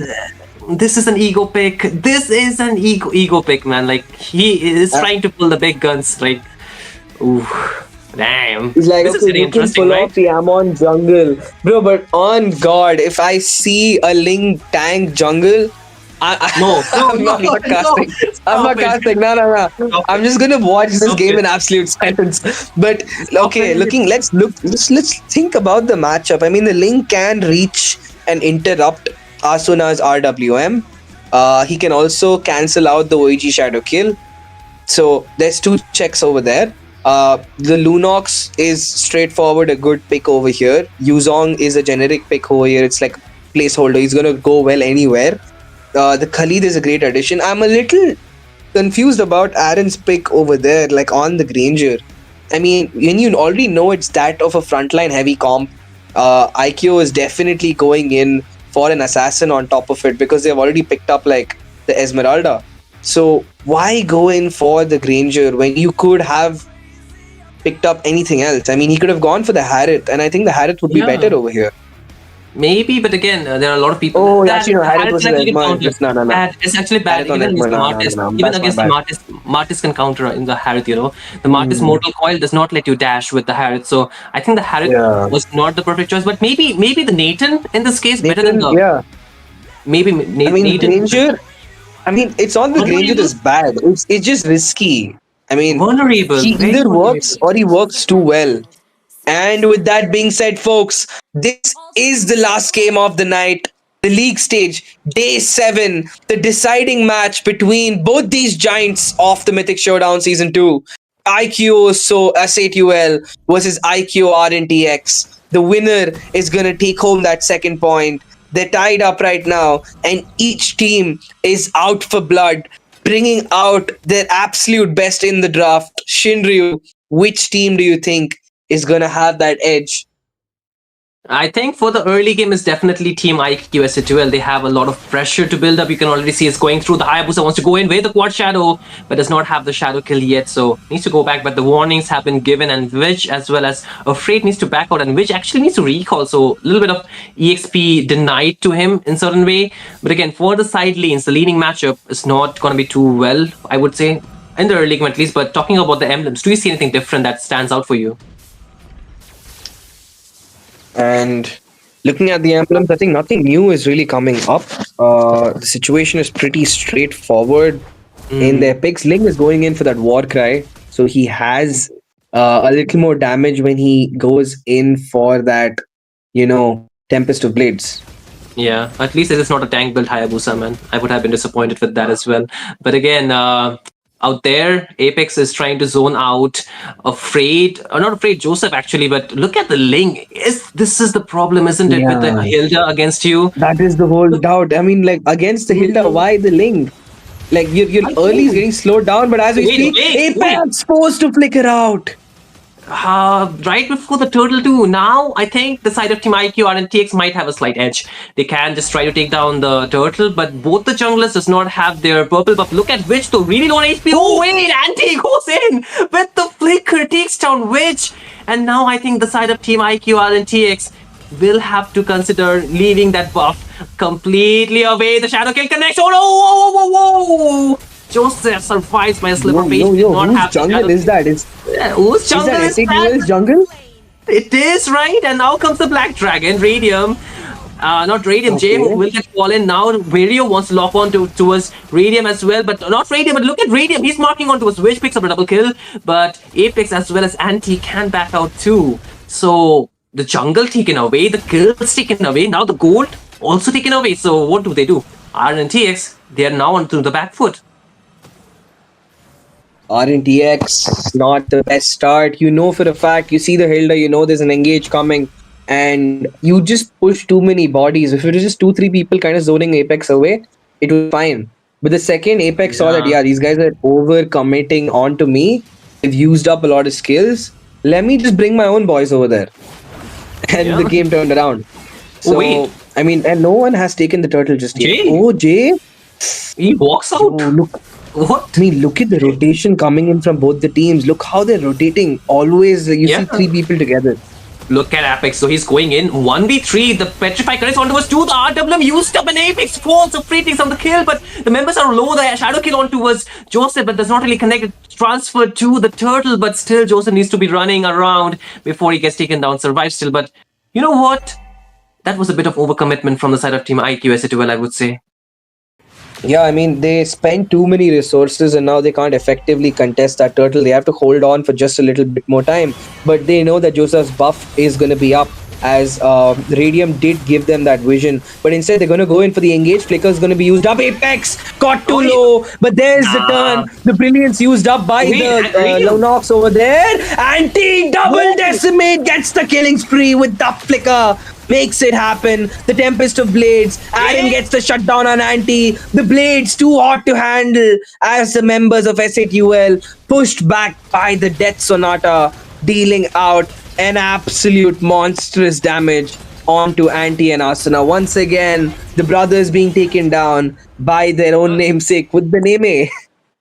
I know, right? But the thing is, I feel for Aaron, like, it's more about Aaron in this game than Joseph, because you see the Tempest of Blade connected, but the damage was already there from both Witch as well as Aaron that took down the kill. And if he has a Sky Piercer by now, I think Aaron will be able to do a lot more. But Apex falls for the 3rd time. And I feel the Hilda's code has been cracked by the side of Team IQ Rntx in this game, because not Radium, but Apex is not really working too well. But look at Radium, he might be in trouble here. Oh my god, absolutely shit. Oh, Decimate. And he gets the kill, he can get another one. Can he make it 3? No. He does not, he backs off for now. I mean, that's just the most annoying part, bro, of that Martis. He has to press a button and you disappear. That too, like, no matter how, if you're the tanky member, if you're the squishy member, does not really matter, right? He takes down you equally because of the true damage. And now the good fact for IQ Rntx is what Aaron is doing. Is still taking down the turret. Joseph might be going for a 1v1, but it might soon turn into a 2v1. But Joseph is trying to bait out Jeho, but he will instantly go back with the quad. Shadow did not have the Shadow Kill, so does not want to delay that for too long. But onto the portal in Radium versus 2 members, but Aaron getting locked on by Apex, and he takes down Aaron. And now, afraid all by himself, the RWM lockdown slowing him as well, but the HP has been chipped. The button HP away does not survive. Asuna gets the last hit. 2 member falls, the gold lane especially, and now IQ SATUL again has the ball in their court. Once again, despite that early throw by Apex, he makes a turnaround. Right now, the 4 members, no escape for Witch. He's gonna go in, but he's not gonna stay back alive, as it's gonna be Martis who cleans him up, but Mirio will get the clap back. There's the comeback coming in. Joseph goes in for the re-engage. Will they go in for the dash? There's OG Shadow Kill, but he catches up with the Tempest of Blades. Joseph popped out very low, trying to dash out, but the killing spree. Joseph is down. It's only Aaron and Afraid trying to sustain against the world. But Asuna looking for the void manipulation. Hayabusa with the OG Shadow Kill. The Shuriken is not going to be enough to take him down. Which holding on with the brilliance. And this is a game at hand, folks. Rntx holding on somehow. Oh my god. Aaron could have been in trouble, but Radium cannot be melted down at this point. So this Esmeralda is doing too much, and the damage is not being enough, from which he's 1-4 and 0. So he does not have the Sky Piercer, he just have the glowing wand, so it's not really enough yet. But for the side of, Aaron, I would say he has 2 items locked in, so just consider him keeping him safe farming in the lane, because if he gets taken down once more, his farm will be reduced exponentially, and that will be causing a lot of problem. Top tier anti takes down the tier 1 up turret, so now the turtle 2 will be going to the side of team IQ SATUL, but look at the Fred getting overloaded with the damage, but there is a heal backup. Will it be enough? Does not seem so. The shadow kill there, but Iranian picks up the kill. A mega kill for him. The Black Dragon used up by Barrier 2, but just for the escape. And the side of Team IQS2 is just expanding their own domain much more in this game, and IQ Rntx, they cannot answer back much more, but look at Jing again going back in, shipping on the HP, the Art of Lift comes down, there is the brilliance used up by Witch for the escape, and the map just given freely to the side of the IQ. Fleeting time? Does he have fleeting time on that? Because why is he getting the RWM every 20 seconds right now? I don't know. I mean, yeah, he does not. Then how is he getting it that quick? What? I mean, it does not make sense. But I think the real question is Jay playing Assassin or is it Radium? I don't know, but again, look at the top lane there. The Tempest of Blade used up, but Aaron picks up the kill. Anti-falls though. This is bad. You do not want to give Aaron gold. He's just going to run away with the game. But the thing is, I think even with that kill, they cannot really convert it into any kind of objective, because the tier 1 will stand on top. But Anti does just have 12 stacks, so he fell back-to-back twice. So that kind of reduces his stacks a lot more. So I think at this point, he might just slow down a little bit. This might just, stop the rampage of this Martis a little bit, which could be a good sign. They need some time to, IQ, Rntx, they need some time to come online, because the lane is not the best from the early to mid game, but from the mid to late game, he can do a lot more, maybe with the split push as well. And again, onto the mid lane, the shadow kill. Oh, Aaron! So close from being taken down. Oh my god. Aaron needs that Wind Talker as soon as possible. Wind of Nature as soon as possible. Oh, wait, what? Oh, what's gonna happen over there? Joseph forced to dash out. Brilliance also popped up by the Nox as they're gonna try to siege another turret. It's gonna be Mirio holding on, but even he has to back off. The damage coming in is just too much to handle, and it's only 9 minutes in, and the Divine Shield is taken down. I mean, Yeah. what is happening? I feel like Rntx has the kills, but they have no gold or objectives contested. I mean, Free Lord, it's not you can looking see, good for right? them. Yeah, Free Lord, you can see for IQ SATUL, because Joseph is pushing the Look top at lane. Radium's heal rank. You just saw that? Did you see that? He had 100k heal close to, and no one else is even touching 30. Oh, I mean, wait. what the- I feel for Radium, he's having a gala time in this game, because nobody has been able to take him down, and even the counter which was picked for him, the Lunox, he has to force his brilliance just to survive from the RWM, completely getting outranged by the Eve. But look at Radium, man. He's going in all by himself, Oh. getting RWM. Oh, finally. Radium falls. Finally, he falls. But they lose out. A little too deep. Way too much. Way too much. I mean, you do not like. I mean, it's a little too late. I mean, you're hitting the 10-minute, 11-minute mark. Wait. So, oh, Jay, Wait. Does not have the shadow kill anymore. No way out, man. He falls. what was that Thank you for the damage? loop. I think Radium. Dude, Aaron is stacking up. Aaron is at like 40 stacks if I'm not wrong. He's like 44 stacks right now. Yeah, Yep, there it is. 44 stacks. But his passive stack is 44 he's stacks. just 400 in. He just has less passive stack, I would say. He cannot spam those Yeah. skills. So that could be a problem. I feel like Rntx should start funneling the gold onto Aaron, so that even if the rest of them are down by a few hundred gold, 1,000 gold, your main carry, the guy who's dishing out the most damage for your team, apart from the Lunox, is having sufficient gold. I feel like Witch and Aaron should get a full lane to clear for themselves. The problem is, Joseph is not getting those kills, right? He does not have the Sky Piercer. He just has 7 assists. And on an assassin, you need the kills, right? Because you're not getting enough gold. And even though for, Aaron, it's a good thing that he is getting the skills. But even for, I think Joseph, he needs a bit more farm to be viable in this game. Every time he's going in, he either has to burn up the Tempest of Blade defensively, or just, to give the utility to the team fight, the knock-up, just that is it. He's not getting the assassination down onto the backline. He cannot mark Asuna so easily. Okay.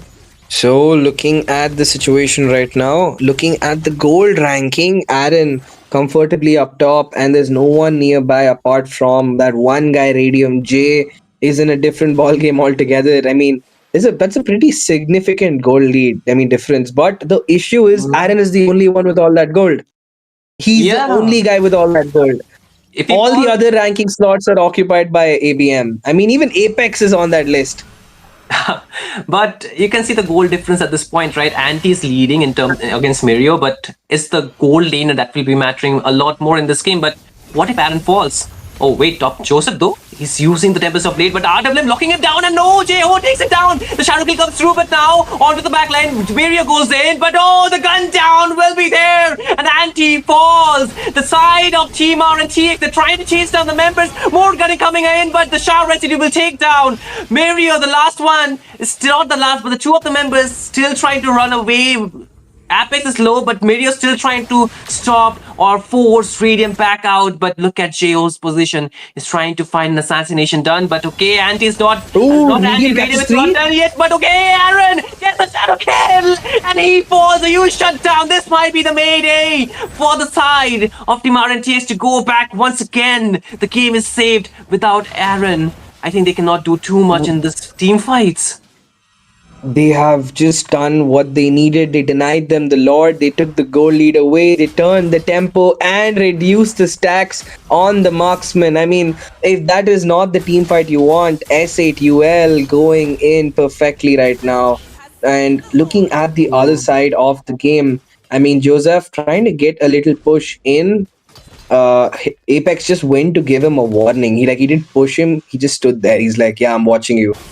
But yeah, looking at the situation of the builds. Oh wait. Yo, what's a huge fight going in on top. Mario forced to use the Black Dragon, Afraid getting zoned out, Wait. taking in a lot of damage. RWM catches out too, Afraid forced to heal up. As Jay using up the Shadow Kill, Brilliance gets baited out, and he goes back to safety. And look Wait, at the Joseph. damage. Joseph! Goes in all by himself. What are into you the Tempest doing? of He Blade. still goes in. What? But He backs out. actually pushed them all low. But like, That is a good why? thing. I think the Lord. I Maybe, mean, the Lord is all the way at the bot. So I think that I was mean- a bit too rushed by him, right? Not really required at that point, but a lot of skills waited out, man. yeah, I mean, it could go anyway. It is. I think RNTX they can defend this lot, but SATUL they will be back with more minions stacked in for this push. So how do they keep their inhibitors stacked on and standing on for this lot push, because they're trying to clear it out with Aaron, but one engage by them will be a lot of problem. But look at Apex was afraid here. They're still going in. Okay, there's the Lord. They're gonna try to divert it onto the mid side. Will they succeed in doing so? No, because the turret doesn't even exist anymore. But Afraid and Mirio still stand, so they have frontliners who can tank all that damage. Joseph being chased away back to the base by the guy Apex himself. And looking at the scoreboard, I mean, it is so close. It's so close in terms of kills, but no, Afraid over there going into the dual raging stance match. There is Mirio.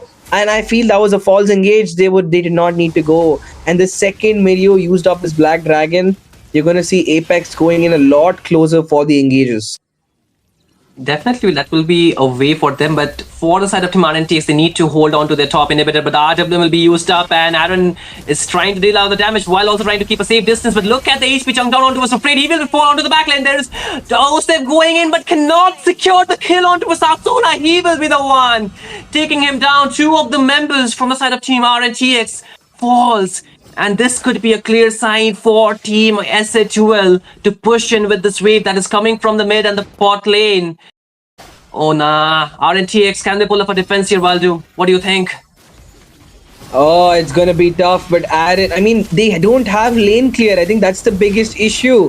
Who is gonna clear the lane for them? You have the Lunox who's popping up the brilliance, nah, but by that Ace. time, the base has been exposed and it will shatter with the the concerted efforts of all the members of S8UL. Every single member, no time to recall, no time to taunt. They're just gonna crash that base and get that win.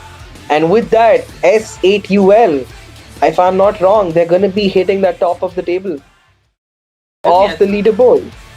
Yeah, with zero losses and completely winning out against all their games so far, SATUL will be at the top and Rntx will be dropped down to the second position here, Baldu. So, what a game it was! I think we were on the edge of our seat. I am still on my edge of my seat, so I was really hoping that we could have the game go on for a bit longer. But in the end, Rntx, they could not really get the kill or the shutdown onto his Asuna. That one play, which was a mishap, and also a freight falling, made the team fight outnumbered. And throughout the game, I feel they needed to mark Asuna, but nobody could get near to him. Like, even if they could get near to him, they could not shut him down.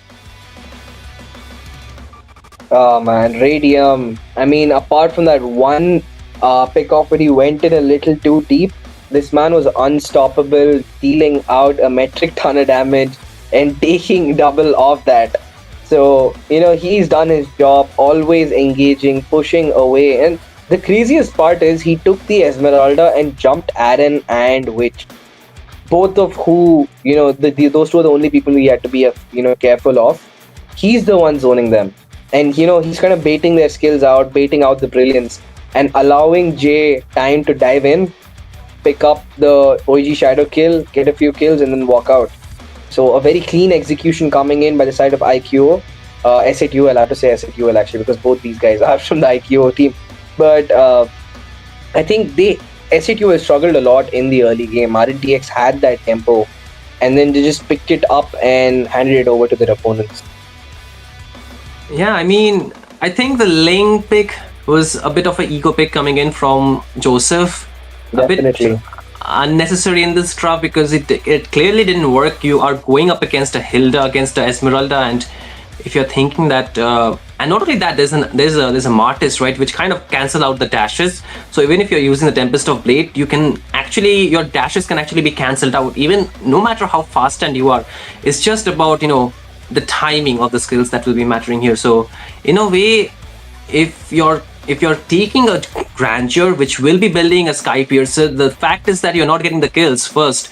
And on top of that, if you're playing an Assassin who kind of relies on the Snowball, that draft is not, built to actually scale up. It's kind of built to who is getting more kills. So that kind of becomes a contest for the kills instead of actually securing the game, securing the objective, which IQ Rntx could not do very well in this game.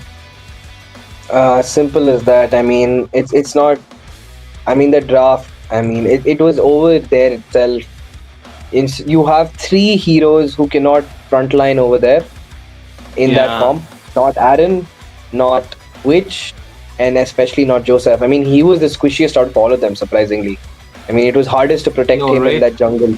So you're putting in way too much pressure on Afraid. And for a guy who picked up the Khalid to go invade the other team with the Lunox, they ended up kind of being pushed back by their own draft. I mean, that is the whole issue.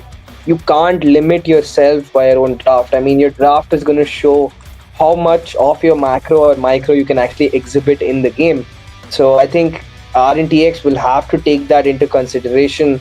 They have to be drafting a lot more smartly, and I think definitely a lot more carefully. You can't just pick up anything in any patch, because you're going to be punished, especially when you're going to do it in a tiebreaker against the current toppers on the leaderboard. And yep, there it is. Shinri or OCD will strike again.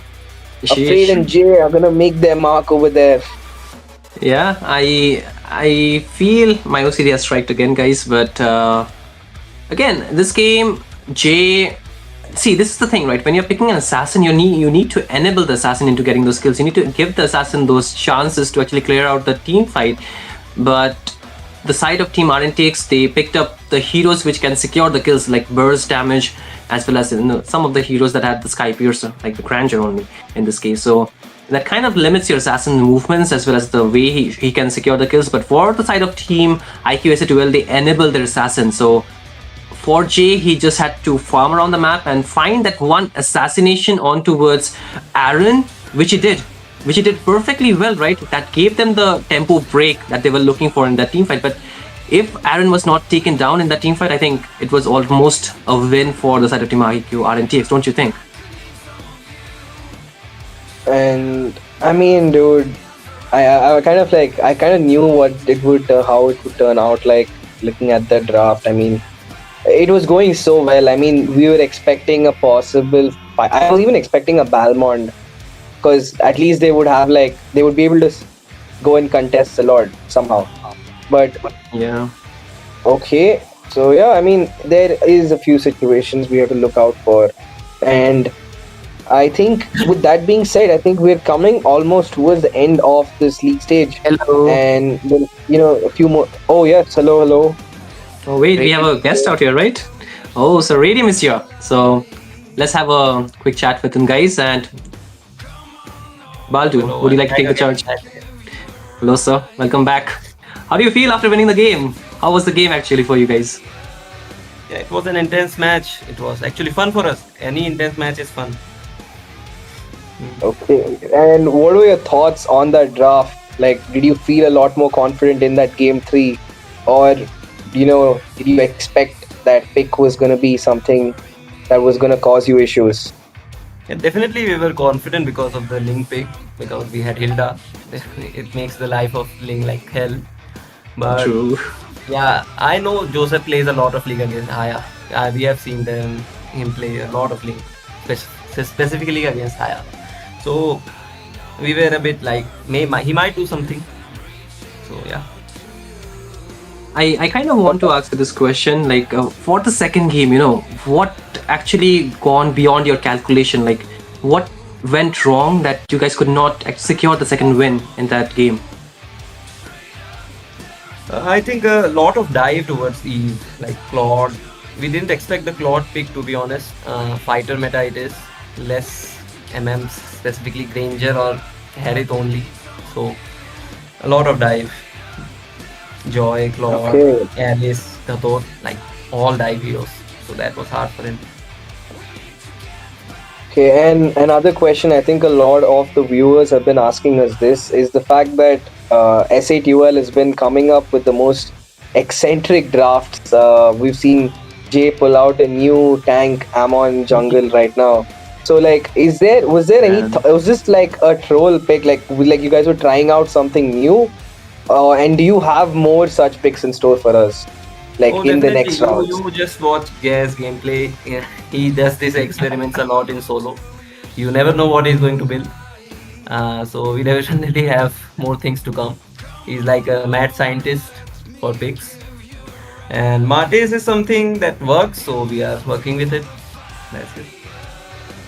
So, after winning this game, you guys will be the top in this league stage, right? The number 1 team. A team that has not lost a single game, I believe, so far. A single match. You have lost a game, but not a match so far. So, does this really, boost your confidence when you'll go for the LAN event? Because that is something everyone is looking for, and I feel you guys as well, isn't it?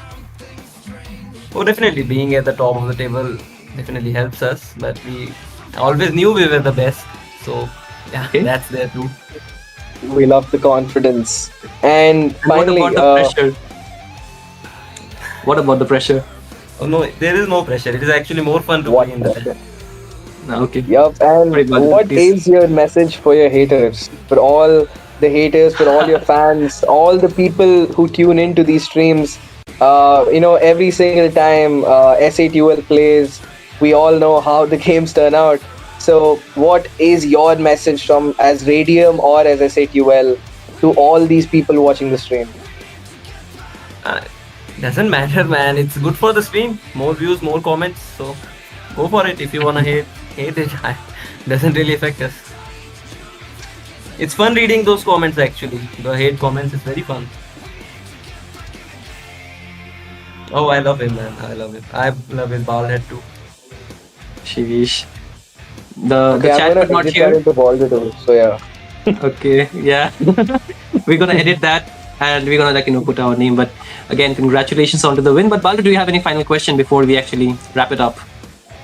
No, not really. I mean, you have sent a really strong message with your gameplay from the late start in the league table all the way to the very top. We wish you congratulations on securing the top spot. And what are your plans? Like, The final question is like, what is your plan for the LAN? Like, what is the game plan? I mean, we don't really have a plan. We expect to tap top the table and win the LAN. There are no specific plans. Like, Nonchalant, gimmick, but okay, if it works, it works. He's not trying to reveal too much. Hey, you gotta give the privacy there are right no to plan, the. man. Yeah, go to Guwahati, visit Guwahati. Last time we couldn't visit in Northeast Cup much, so visit maybe this time and later more, and then enjoy the event. Okay, we take that, right, Baldu? We do, or we don't? Definitely. I mean, Shinryu is gonna be there. So yep. Oh, okay. Actually, Shenryu, I have seen you like casting in every single tournament. Like, what do you eat, man? From like, I'm kind of hungry right now. I'm deprived of food while I'm casting, so it's just the hunger. It's just the way that I'm imagining the food to be there after this casting session. So I'm doing it for the food, man. Just for this casting session to get over as soon as possible. So that's it. yes, please eat, man. Please eat. I'll Love to see the But again, passion. likewise, man. I think we have seen you guys for so long. Even I for myself, right? I've seen you guys for so long, and we all are, your admirers. The way you play, and we wish you guys all the best. This is just for the Indian events, and soon we might just reach the international events as well, right? Right, Baldudu. So we need players like him, and more to come up, and more to take the stand for taking the charge for leading India into the global scene, isn't it? Definitely. Very thankful for your blessings. Thank you. Absolutely. So let's go, Baldu. Let's go for the end. That's it. Yep, I think that's all we have today. The results are clear. We will be posting the league table for the final points tally on the Instagram, War Drum Esports. Do check it out, guys. Tune into all the social media. We have a Discord, and we have a lot of events being held over there. So tune right in. And the only disappointing thing is that the viewers, we couldn't hit those 2K likes. So we're not going to have that 10K Dias giveaway in this stream, but keep tuning into the other ones, the future streams. We always have giveaways. War Drums has a lot of money to give. So if you're there, why are you not taking it up? I mean, I'm here. That's why I'm here. Yeah. So yeah, that is it. Stay tuned to War Drums Esports. This is Mythic Showdown Season 2. This is Baldudu and the amazing Shinryu. We're signing off.